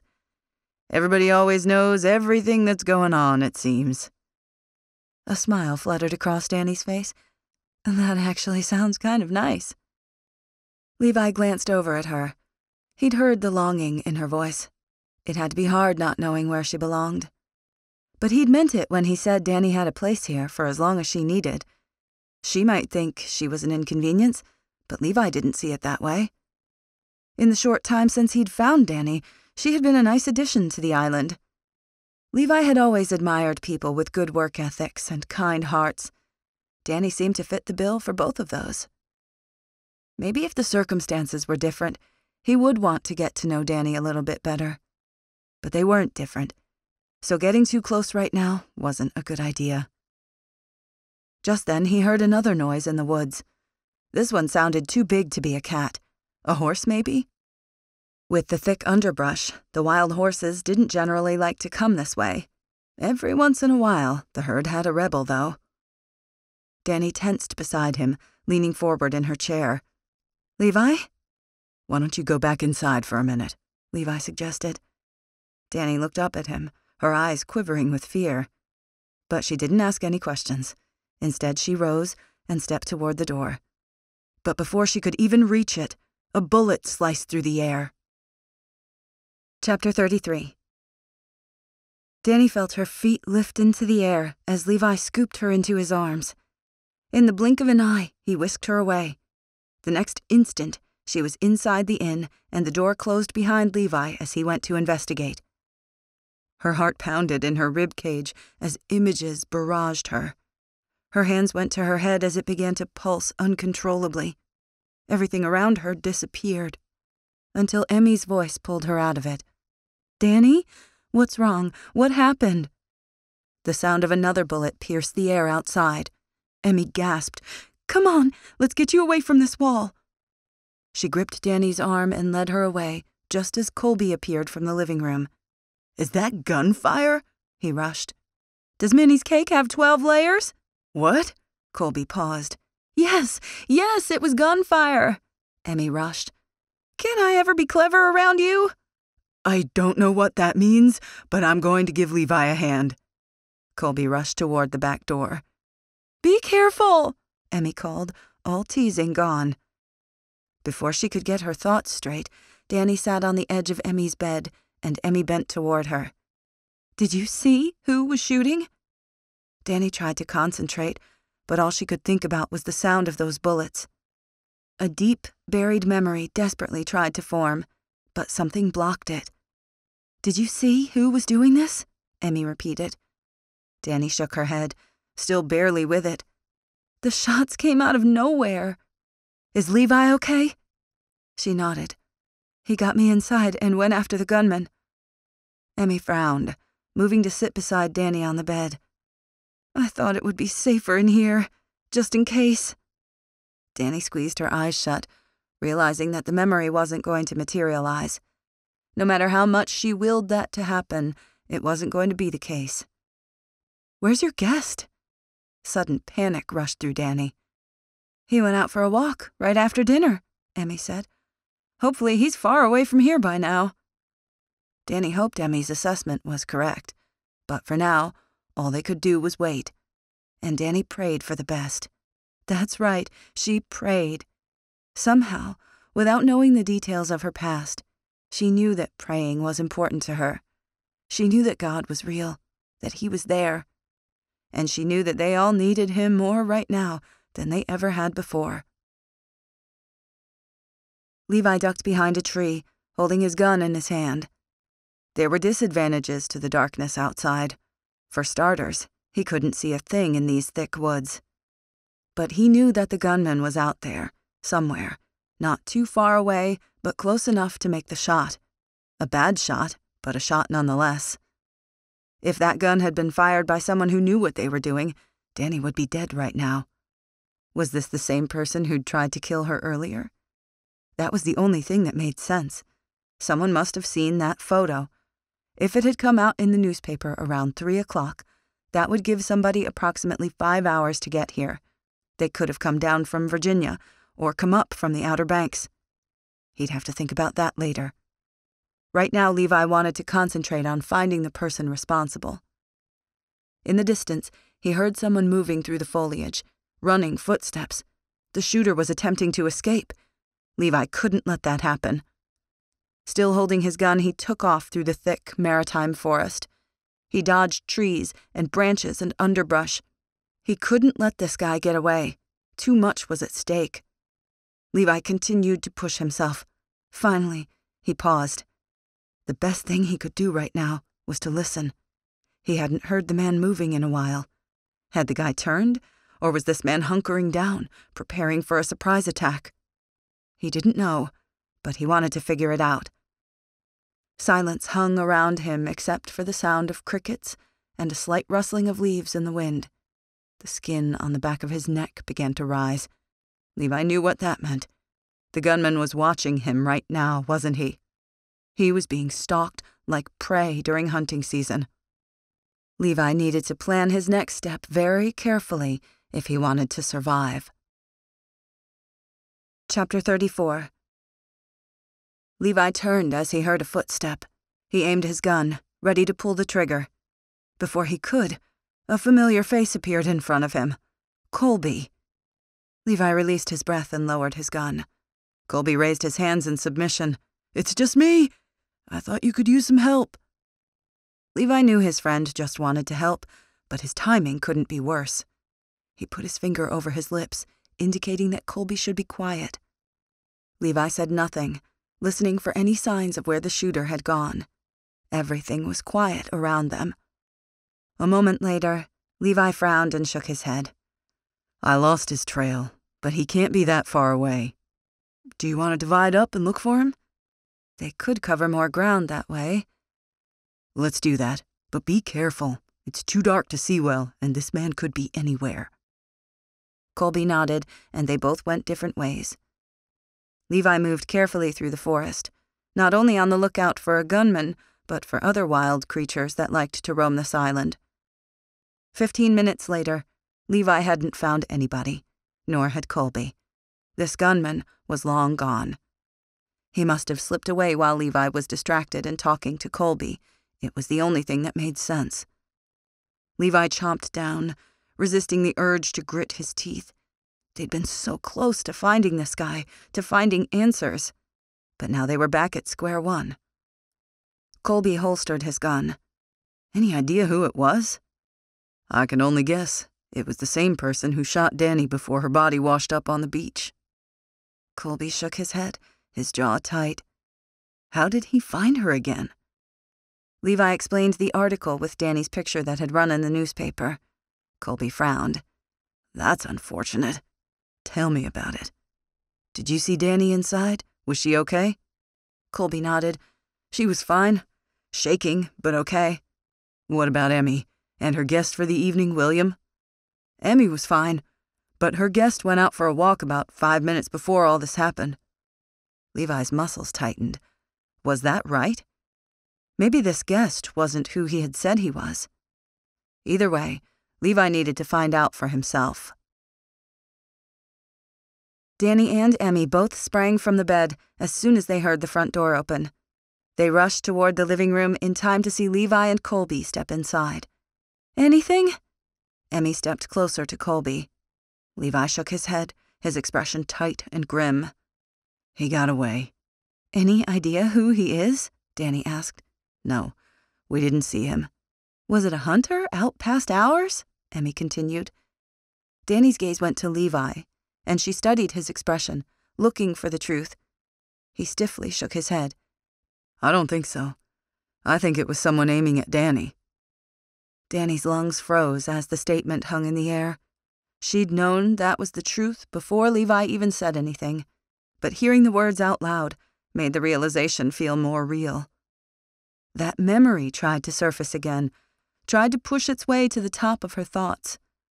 Dani squeezed her eyes shut, trying to let it come to life. But it was no use. The memory seemed to be stuck in another dimension, and nothing that she did would help to produce it again. When she opened her eyes, Levi stood in front of her, his gaze full of worry and concern. Are you hanging in? Dani nodded, but she wasn't sure the action was all that convincing. Just shaken. As anybody would be. He stepped back and glanced at Emmy. We need to go find your guest. You think William could be behind this? Dani asked. I'm trying not to jump to any conclusions, but his timing is suspicious. Levi turned toward Emmy. When exactly did William book his stay here? This afternoon? Emmy shrugged. But that's not entirely unusual. His timing couldn't have been worse. Levi rubbed his jaw. That's when that article came out. Emmy pulled her arms across her chest and nodded. I suppose you're right. Colby, will you stay here while I look for him? Of course, whatever I can do. As Dani watched Levi leave, she began praying again. She really hoped she hadn't brought trouble with her to this island, but it was beginning to look more and more like she had. Chapter 35. Levi had driven for only 5 minutes when he saw a shadow walking down the sandy road. He pulled the Jeep over and threw it in park before hopping out. Sure enough, William appeared in the beam of his headlights a moment later. Can I help you? The man raised his hand against the glare of the high beams. Levi observed him for a moment. The man didn't appear to have a gun on him, nor did he look winded or like he'd been running through the woods.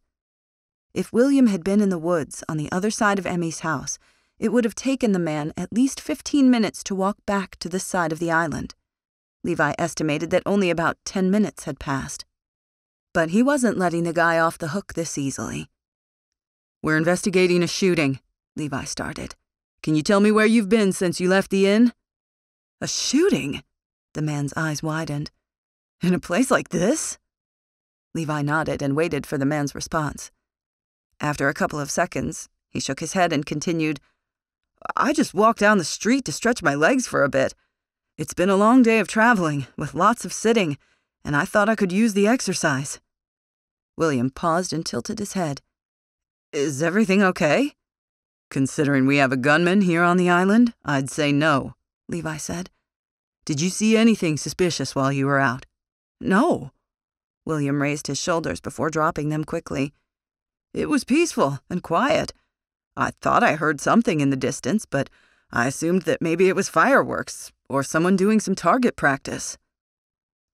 Levi stared at the man a moment. He had no reason to suspect William wasn't telling the truth. Going around making accusations at visitors definitely wasn't the way Levi wanted to do his job. Yet he had to remain cautious. His only comfort right now was in knowing that he'd left Colby at the inn to keep an eye on Emmy and Dani. He knew Colby would protect them with his life. Instead, Levi had called Grant to come and help him search. That way he could keep things official. Thank you for your cooperation, Levi finally said. You should get inside until the shooter is caught. William nodded. I'll do that. Good luck finding this guy. As the man continued down the road, Levi recognized Grant's truck ahead. As he flagged his friend down, he made a quick call to Emmy. He told her he was okay, that William was on his way back, and to hunker down until he returned. Anything? Grant asked as he rolled down his window. My number one suspect appears to be innocent. So, someone actually shot at our mystery woman? Grant repeated. That's how it looks. The gunman didn't appear to be aiming at me. Grant clucked his tongue. I don't like what I'm hearing. Believe me, none of us do. Do you want to keep looking? Levi let out a sigh as he thought about their next steps. Let's patrol the island a bit longer and make sure nothing is amiss. But I have a feeling that whoever the shooter was, he's long gone by now. I'm going to head down to the docks to see if we've had any boats pull up any time recently. So many people have docks on their property that it will be impossible to see everybody who's coming and going. Levi knew his friend's words were true, but he wouldn't forgive himself unless he checked the area out, just to be safe. He would do anything he could to protect the people here, and he now considered Dani one of them. Dani sat on the couch trying to sip a warm cup of tea, but the drink seemed tasteless. Every time she raised her cup, she noticed how badly her hands trembled. William had arrived back at the inn and slipped upstairs to his room.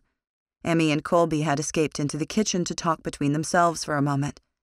She heard them murmuring to each other about something, probably the shooter. Did they think he was connected with Dani? Was that because he was? Either way, Dani welcomed the moment of quiet. She leaned her head against the couch and took a deep breath, hoping her pulse would slow. As she closed her eyes, memories tried to hit her again. She didn't attempt to stop them. Instead, in an instant, she was transported from Cape Corral. She was out at sea, on a mid-sized boat, standing near the railing. A man with a blurred face stood in front of her. Dani squinted, trying to make out his features. It was no use. She couldn't bring the man into focus. "I'm sorry, Dani," he said. The next instant, the sound of a bullet exploded in the air. Pain burst through Dani, then water imprisoned her. Panic clawed at her. Help! She had to get help if she wanted to survive, otherwise the ocean would be her grave. But as a dark wave overtook her, she felt herself fading. "Dani, are you okay?" someone said. Dani's eyes flew open. Emmy stood in front of her. Dani sat up straight, trying to even out her breathing. As she glanced at the wooden floor, she realized she'd dropped her cup. The porcelain had shattered into uncountable pieces, and she hadn't even noticed it happen. "I'm so sorry." Dani reached down to pick up a piece. As she did, a sharp corner caught her finger.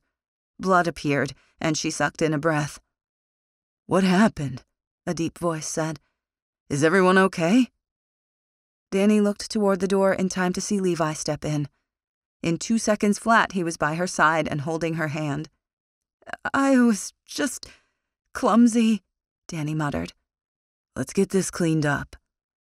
Levi kept his hand in hers as he led her into the kitchen and started some water at the sink. Dani held her finger beneath the spray, letting the water do its job. How had she slipped into the memory so quickly? And what had those images meant? "Nothing happened?" Levi questioned, looking down at her. Dani had to admit that something about his closeness right now got her heart pounding. She scolded herself for feeling that way, but the reprimand did nothing to stop her racing heart. "I had a flashback. I didn't even realize what was happening, or that I dropped the cup." "What did you see, Dani?" Levi turned to face her fully, staring deeply into her eyes with that intelligent gaze of his.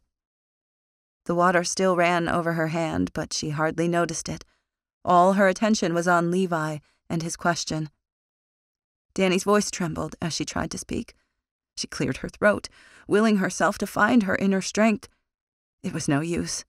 Bad memories, the flashbacks, the trauma, they all seized her right now, and she felt helpless to stop them. Levi turned off the water and grabbed a paper towel. He pressed it over her finger and then turned back toward her, not backing down. He wouldn't until he had answers. "I saw an image of myself on a boat at night. Someone apologized to me before shooting me and watching as I fell into the water." "What did this person look like?" Dani shook her head a little too quickly and shrugged. The motion made her feel off balance, and she had to prop her hip against the counter. Levi kept his hand on hers, still pressing that paper towel into her finger. It didn't matter that blood had seeped through all of the layers. He simply folded it again and pressed it harder. "I tried to make out what he looked like," Dani started, "but it was no use. His face was just a blob of darkness." That's probably normal in situations like this, Levi said. Your mind is trying to block out all the bad memories. It's trying to protect you. Which is strange, because I think the best way to protect myself right now is to identify this man. Her voice cracked. Levi looked over her shoulder at Emmy and Colby, who stood in the space between the kitchen and living room. Did your guest get back here? Emmy nodded. He did? He went up to his room, said he was tired. Is everything okay? I don't think he's the shooter, Levi said. If he was, he's a great actor. He showed no signs of exertion. So you think the man who shot me might still be here on the island? Dani's voice trembled again. I think that gunman is connected with you. I have a feeling he's going to remain on this island. He doesn't want you alive for some reason. Maybe you know something. Either way, the situation is deadly, to say the least. Dani's head throbbed harder. Then what am I going to do? I'm going to sleep on the couch here tonight just to keep an eye on things. Then in the morning, we'll come up with a new plan. Chapter 36.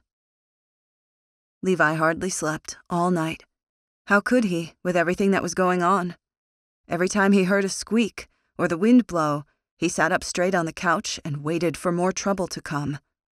But the night had been uneventful. The good news was that Dani seemed to be regaining more of her memories. Maybe with some time, she could remember exactly what had happened to her. Levi had just stood from the couch and folded his blanket when he heard footsteps coming down the stairs. They sounded too heavy to be Dani. When William appeared, Levi wasn't surprised. The man was already wearing a khaki-colored vest and a floppy hat. Morning. William's voice wasn't quite as friendly as it had been when the two had first met. Looks like you're ready for the day. Levi made every effort to keep his voice professional and non-accusatory. William shrugged. I chartered a fishing boat, so I'm going to get out there and see what I can catch. Emmy usually fixes breakfast for her guests. No worries. I told her yesterday that I wouldn't be here. Was that because Levi had scared the man away? Levi didn't know that answer. I hope you have a great trip and that you catch some big ones. Thanks. I'm hoping for that also. With one more nod at Levi, William stepped to the door and disappeared outside. Levi let out the breath he hadn't realized he was holding. He supposed that the man's presence here made Levi more tense than he wanted to admit. He'd feel better, knowing that William was out of the house. A few minutes later, Emmy's bedroom door opened and she stepped out. She frowned as she paced toward Levi. I need to go down to Nag's Head, she said. I have a dentist appointment. You know how much I love clean teeth. Yes, while most people hated the dentist, Emmy loved going. But that was the least of Levi's concerns right now. What about Dani? Emmy shrugged. She could go with me. Levi didn't like the thought of that. Too many things could go wrong. She can hang out with me today, Levi said. Emmy tilted her head. I'm sure you have a lot to do. Maybe I could just send someone else. Don't be ridiculous. Dani is more than welcome to ride around with me. It probably won't be as much fun for her, but at least I can keep an eye on her. Emmy nodded and glanced at her watch. Since my guest doesn't want breakfast, I thought I'd leave a note for Dani that she could help herself to whatever she wants. I'd rather get going now while I can. Understood. Have a safe trip. Is Colby going with you? That's the plan. He needs to stop by the hardware store. Now Levi just needed to wait for Dani to wake up so he could explain to her the schedule for the day. Dani couldn't help but think that Levi was babysitting her as she sat beside him in the Jeep. They patrolled the island, on the lookout for various horses or any sign of trouble. Levi seemed distracted. No doubt his thoughts were on many things. Any more memories resurface? Dani looked out the window, letting the fresh breeze hit her face. No, nothing new. I was hoping something might be stirred up last night as I was sleeping, but there wasn't anything there. I'm sorry. Don't apologize. I'm just trying to make sense of things myself. Making sense of things seemed like an impossible task. That's all she'd been trying to do as well. They rode for a few more minutes in silence. Finally, Dani cleared her throat. So, is this a job that you can see yourself doing for a long time? One of Levi's hands casually gripped the steering wheel as they bounced along the road, but she saw his jaw tighten. The action was so slight that most people would have missed it. Dani hadn't. I have come to think of these horses almost as part of my family, Levi said. Someone has to look out for them too. I figured this was the job that God gave me. I feel like there's a but in there. He cast her a quick glance. Not really. Dani nodded, accepting his answer. Well, it seems like everybody needs someone to look out for them. I'm sure these horses would express their appreciation for all your hard work, if they could. It's funny how each of them has its own personality. Dani pointed at one in the distance. Why is that one by himself? That's Rocky. He's a lone stallion. And what does that mean? Was Levi simply waxing poetic about the horses? It means that he is getting older and no longer has a harem to accompany him. Once that happens, the stallions normally go out on their own to live the rest of their lives in solitude. Dani's heart squeezed at the imagery. That seems sad. Maybe, but it's just what nature dictates. Dani understood. Lately, she felt a bit like a lone stallion. Like everybody else had their groups, but she was standing out there alone. Not that anybody on the island had made her feel that way, but since she couldn't remember her past, and since no one had stepped forward to say that she was missing, it had been a real eye-opener. Dani wouldn't wish this feeling of loneliness on her worst enemy. Just then, a truck blew by, horn pounding, as the driver waved at Levi. Dani glanced at Levi and saw his eyes narrow. What was that about? His scowl deepened as he watched the truck in his rearview mirror. "Everything okay?" she asked, when Levi didn't offer an explanation. That was Johnny Ferguson. His family and the rest of the island seemed to constantly be in a state of feuding. Dani crossed her arms. I'm sorry to hear that. I suppose, even in paradise, there can be trouble sometimes. Levi rubbed his jaw. You can say that again. Chapter 37. Levi slowed as he crested the dune.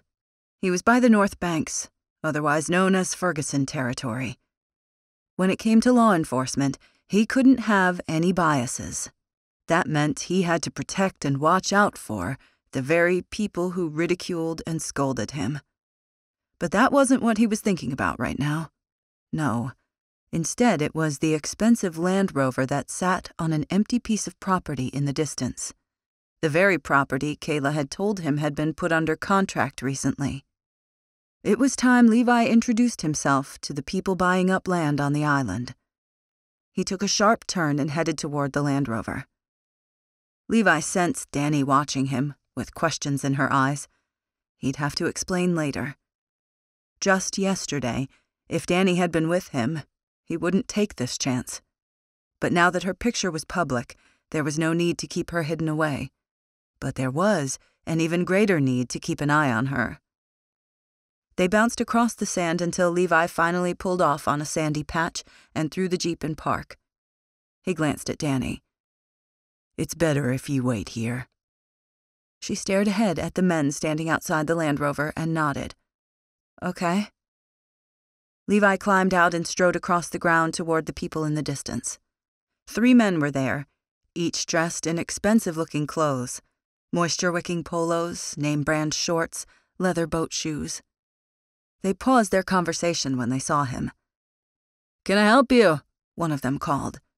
The man was older, maybe in his 60s, with gray hair and a neat mustache. He seemed like the type who'd be more comfortable on the golf course than at the beach. Every word, every action seemed refined. I'm Officer Levi Sutherland. He showed them the badge on his belt. I like to keep an eye on things going on around here, and I've never seen you guys here before. One of the men, the one who'd spoken just moments earlier, extended his hand. Warren Wilhelmina. I just put a contract on this land." That was exactly what Levi was afraid of. "Congratulations on the purchase." The man nodded. "Thanks. We're excited to be here. You plan on building a second home on this property?" Warren shrugged, his gaze aloof. "Eventually. I just wanted to get in on this island before all the land was bought up." Levi's gaze traveled behind the man to his two other companions. "Forgive me for being rude. These are my business associates, Mark and Calvin." Warren extended a hand in their direction. Levi offered a curt nod as the men glanced up. "I'm staying with my friend, Thomas Ferguson, right now. Maybe you know him?" Warren stared Levi down. "Who doesn't?" Levi tried to keep his voice even. "Did you just get into town?" "Just this morning, by boat, since the road is washed out. I'm borrowing one of Tom's vehicles in the meantime." "That's awfully nice of him. You going to be staying long?" "Maybe a couple of days." Warren raised his chin, his eyes narrowing. "What's with the third degree?" "No third degree. Like I said, I just like to keep an eye on everything going on here on the island." Levi tipped his hat toward the man. "Have a great day." Levi had just met the man, and he already didn't like him. Something more than met the eye was going on with that land. Levi needed to figure out exactly what that was. "You look tense," Dani said, as Levi climbed back into the Jeep. His shoulders seemed tight, his eyes narrow, and his steps more brisk than usual. He threw the vehicle into drive. "It's that obvious?" "I suppose it is. I take it those people aren't your favorite?" She nodded toward the men in the distance. "Just met them today." "And so many hard feelings already?" Maybe Dani should stop asking the questions, but the whole situation was curious. "Those men are trying to buy that land." "And that's a problem?" She couldn't figure out island dynamics. Other people had built homes here. What was wrong with these people doing the same? "Problem? Maybe that's an overstatement. But we're fighting too much development here on the island. Those horses need places to roam free. If some people have their way, this will become another resort community." She nodded, Levi's perspective making more sense. "I see. There's nothing you can do to stop them, I take it?" "We're doing everything within our power. Unfortunately, it seems like money always wins. This is the second stretch of property this has happened on. Another lot closer to town has also been bought up. My only comfort is in knowing these people need an easement to get to their property. But now that Mr. Wilkes has passed..." "Who is Mr. Wilkes?" "He was a bit of a loner around here. He lived in an old house not far from Wash Woods. He didn't let people get too close, but he loved this island." "He doesn't have any other family?" "He came from a large family.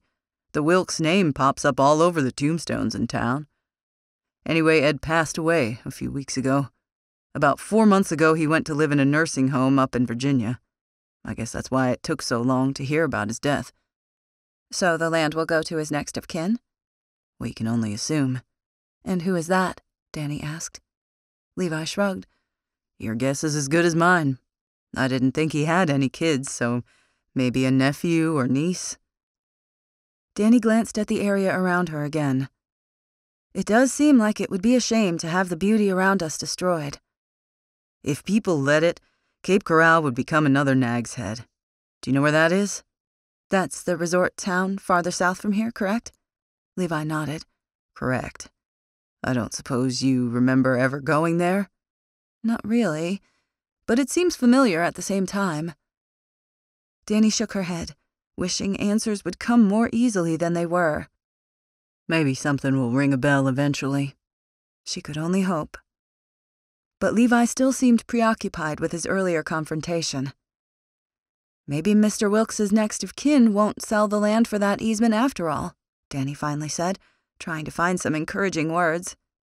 "If the locals are as adamant as you say they are about defending this island, then why would they?" "Like I said, too often it goes back to money. even when it comes to the people that we least expect. Plus, we don't even know who his next of kin is. I am sorry to hear that. I hope everything works out for you. Just then, someone flagged them down. Levi pulled to the side of the road and waited as an older gentleman walked toward his window. This is Mr. Henderson. He's one of our volunteer sanctuary watchers, and he was a police officer in a small town not far from here until he retired about 20 years ago. Just thought I'd let you know that there's been some strange activity going on down by the Currituck Sound, the man started, leaning into the window of the Jeep. Lots of boats coming and going. You'd know, since you live right on the water, Levi said. I'm trying to track down the person who's dropping people off in the middle of the night. Not that there's anything illegal about it, but it is suspicious. So far, I've had no luck. Keep working on that, would you? Levi said. I'll put in a few requests myself. Maybe I need to start having the Coast Guard monitor the Currituck a little bit more to make sure nothing illegal is going on. Dani's mind raced. Deserted waters seemed like the perfect place for bad things to happen. Things like drugs or other kinds of smuggling. The more she learned about Levi, the more she realized that he really did have a big job. A job she didn't envy. Chapter 38. As Levi's phone rang, he glanced at the screen and frowned. It was Langston, calling about that job offer up in Maine. Levi wasn't ready to talk to him about it. He hit silence and put the phone back in his pocket. "Everything okay?" Dani asked. Levi glanced at her, and guilt pressed on him. When she'd asked him earlier if he could see himself staying here for a long time, he hadn't been truthful with her. Yet, he hadn't told anybody about that job offer. He didn't want to get people upset for no reason, especially if he decided to stay in Cape Corral. Look, I wasn't entirely honest with you earlier. The truth is, I've been offered a job up in Maine as a police chief. Dani's eyes widened. Wow, that seems like it would be a big change. He nodded grimly. It would be. But I can't help but wonder if it would be for the best. And why do you think that? I thought you had everything that you wanted here. The way she said the words made Levi remember what he would be giving up. I do have so much here. But the fact of the matter is that wherever I go and wherever I look brings memories of Adrian. She was your wife? Levi nodded stiffly. That's right. She's been gone for 3 years. I can't imagine how difficult that must be. I'm sorry. In some ways, it's gotten easier. I don't wake up in the morning expecting her to still be beside me. New routines have set in, and I moved into a new house. A house without any of her touches. I was hoping that might be easier. If you don't mind me asking, what happened? Levi rubbed his jaw for a moment and stared out the window. Adrian loved horseback riding. In fact, she began to do some things competitively. But her horse got spooked by a snake. He reared up and threw her off. When that happened, her head hit a tree.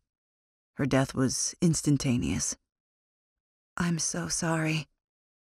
Dani reached forward and squeezed his forearm before quickly drawing her hand back to herself. I wrestled with what happened for a long time. Truth is, I'll never make sense of it. I'll never understand why someone so good and pure died, while other people who are so violent and dark are alive and thriving. I'm sure that's a question a lot of people have to ask themselves after a tragedy. And there's no good answer. At least, there's not a good answer this side of heaven. Levi nodded, appreciating the understanding in her voice. As he glanced over at her, his breath caught. What was it about Dani that made him feel like maybe he could move on? That possibility was dangerous. He still didn't know enough about her to make any decision like that. When the sun hit her face and her eyes glimmered with kindness, he felt hope. Maybe he could move on. Maybe his future wasn't meant to be spent all alone, as he had thought. Dani and Levi continued to patrol the island. She couldn't help but feel like they'd somehow bonded, which was strange. She shouldn't be bonding with anyone. She didn't even know who she was. Yet it had happened. Somehow she felt closer to Levi than she had before. She was honored that he'd opened up to her.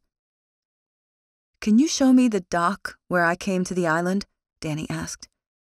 Levi glanced at her, not bothering to hide his surprise. "If you think it would help, sure." She braced herself, hating the tension building in her. She really didn't want to find out that she was on the wrong side of the law, but she needed answers. A few minutes later, Levi pulled to a stop in front of a boat ramp. On either side of it were docks that the public could use. Just across the water, she could see a strip of land, commonly referred to around here as the mainland. That's what Levi had told her earlier, at least. She climbed out and stood on the weathered wooden planks. As the breeze blew over her, she pulled her arms around herself. She was keenly aware of Levi standing behind her. He wasn't too close, but he was close enough that she could feel his presence. "This really is beautiful," she murmured. "It is. It seems like such a shame for you to leave this behind." Dani turned toward him, wanting to see his eyes. As she did, their gazes caught. There was something there, something between them. She could sense it. Both of them stared at the other, as if unable to break the moment. Dani licked her lips, wondering what it would be like if Levi kissed her, wondered what it would feel like to have his strong arms around her. It was a bad idea. She knew it was, but that didn't lessen her desire. "Dani." Levi stepped closer. She didn't put any space between them. "Yes?" He opened his mouth, about to say something, as his gaze flickered down to her lips. But before any words emerged, a sound pulled them from the moment. The rustling came from the brush in the distance. Had trouble found them? Chapter 39. Levi stepped back, his muscles instantly tightening. "Stay here." His voice left no room for questions. He strode across the sandy banks toward the thick vegetation in the distance. If someone was trying to hide there, they were doing a poor job of it. What was going on? He glanced behind him and saw Dani standing there. One arm was in a sling, and her other was flung across her chest atop the sling as she stared after him. Levi's heart pounded with concern. He didn't want anything to happen to her. He had failed Adrian, but he was determined not to fail Dani also. His hand went to the gun in his holster and he pulled it out. "Hello?" he called. "This is the police. Come out with your hands up." He waited, but nothing happened. The rustling continued. Levi continued to creep closer, still on guard and still expecting the worst. The sound seemed to move farther away. Was the person who was hiding in these woods running away? Levi couldn't let that happen, yet he didn't want to leave Dani either. He glanced back at her, knowing that he had to make a decision, and he had to make it quickly. Dani crouched as low as she could, wanting to disappear, but there was nowhere to go. There was only a dock beneath her and open water behind her. If the person in the brush had a gun, she would be a goner. Her heart thumped in her ears with trepidation. As Levi strode toward the sound, she lifted up a prayer. "Please be with him. Please. I can't handle anything happening to him, especially if it's my fault." Who was out there in those woods, and what was going to happen next? All she could do was watch and wait. Could it be possible that she had already started to care about Levi in the short time they'd known each other? It seemed too quick. She'd be lying if she didn't admit that there was some type of connection between them that she wanted to explore. It was better that they hadn't kissed. She didn't know enough about her past to take that step. Giving in to the moment wouldn't have been a wise idea. But her lips still burned at the thought of it. She saw some tree branches moving, and she braced herself for whatever was about to happen. Levi stood on the shore, glancing back at her before gazing at the movement again. He braced himself with a gun in his hand. She could tell that he was trying to figure out whether or not to step into the brush or to stay close to her. The decision seemed to be made for him. The next instant, a horse darted from the woods. A foal. Was that Skeeter? Dani didn't know enough about the horse to say for sure. She let out the breath she'd held. At least it wasn't a gunman. Chapter 40. Dani watched as a small group of the Saltwater Cowboys gathered around Skeeter. The horse had been taken to a stable area to be checked out. Acadia had come out to examine the horse. As all that happened, Dani stood near the fence and watched the events unfolding. It was unlike anything she'd ever experienced before. Who would have ever thought she would have ended up on an island full of cowboys and wild horses? If circumstances were different, she might actually even enjoy this. Finally, Levi strode back toward her, adjusting his hat as he approached. "How is he?" Dani asked. "A little dehydrated, but Acadia thinks he'll be fine." That was a relief, at least. "Do you know what happened?" "Some kind of leash was put around his neck, and my guess is that he was tied to something, maybe a tree." Dani sucked in a breath. Why would someone do that? "I have a theory, but it's only that, a theory." "What are you thinking?" Dani felt the tension thread between her shoulders as she waited for his answer. "I have a feeling that someone tied Skeeter up to distract us." "To distract you from what?" "Whatever is going on here on the island. They knew that we'd be looking for the horse, and that would take up our time. It was almost a sleight of hand trick." "That's terrible." "I think Paul Robinson was probably involved in taking this horse, and I'm guessing that Skeeter's mom kicked the man while trying to protect her foal, and that's how Paul ended up dying." Dani shook her head. "I'll never understand people." "Horses seem to be much easier to understand sometimes, don't they?" She felt her lip tugging up at the start of a grin. "Maybe for you. I don't think I know that much about horses, but I would like to learn." Now, why had she said that? Was she implying that she might want to stay here in Cape Corral? That thought was crazy. Somewhere out there, she had another life waiting for her. Levi's gaze seemed to burn into her. Dani felt his eyes watching her, and she reached out to touch the tips of her hair. After a second, he looked away, and the moment was broken. "Let me get you back. You don't need to push yourself too hard. Your body is still healing." She nodded. She had to admit that she was a little tired. Even though the day wasn't too hot, when the sun hit her unobstructed, it did seem to make all of her energy evaporate, like dew on the grass blades in the morning. "That sounds good. If Skeeter will be okay, of course." Levi nodded as he stepped toward the gate. "Grant is going to stay here, as well as Acadia.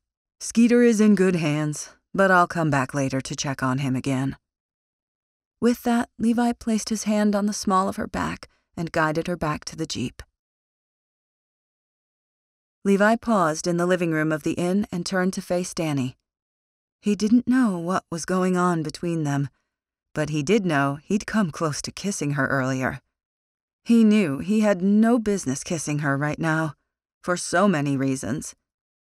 Despite all his logic, his heart couldn't deny there was something special about Dani. Yet there were still too many obstacles between them to pursue anything. The fact that Levi had been interrupted before he could kiss her was a blessing in disguise. But he couldn't deny his attraction to the woman.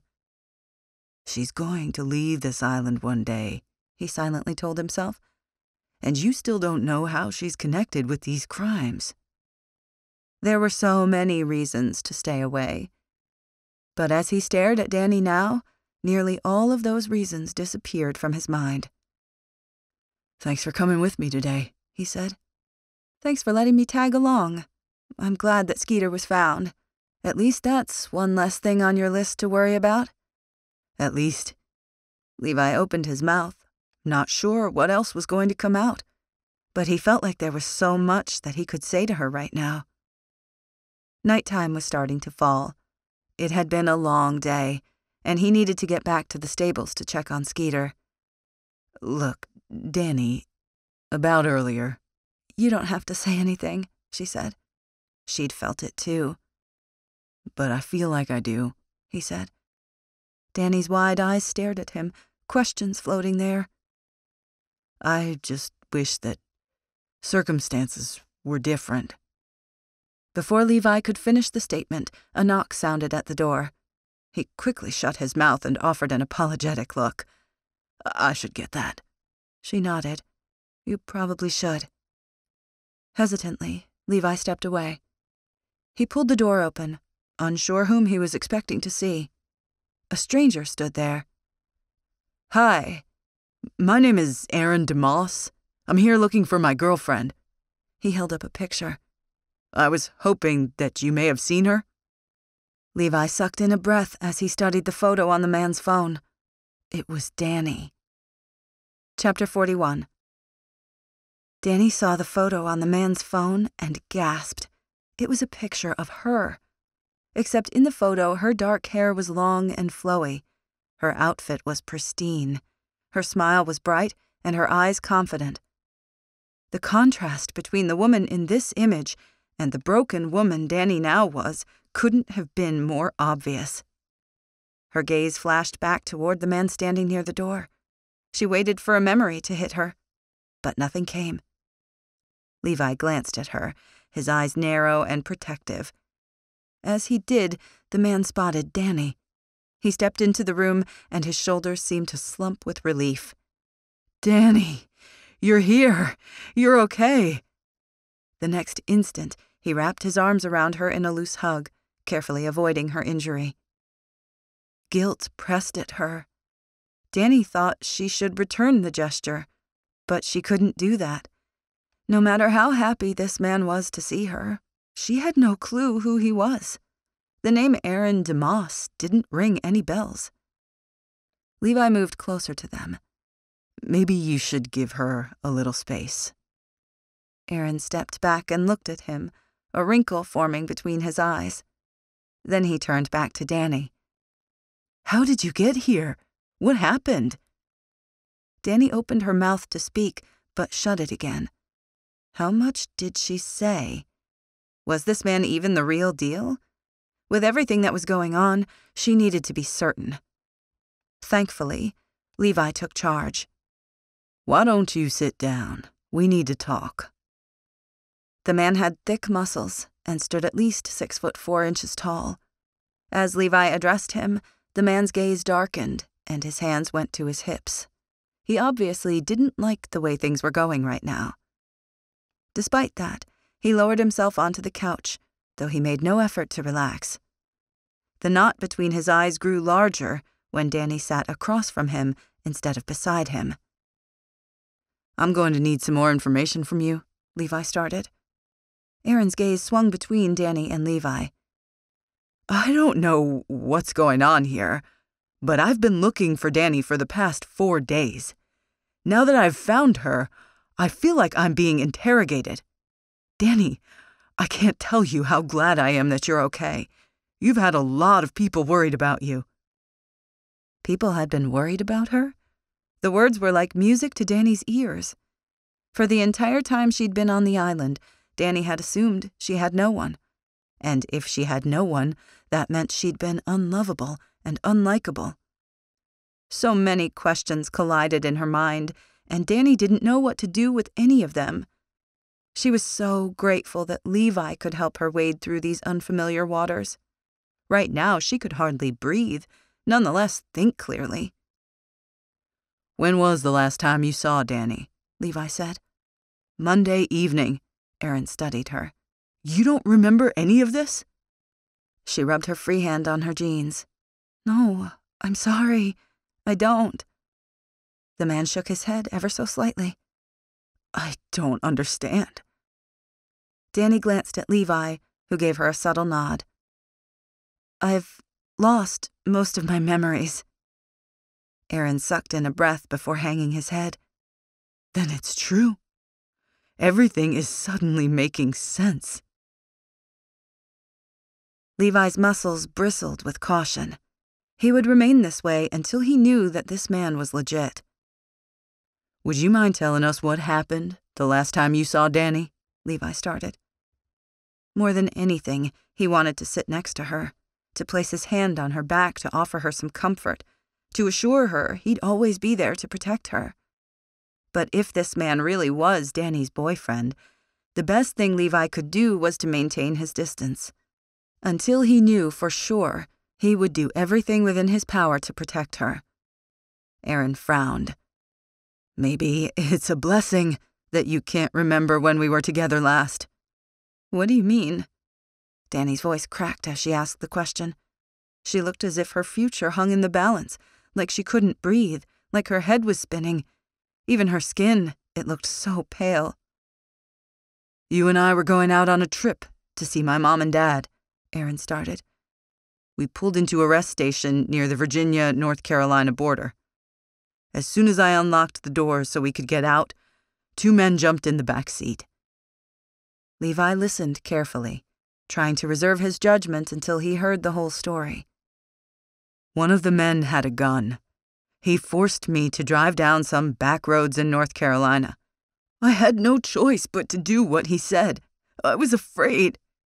I was afraid he was going to shoot you." Aaron seemed to choke the words out. "And then what?" Levi's voice sounded harder than he intended, but he couldn't let down his guard yet. "We pulled up to a harbor by the water. It was getting dark, and Dani and I were both shaking like leaves in an earthquake. These men blindfolded us and put us on a boat. I begged them to let us go, but they said they had other plans for us." "Did you catch a glimpse of these men's faces?" Levi asked. Aaron shook his head before running a hand over his face. "No, I didn't. Like I said, they were in the back seat, and then we were blindfolded." Levi crossed his arms. "What happened next? We got off the boat on a beach. I didn't know where we were. It was getting dark outside, and they led us through some brush, said that we needed to give them everything in our bank accounts. If we didn't, they were going to kill us. I figured that they were going to kill us either way, but I didn't know what to do."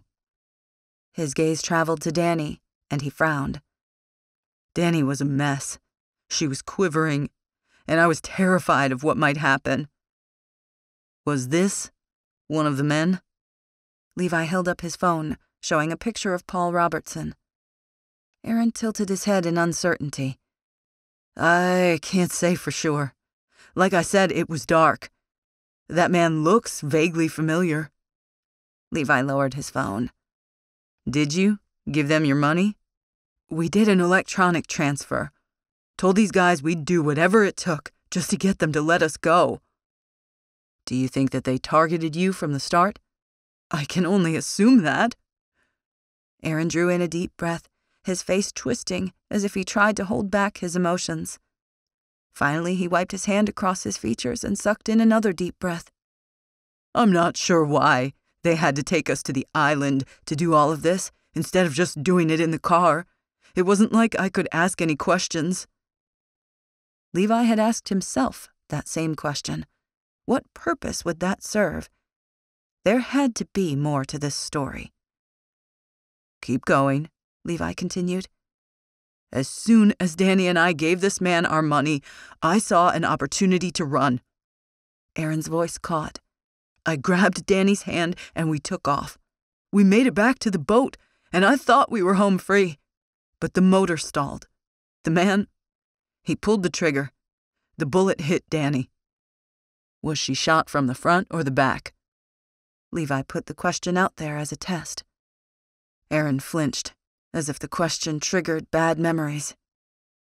"She looked back for a minute, and that's when this guy shot her. It hit between her shoulder and heart. I stopped and knelt on the ground to help her. She was obviously in a lot of pain, but the man pulled me away and separated us. And then?" Aaron shifted on the couch, moisture glimmering in his eyes. "He hit me over the head, and everything went black. When I woke up, I was on the side of the road up near Richmond. Dani was nowhere to be seen." "Did you report what happened to the police?" "I was going to. but I got a text saying Dani was alive and being held captive. He said if I spoke about anything, he'd finish Dani off. I didn't know if this guy was bluffing or not, but I couldn't take any chances. So how did you end up here? Levi asked. I didn't know what else to do, so I started trying to find her myself. I tried to retrace our steps from the rest stop, and my search led here. I began asking around. I ran into a nice lady at the house I'm renting. She said something about a suspicious woman with amnesia and an injury who was staying at the inn. Mary Lou. She must have caught wind of Dani's story.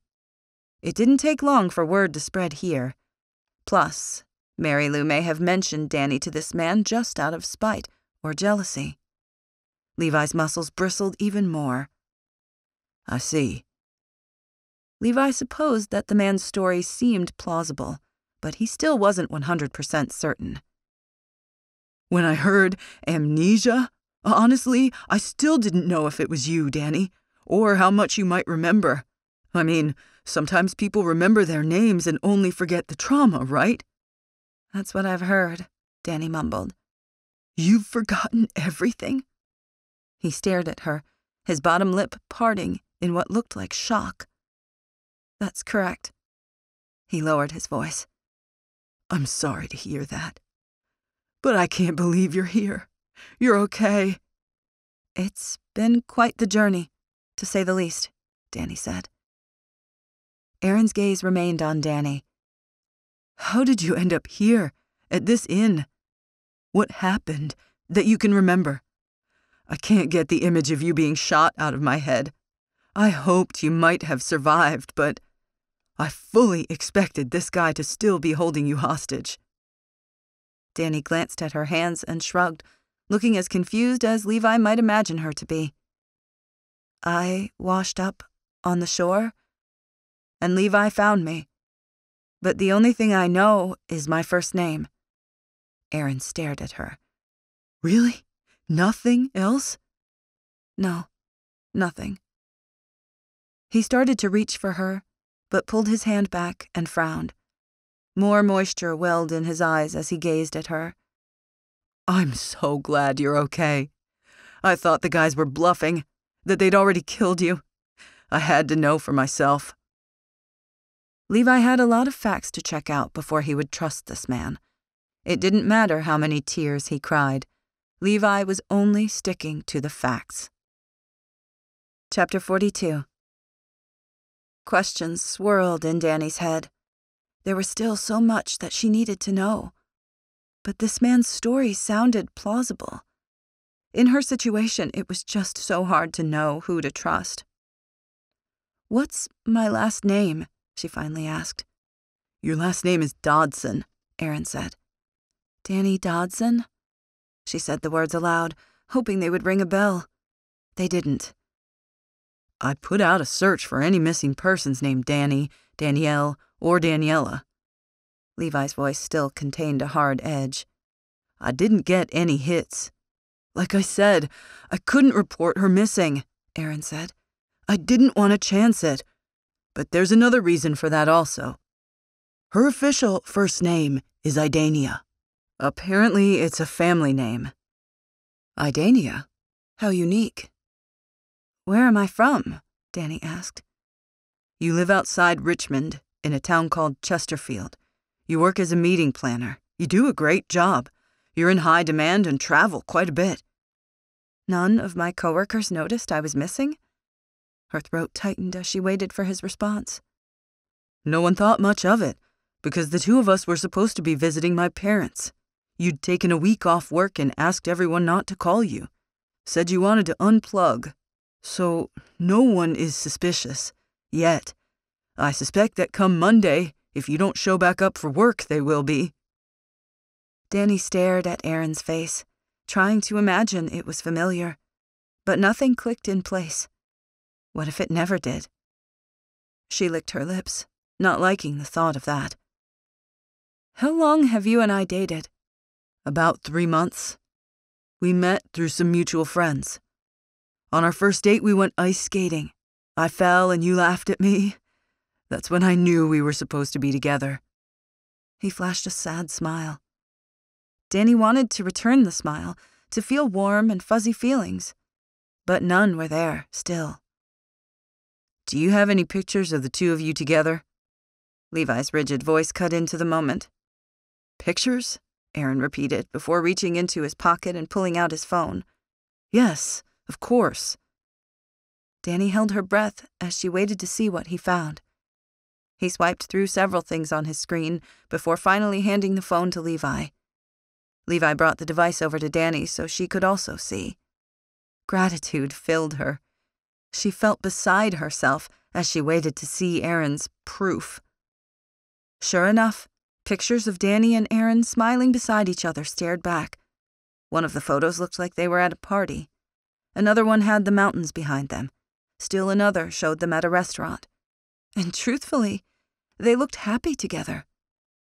Dani's head began to throb. It just didn't make any sense to her. But this man seemed to have evidence of her real life. Why would he lie? She didn't know, but Dani was going to have to figure out her next step.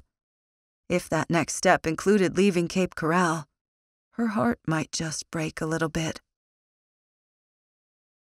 Levi still wasn't comfortable with this situation, and he wasn't ready to turn Dani over to this stranger, not until he did some digging. I'm going to need to verify everything you've told us. Levi's gaze burned into the man's. Aaron's gaze flickered. Of course. Do whatever you need to do. With this situation, it isn't unexpected. This sure isn't the way I thought our trip would go. Just then, the front door burst open, and Emmy and Colby rushed inside, their eyes lit with excitement. "I heard Skeeter was found," Emmy rushed. But her words fell flat as her gaze fell on Aaron. "I'm sorry. I didn't realize we had a guest here." Emmy, Colby, this is Aaron DeMoss. He came here looking for Dani. The smile slipped from Emmy's face. "Wow. I mean, that's great. That's what we wanted, right?" "Absolutely," Dani said, her words unconvincing. Levi rose, knowing he needed to use this opportunity to do some research. Listen, I need to make a few phone calls. Would you two mind sticking around and making our guest feel at home? "Of course." Emmy glanced back at Aaron and attempted a smile. "No problem." But Levi still felt hesitant to leave them. He had no other choice right now. He pulled Aaron aside to get some additional information and to look at his driver's license. Aaron gave him the name of some mutual friends who should be able to verify his story. Levi gave one last glance at Dani as he stepped toward Emmy's bedroom to follow up on the situation. He could use his sister's computer and still stay close. He wouldn't have any peace until he confirmed the details Aaron had shared. The first place he called was the company Dani supposedly worked for. Her boss confirmed that Dani was employed there and had taken some days off. She'd said Dani was private, but she had mentioned someone named Aaron in the past. He also called one of Dani's friends, someone Aaron had mentioned. The woman, someone named Carolyn Thomas, answered on the first ring. Levi explained to her who he was. "I understand that you and Dani are friends," he started. "That's right. We work together. Is she okay?" Levi really didn't think Dani was fine at all, not given everything that had happened, but he didn't need to tell this woman that. "She's fine. Listen, we're following up on a lead with one of our investigations. Can you tell me if Dani is dating anyone?" The woman paused. "What's this about? Everything doesn't sound okay. Police don't usually call and ask about someone's dating life." "There was an accident. Dani is fine. I just need to verify some details." Carolyn gasped. "An accident?" "Like I said, Dani is fine, I assure you." "I'm glad to hear that." Carolyn paused. "She met some guy named Aaron not too long ago. They've been seeing each other on a casual basis." "Can you tell me what he looks like?" "Sure. He's probably 6'4", and he has broad shoulders and dark hair. He seemed nice enough, and Dani seemed over the moon about him." An unseen weight pressed on Levi. If I send you a picture from my phone, can you verify that it's him? Of course. I'm sorry to hear that there was an accident. Is there anything I can do? Levi frowned. Not now, but if anything comes up, I'll give you a call. Do that, and tell Dani that I'm praying for her. I can't imagine what she's going through right now. It looked like Aaron's story was the truth. Why did that fact fill Levi with utter disappointment? Chapter 43. Emmy and Colby sat on a bench near the stairway and attempted some small talk. But Dani hardly heard any of it. She just stared at Aaron, trying to imagine the two of them together. She hadn't pictured someone like Aaron as being her type, which was silly. What type had she envisioned herself with? Her throat tightened. She knew. Someone like Levi. She'd have to think about that later. What about my parents? Dani remembered that vision she'd had of her 16th birthday, and the man and the woman holding the cake, smiling down at her. Aaron frowned. I'm sorry to tell you this, Dani, but they died 3 years ago in an accident. They were RVing across the United States when a storm came up and a tree hit their vehicle. Her heart pounded with grief that she couldn't fully understand.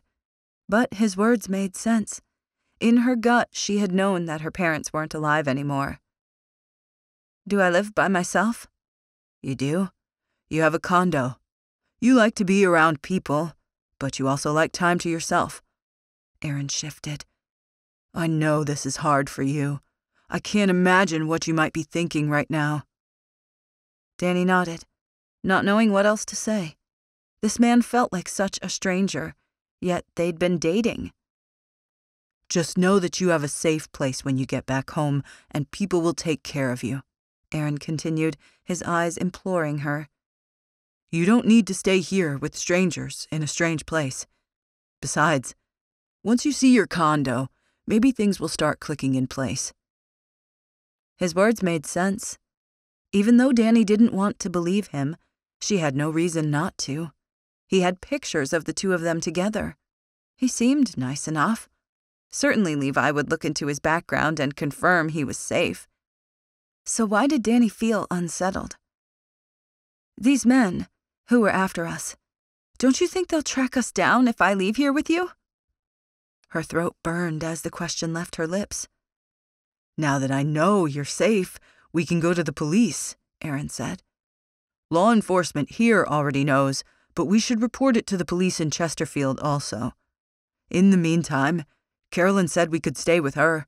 She has a place in the mountains where we can lie low until this blows over. Just then, Levi stepped out of Emmy's bedroom where he'd been making phone calls for the past 30 minutes. By the stiff way he nodded, Dani knew she needed to brace herself for whatever he had to say. I talked to one of your friends, and she verified that you and Aaron were dating. Levi's voice sounded tense. Dani glanced at Aaron again, the concept of being with him feeling so foreign. Your friend also confirmed that you were an event planner, and that you lived by yourself in Chesterfield, Virginia, Levi continued. Your parents died in an auto accident several years ago.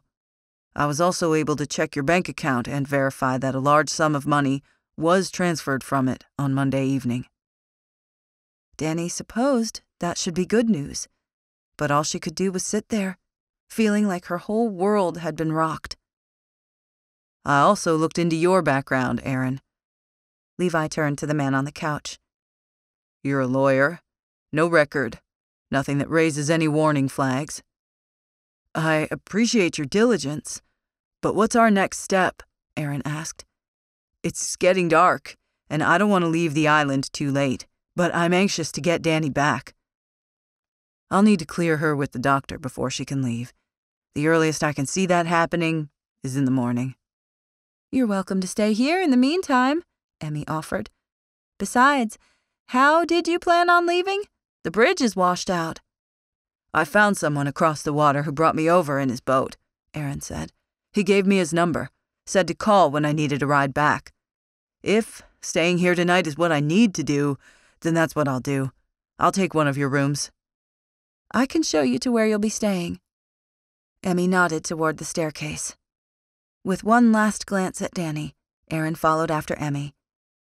As soon as he was gone, Dani released the breath she held. Finally, her lungs loosened. Why did she feel apprehensive? Anyone in her situation would, right? But there was another part of her that wanted to turn back time. Levi listened as Dani and Aaron caught up with each other. He couldn't bring himself to leave them alone. Something about this whole situation made his apprehension rise. He could tell that Dani was trying to be polite. She listened and nodded and asked questions, but she also remained standoffish, as she should. Levi hadn't talked to Dr. Knightley, but it seemed unwise to act as if she trusted a virtual stranger. "Levi, could you help me with some of these dishes?" Emmy asked. Hesitantly, Levi rose from the table and walked over to the sink with her. "Why are you giving our guest a death glare?" Emmy whispered. "I don't know what you're talking about." Levi plucked a dish from the soapy water and began to scrub it. "If your eyes could burn holes into someone, that's exactly what they would be doing now." Levi didn't know what to say about that, so he remained quiet. "You really think this guy is the real thing?" Emmy continued. "He checks out, but you still have reservations. The situation is tricky. It would be for anyone. I can't deny that. I was just getting used to having her around here. Doesn't seem right that she's going to leave." He stole a glance at Dani over his shoulder. Aaron said something, and Dani let out a little laugh. A stab of jealousy pricked him, and he ground his teeth together again before saying, "I agree." Finally, 30 minutes of small talk later, Aaron excused himself to go up to bed. As soon as he did, Levi asked Dani if they could talk on the back porch for a minute. "Of course." She rose and stepped with him out into the humid air, almost looking relieved. They sat on the glider rockers and silence stretched for a few minutes. Levi's thoughts raced. How much should he say? Should he beg her to stay? He knew he couldn't do that. It wouldn't be fair to Dani. But he didn't want her to leave either. "How are you feeling about this?" Levi honestly wanted to know. "I'm feeling overwhelmed, to be honest." She glanced down at her hand in her lap. "I can't imagine leaving here tomorrow with that guy." "That guy is your boyfriend." She sighed. "He doesn't feel like my boyfriend. And leaving here doesn't feel like going home. It feels like leaving home." Something about Dani's words warmed Levi's heart. "You could always stay," Levi offered. She cut a sharp glance his way. "But could I? How responsible would that be? And where would I live? How would I support myself?" "You could stay at Emmy's and help her with the inn. Get a job with Mrs. Minnie at the Screen Porch Cafe. Help with a rental management company." She let out a soft chuckle. "It's tempting. It really is." Their gazes caught. Levi wanted to tell her how he felt. But it was too late for that now. Levi wouldn't be that guy who tried to steal someone else's girlfriend. But how was he going to let her go? Chapter 44. Dani had hardly been able to sleep all night. All she could think about was leaving. She didn't have any possessions to take with her other than the Dani necklace adorning her neck. She would leave the clothes Emmy had let her borrow here. It only made sense. But all Dani could think about was the fact that she wanted to stay. But she couldn't in good conscience do that. It would be irresponsible. Dread pooled in her stomach as she showered and got ready for the day. When she got back to her place, she'd mail Emmy some money for the clothes she was wearing home, as well as for her room and board. Home. It seemed like such a foreign word. Not a place several hours away from here. With no other choice, Dani trudged downstairs and spotted Aaron at the breakfast table with Emmy. The two chatted amicably. Her heart sank when she saw Levi wasn't here. Dani had to get that man out of her system, especially if she was dating someone else. But Aaron was a stranger to her. At least he would remain that way until Dani started remembering things. Sometimes it felt like it would be forever before that happened. "Good morning." Aaron's eyes lit when he saw her, and he stood. Dani felt almost shy as she nodded back to him and murmured, "Morning." She sat across from him at the table. As she did, Emmy set a slice of breakfast casserole in front of her. "Eat up. You're going to have a long day today." Dani raised her fork, but she had no desire to eat.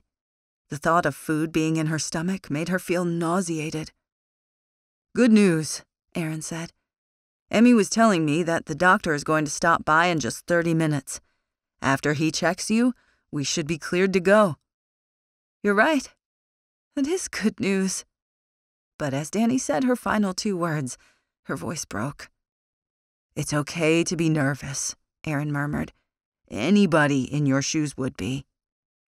Relief washed through Dani. At least he understood that. But Dani continued to pick at her food. How was she going to get through this day? She wasn't sure. Because a part of her just wanted to run and forget that Aaron had ever shown up. Levi glanced at his watch. He still had 15 minutes until Dr. Knightley was supposed to visit Dani. He'd stayed up for most of the night, working and trying to find out anything else he could about this Aaron DeMoss guy. If there was anything shady going on, Levi needed to figure out what before Dani left with this guy. Otherwise, Levi couldn't keep her here for no reason. But if he could find something that proved things weren't on the up and up, then maybe Dani would stay. He looked up from his computer and ran a hand over his face. Had he lost his mind? Levi had known better than to get personally involved with someone he was working with. Yet he had, and now he was in deep. Best he could tell, Aaron DeMoss checked out. Dani really did work for an event planning organization. Her parents really were dead. And she really did have a lease on a place in Chesterfield, Virginia. Everything had been checked off. So why did Levi still feel so hesitant? He knew why. Because he didn't want to let Dani go. Someone knocked at the door just then. Acadia stepped in. "Morning, Levi. I just wanted to give you the update that Skeeter is doing fine." "That's good to hear. Is our original theory correct? Was he tethered to a tree out in the middle of Wash Woods?" She frowned as she nodded. "That's how it appears. I can't believe somebody would do that to him. The good news is he wasn't harmed in the process. It could have turned out a lot different." "That is good news. Thanks for taking care of that." "No problem." She started to take a step back when she paused. "I hear our mystery lady here on the island finally has a name." "That's right." "That's good news, right?" "We still don't know what happened to her, but I can't force her to stay here either."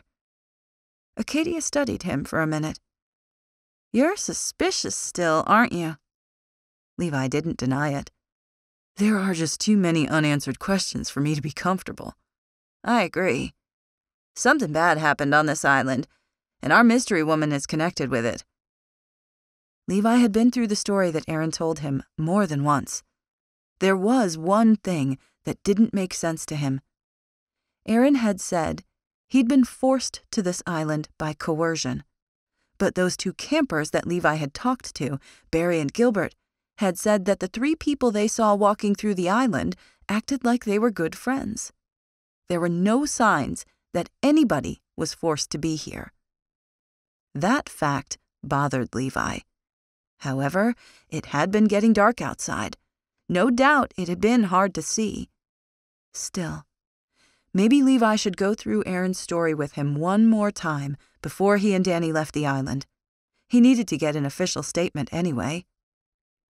He glanced at his watch. It was time for Dr. Knightley to arrive. Levi had just enough time to get over there. Chapter 45.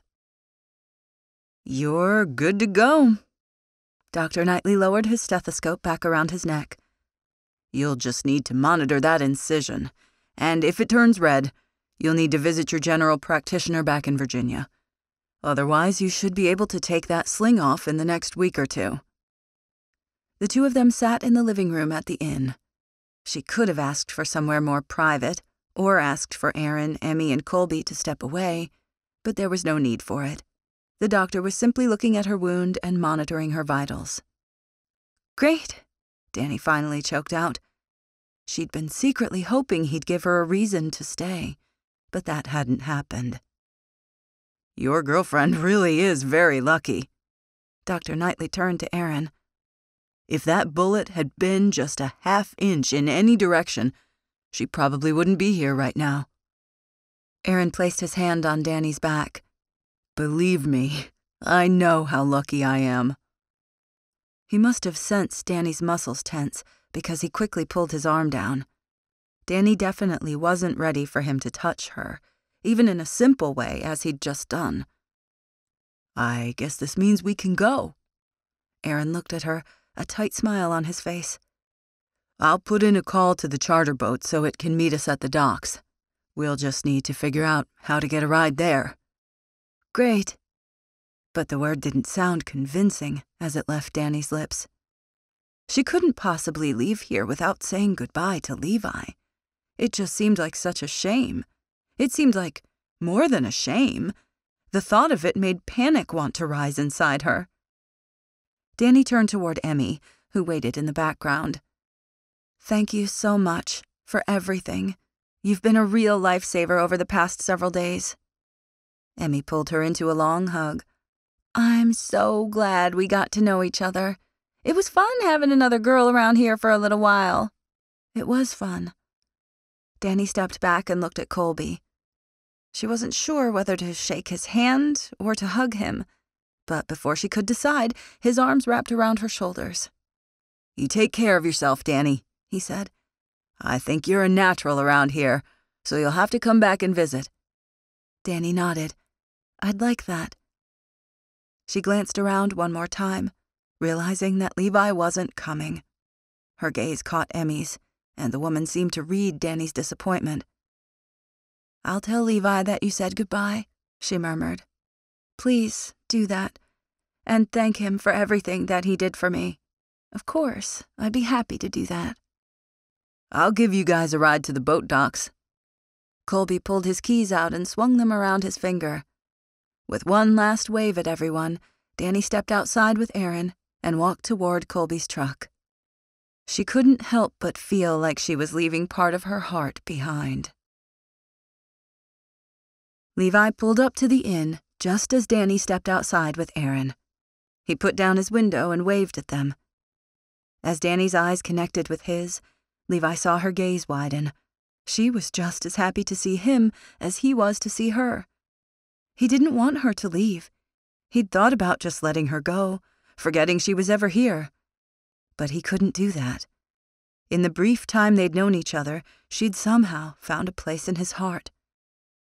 "I'm glad I didn't miss you," Levi started.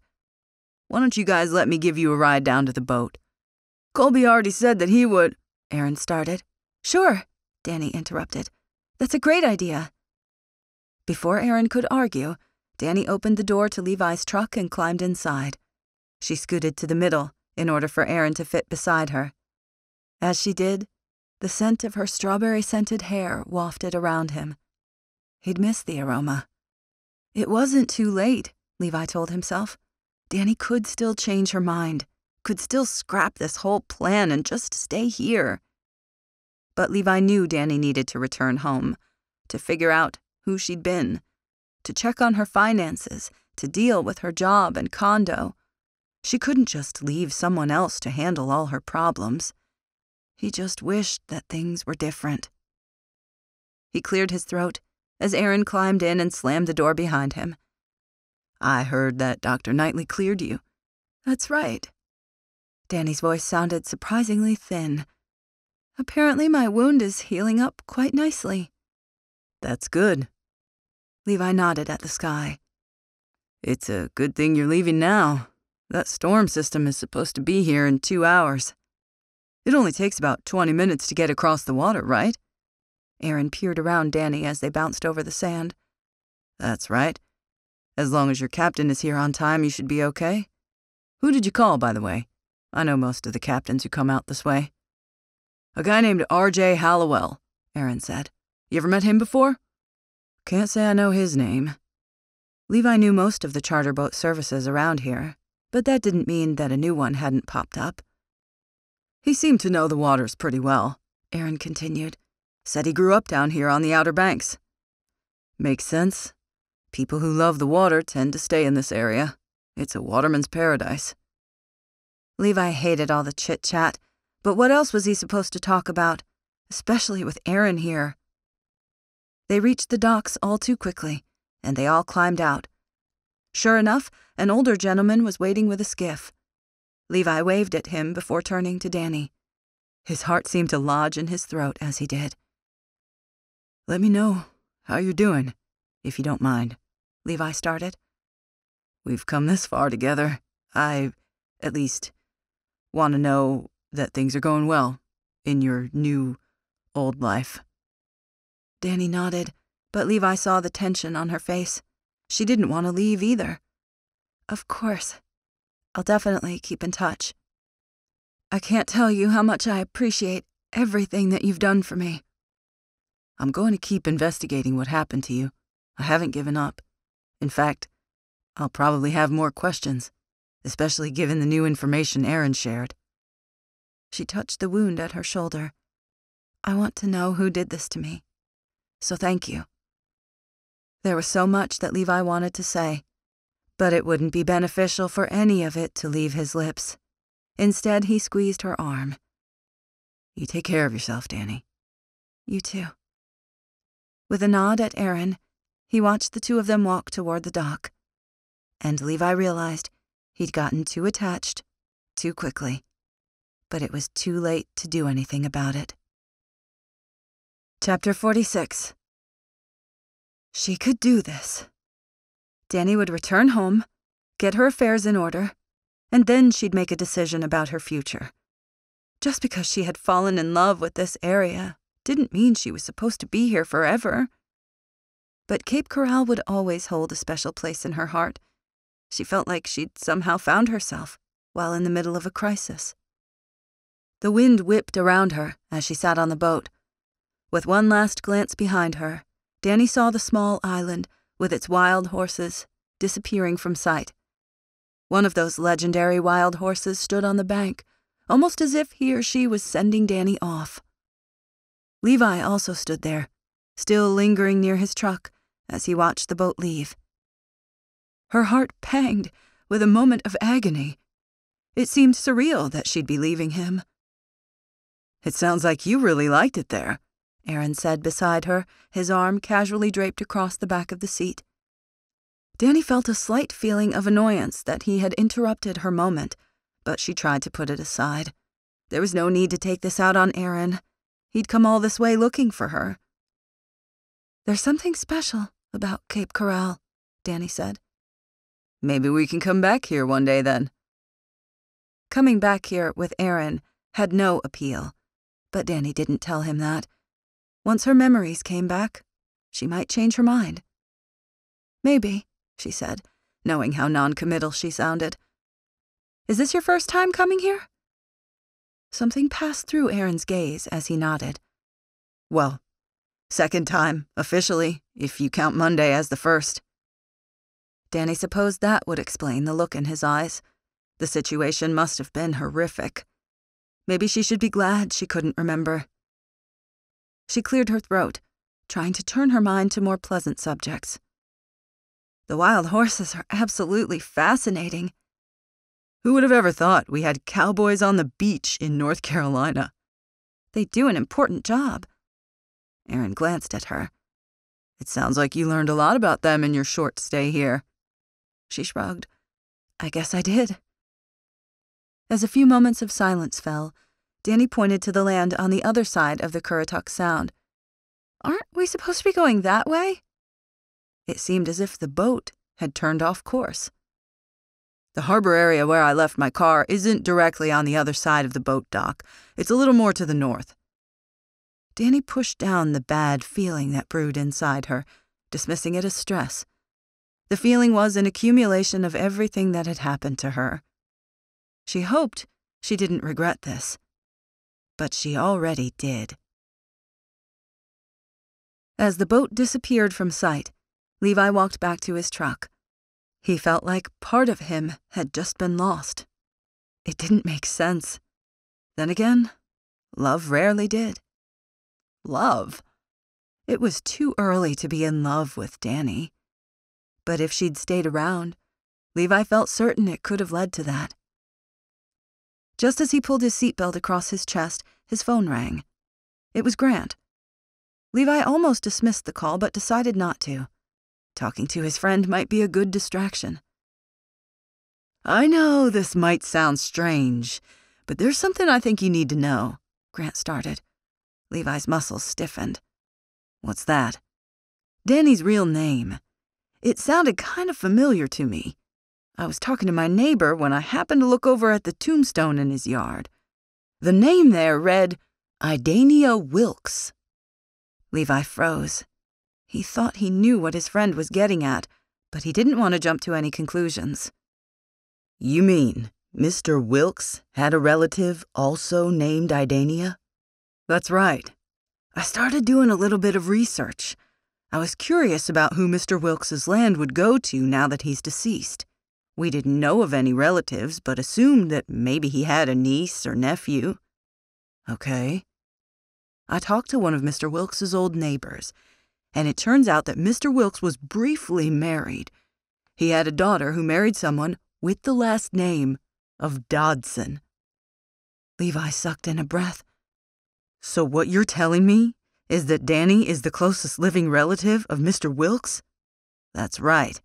And based on everything I know, as his granddaughter, she would be next in line to get that land he left behind. So, if somebody else who wanted that land got their hands on Dani... He didn't want to finish the sentence. They might be able to convince her to sell the property to them. And if that didn't work... Levi knew what his friend was getting at. If that didn't work, they might kill her. Then the land would go up for public sale. He stared in the direction the boat Dani was on had gone. Levi needed to find a way to get to her. There was no time to waste. Chapter 47. Dani felt sweat spreading across her skin. Shouldn't they be at the dock by now? What was taking so long? Why was she so on edge? She didn't have the answer to that question. After everything she'd been through, it would be strange not to be on edge. Where exactly is this harbor? Dani's hands gripped the seat beneath her as she asked the question. Not much longer, Aaron muttered, staring into the distance. No worries. I've got everything taken care of. Wouldn't it be nice to let someone else worry for her? But that wasn't an option, and Aaron wasn't who she'd choose to take that job either. How long a drive is it from the harbor to Chesterfield? She needed to prepare herself for what was coming. The more she knew, the better off she would be. Aaron offered a half shrug. A few hours. I don't have a key to my apartment. Do you have one? The questions continued to barrage her, the small details. Maybe focusing on the minuscule particulars made Dani feel some semblance of control. Or maybe she just talked a lot when she was nervous. She didn't know. I don't, but we'll figure out a way to get inside. Like I said, I'll take care of you. Maybe she was worrying over nothing. But even if that was the case, she couldn't seem to stop. I can't believe all of this is happening. She stared out over the water and the white-capped waves that had started to form. Lightning flashed in the distance, promising that bad weather would soon be on them. I can't either, Aaron said. I'm sorry, Dani.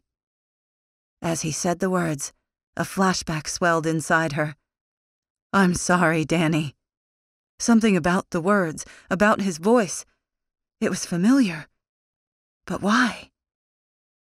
Dani rubbed her temples, trying to ignore the tension pulling across her forehead. She couldn't let this go. She had to remember.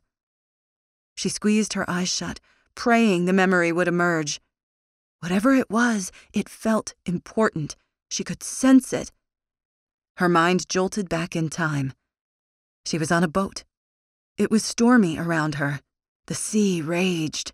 And someone, a man, said, "I'm sorry, Dani." Then the blast of gunfire pierced the air. Fear hit her first, then the pain. She gasped. Not in her memory, but in real life, in present time. She couldn't breathe as terror filled her. "Dani?" She jerked her eyes open. Aaron stared at her, his face suddenly seeming more familiar. Had he been the one to pull the trigger? Dani scooted backward in her seat as she tried to gather her thoughts, except there was nowhere to go. She was trapped on this boat, with the man who'd shot her? Aaron's face blurred in front of her. He wasn't a good man. In her gut, she knew that. He'd been the one in her memory who'd apologized right before he shot her. As she stared at him now, something changed in his gaze. He knew that she knew. Dear Lord, what am I going to do? Levi spotted a fisherman returning to a dock at a nearby house. He ran through the water, around the trees that filled the shoreline, until he reached the man. He recognized him as Jason Henderson, a general contractor on the island. Jason spotted Levi running toward him and froze. "I need your boat," Levi muttered as he reached Jason. "What?" Jason stared at him, looking baffled. "I'll pay you for any gas or damages, but I need this boat, now. Someone's life is on the line." The man stared at him only another second before nodding. "Okay, I guess." Levi boarded the vessel, knowing he had no time to waste. If Dani and Aaron got to the harbor and into a vehicle there was no way Levi would be able to catch up. His only chance to protect Dani was to get to her now. Levi guided the boat away from the dock before speeding across the water. "Good luck," Jason called. Levi would need more than luck. He needed backup. He'd called Grant and Dash. They were on their way.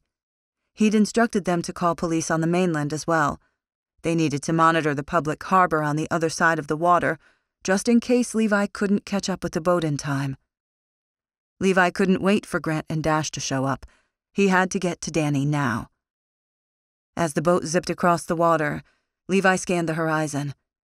The other boat had headed north, which was strange. He didn't know of any harbors up this way. But sometimes shallow spots popped up in the sound, which meant there wasn't a straight line to get where you were going. Levi hadn't questioned it at the time.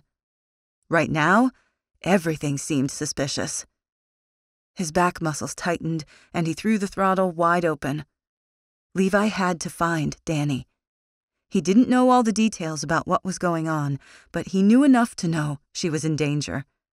Somehow, Aaron had managed to pose as her boyfriend and even pass the background checks. Levi would figure that out later. Dani was Mr. Wilkes's granddaughter. Someone wanted the land she'd inherited and would go through whatever means necessary to get it, even if that meant killing her. They'd already killed Paul Robinson. They may have even killed Mr. Wilkes. The rest of the details Levi would fill in later. Lightning flashed in the distance. The storm was coming in faster than he'd anticipated. Levi's gut clenched again. It appeared that everything just might be working against him right now. Chapter 48. I didn't want to do any of this. Aaron's breathing was heavier, and sweat spread across his skin as he turned toward Dani. The way his pupils dilated made him look dangerous. Terror rushed through Dani. She squeezed her eyes shut and then flung them back open as more fragments of her past tried to form. Her gaze locked on Aaron's. She wasn't going to make this easy on him. If he intended on hurting her, she would fight him with everything inside her. Aaron's not your real name, is it? Dani licked her dry lips as she waited for his answer. The man frowned and shook his head, his meaty hands fisting and unfisting at his sides. You've got to understand that things were never supposed to happen like this. Who's the real Aaron DeMoss?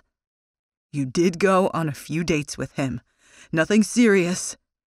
But he died in a mugging a couple of weeks ago. Dani's throat tightened. You did it, didn't you? His face tightened in complacency before he blurted, I had no choice. She scooted backward, her head throbbing. This man was a cold-blooded killer, and she was trapped on this boat with him. I don't understand. Why do you want me dead? All you had to do was sign the property over. He ran a hand over his face as his pupils continued to dilate.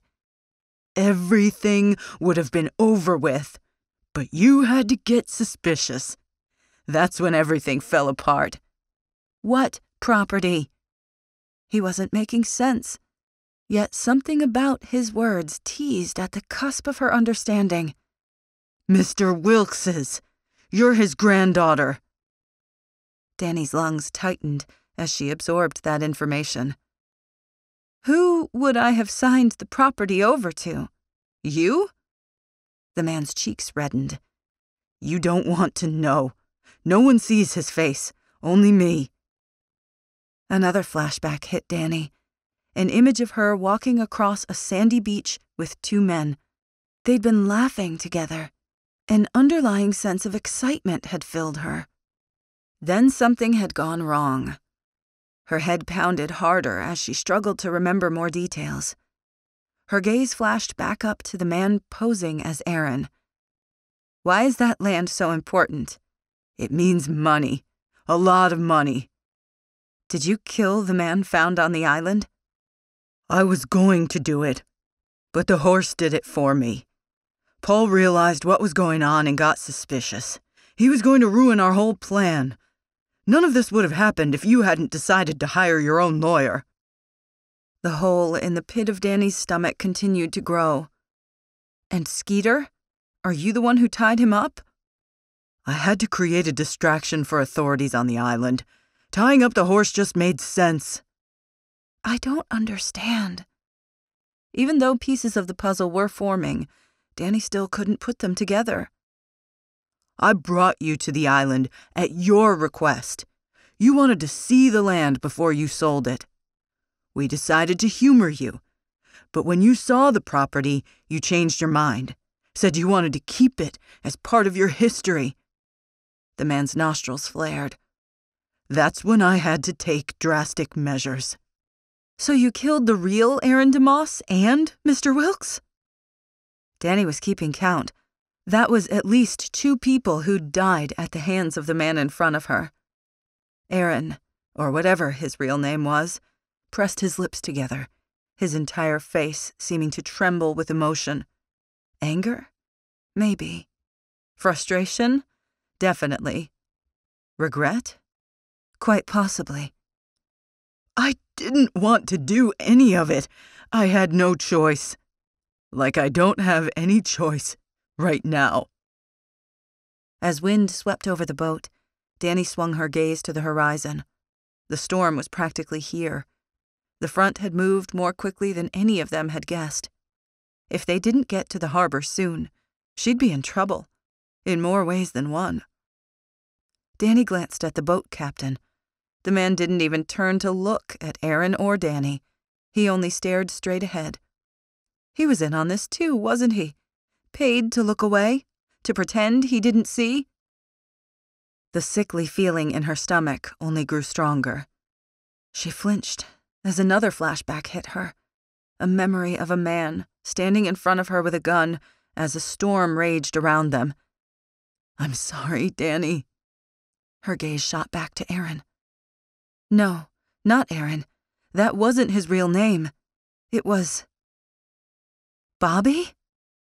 His face reddened. I really wish you hadn't remembered, Dani. Things were a lot less complicated when you had amnesia. But I suppose that all good things must come to an end. Levi spotted the boat in the distance. Just as he laid eyes on it, another streak of lightning flashed in the sky, and the wind kicked up. He didn't have much time. The storm would be on them soon. As Levi came closer, Aaron looked back, as if he heard the roar of Levi's motor. The other boat seemed to kick up speed. "That's not going to work," Levi muttered, his teeth grinding together in determination. He knew these waters better than anyone. He wasn't afraid to prove that. The engine buzzed as he charged forward.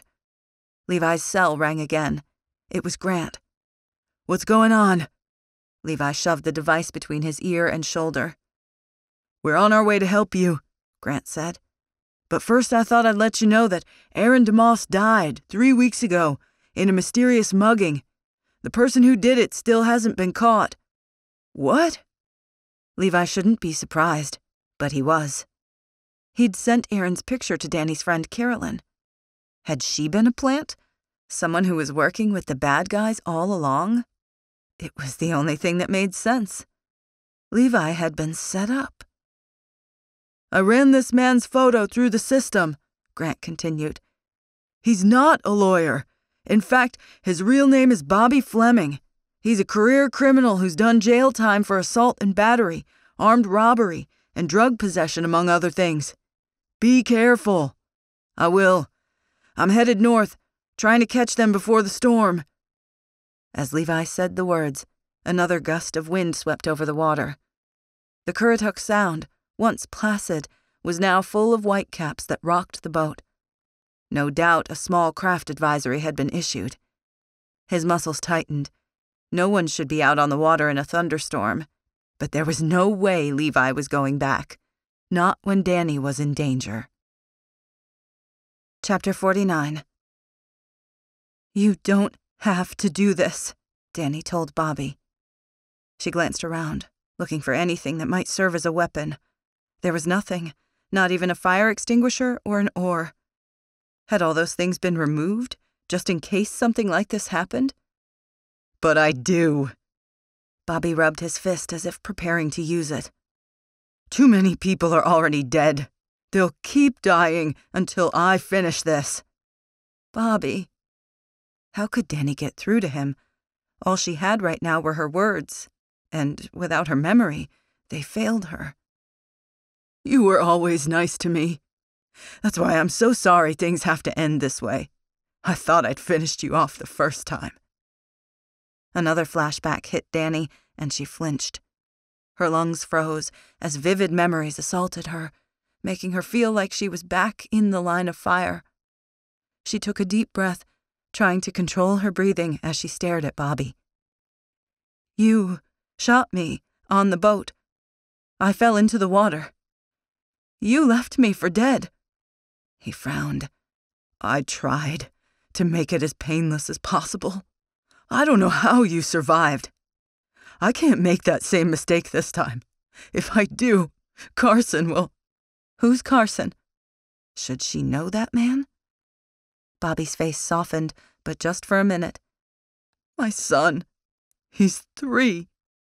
If I don't do the captain's bidding, he'll—" He didn't have to finish the statement. Dani knew. Whoever the captain was, he would kill Bobby's son, unless Bobby killed Dani.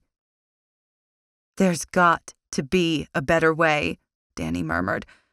"Let's talk this through." "There's not. Believe me, I've thought about it, examined every angle, tried to come up with another plan.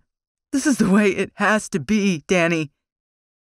Dani's eyes widened when Bobby pulled a gun from his waistband. "No, you don't have to do this." His neck muscles tightened as he offered an apologetic frown. "But I do." Dani couldn't just stand here as if she was powerless, but she could only think of one way out of this situation. Before she could second-guess herself, Dani dove into the raging waters behind her. She'd take her chances, death by water or death by bullet. "No!" Levi saw Dani jump into the water.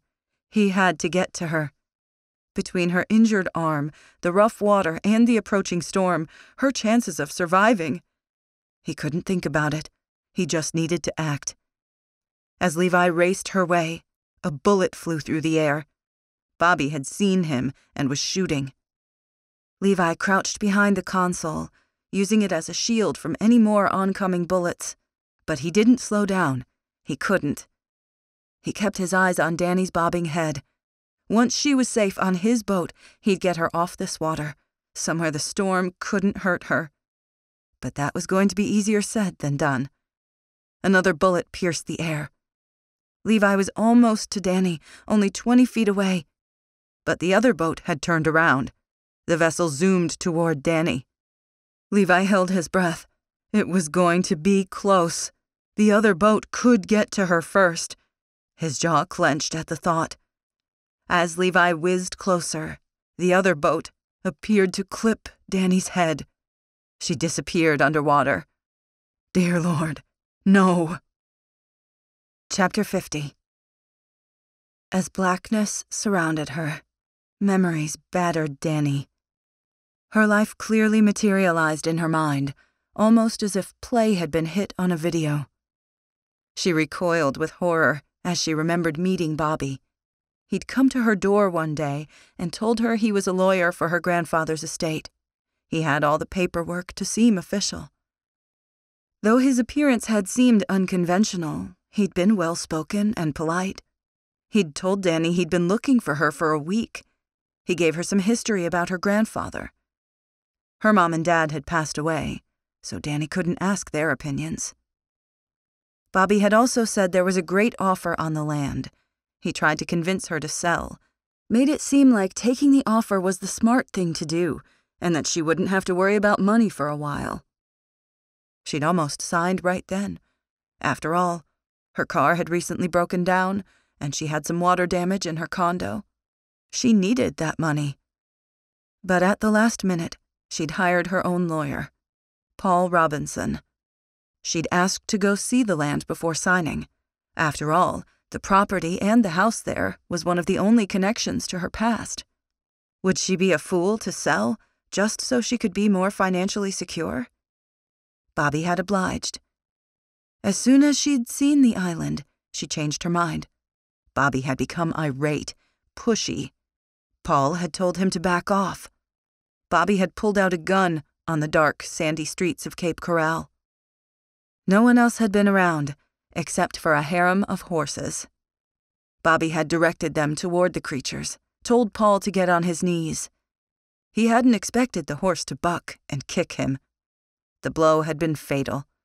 Bobby had mumbled something about nature making things easier for him.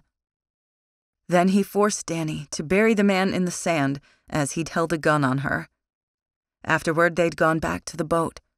Though it began storming outside, he'd directed the captain out into the ocean, and Dani's eyes flung open.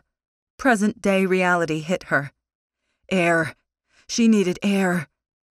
Arms tugged at her. But whose arms were they? Bobby, who'd try to ensure she was dead? Or Levi, who'd rescue her? Dani didn't know. She surfaced and coughed, trying to tread water, to clear the blurriness from her eyes. It was no use. She was going to go under again. Her throbbing head made it impossible to think clearly. Her arm, bound in front of her, made it hard to stay afloat.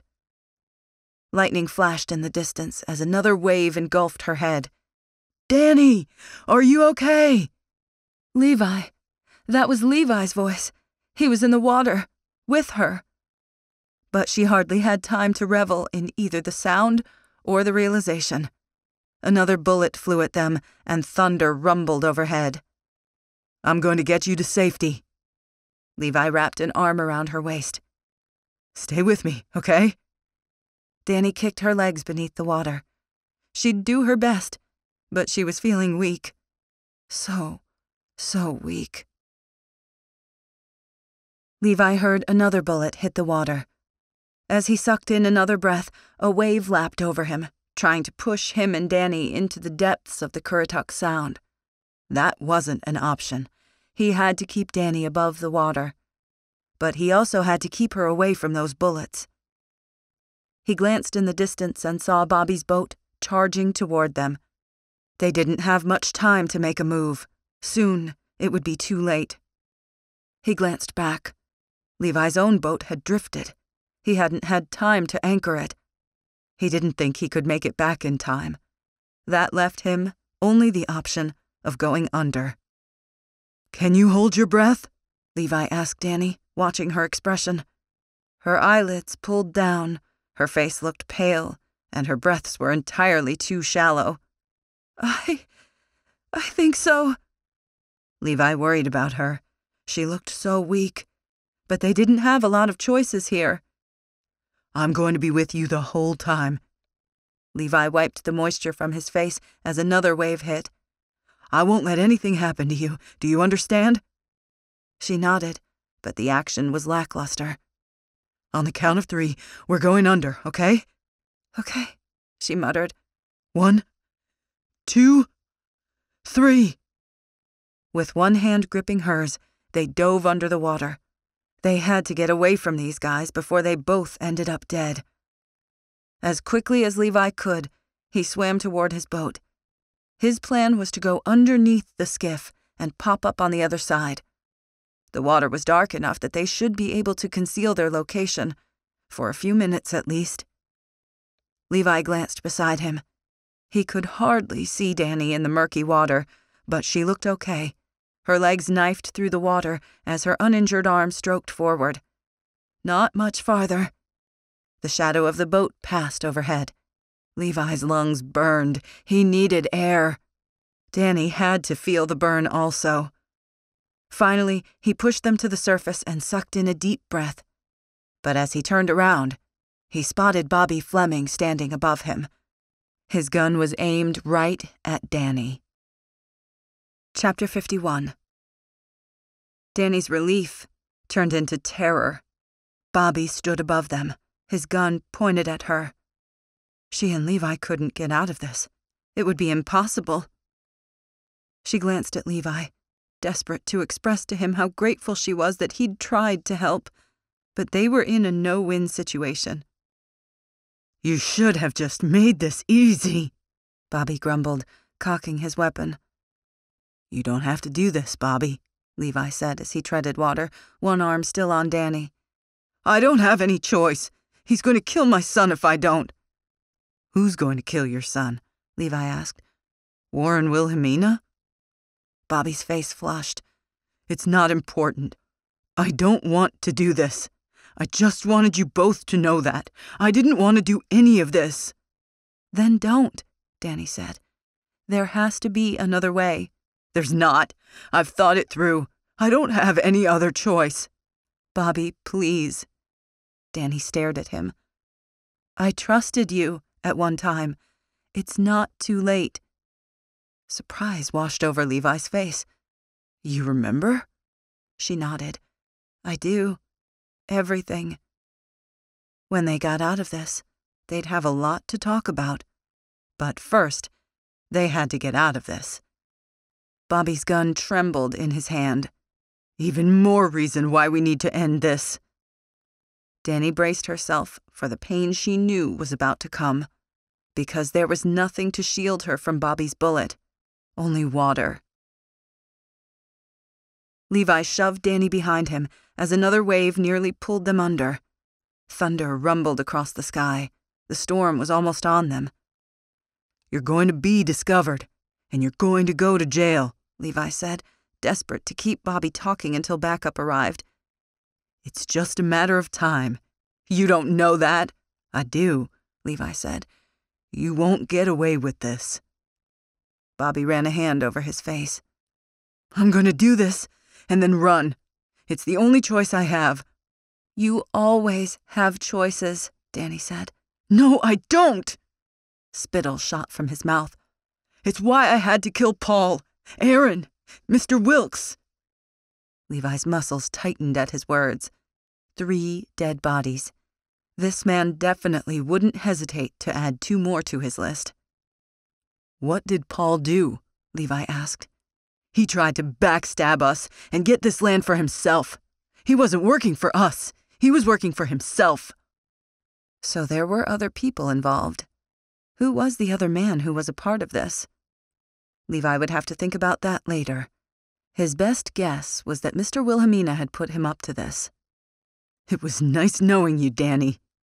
Bobby extended his arm, regret claiming his features. Just as Levi had braced himself to take action, a voice cut through the air. "Police! Put your hands up!" A new watercraft appeared on the other side of the boat. Grant and Dash. Levi watched Bobby carefully, unsure how he would react. Would he shoot anyway, or comply? His face twisted with uncertainty. Then he turned the gun toward himself. "Think of Carson!" Dani yelled. Bobby shook his head, color filling his skin.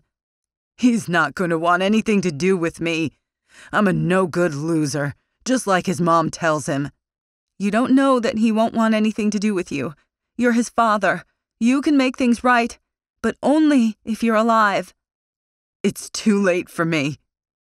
Bobby raised his gun again. "It's never too late," Dani called. "You've done bad things, but I can tell you still have a conscience." Grant boarded the boat and took the gun from Bobby. He didn't resist. Instead, his shoulders slumped as Grant handcuffed him. The boat captain dove into the water. Dash dove in after him, surfacing with the man only seconds later. "I was just hired to drive the boat," the man said between gulps of water. "I don't have anything to do with this." "We'll let the court decide that," Grant muttered. Another boat pulled up on the other side of them, the Coast Guard. A few minutes later, they lifted Dani and Levi on board. They placed blankets around them as they took them back to dry land. It looked like this storm might really be over, and that shelter was in sight. Chapter 52. 2 weeks later.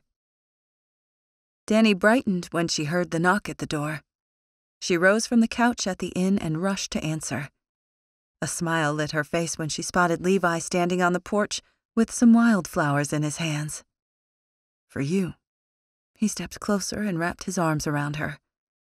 "Good morning." "It is a good morning." She was alive and well and back in Cape Corral. Emmy had let her stay at the inn. And Levi? He had hardly left her side since everything went down. What was there to complain about?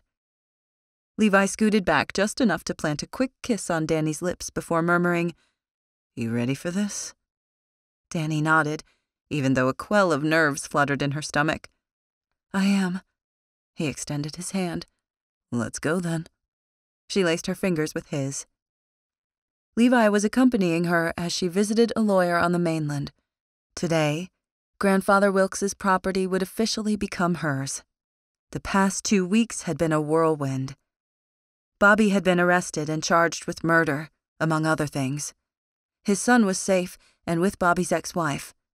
Apparently, the man had gotten himself straight until, in a moment of weakness, he'd taken a shot of heroin. When his wife found out, she left him and took his son with her. Though their relationship was strained, that little boy had been Bobby's main motivator. He couldn't let anything happen to his son. Someone else had known that and used him as leverage. The driver of the boat had also been arrested, though he appeared to just be a hired hand who'd been paid to stay out of things. A third man was now in custody, someone named Stanley Becker. He was believed to be the one who'd ordered the hits. The man was a real estate developer who'd been known for doing some shady deals. Levi hadn't been able to find any link between Stanley and Warren Wilhelmina, though he suspected the two were connected. Warren claimed to know nothing about the turn of events. Levi would continue looking into him, however. Carolyn Thomas had also been arrested. She was one of Dani's co-workers, but she'd fallen into debt from too much shopping and was on the verge of losing her house. Bobby had somehow discovered that and exploited it. He'd paid Carolyn to lie for him. The computer guru had also helped him manipulate some online files that made it appear that Aaron DeMoss looked like Bobby. She'd scrubbed the internet of any articles about his death. She'd photoshopped some images of Dani with Bobby to make it look like they'd really been together. And now, she was facing criminal charges. Finally, the danger seemed to have subsided for Dani. After the whirlwind of being rescued, watching Bobby be arrested, and being rushed to the hospital with a possible concussion, Dani had taken Levi with her back to her home in Chesterfield. The space confirmed that she'd been a young professional woman. She had indeed casually dated Aaron DeMoss. When Aaron had heard she'd inherited some land, he began to investigate. When he did, he'd ended up dead. Though Dani mourned his loss, the two of them hadn't been far enough along in their relationship to feel any deep, heart-wrenching grief. Mostly she regretted that his involvement with her had led to his death. It turned out she truly was Ed Wilkes's granddaughter, and he'd left her his land and the quaint house on it. There was no way she'd sell either, not just because of the easement, but because that place was a part of her family's history. She only wished she'd had a chance to get to know her grandfather. So, did you decide what you want to do? Levi asked as they pulled up to the lawyer's office. She offered a resolute nod. I'm staying in Cape Corral, in my grandfather's house. A smile tugged at Levi's lips. Are you sure? That's going to be a big change for you. I'm positive. I've fallen in love with this place. I can't imagine leaving. She would live in her grandfather's house. Her old job would allow her to work from home. That makes me happy to hear. He leaned closer, his eyes warm with affection. I'm glad that makes you happy. Whenever Levi looked at her like that, Dani felt like lava flowed through her blood. The feeling was divine. You know what else makes me happy? The fact that you didn't take that job in Maine. I've got everything I want, right here. Slowly, he leaned forward and planted a long, lingering kiss on her lips. When Levi pulled back, Dani couldn't stop grinning. He held out his hand. You ready to make this move official? Dani nodded as she slipped her hand into his. I am, cowboy. He grinned. Then what do you say we go make some new memories together? I say that sounds perfect. We hope you have enjoyed Saltwater Cowboy, Saltwater Cowboy series. Written by Christy Barritt. Read for you by Stacy Glemboski. The audio for this book was engineered by Matt Churchill. Saltwater Cowboy is copyright 2020 by Christy Barritt. Production copyright 2021. All rights reserved.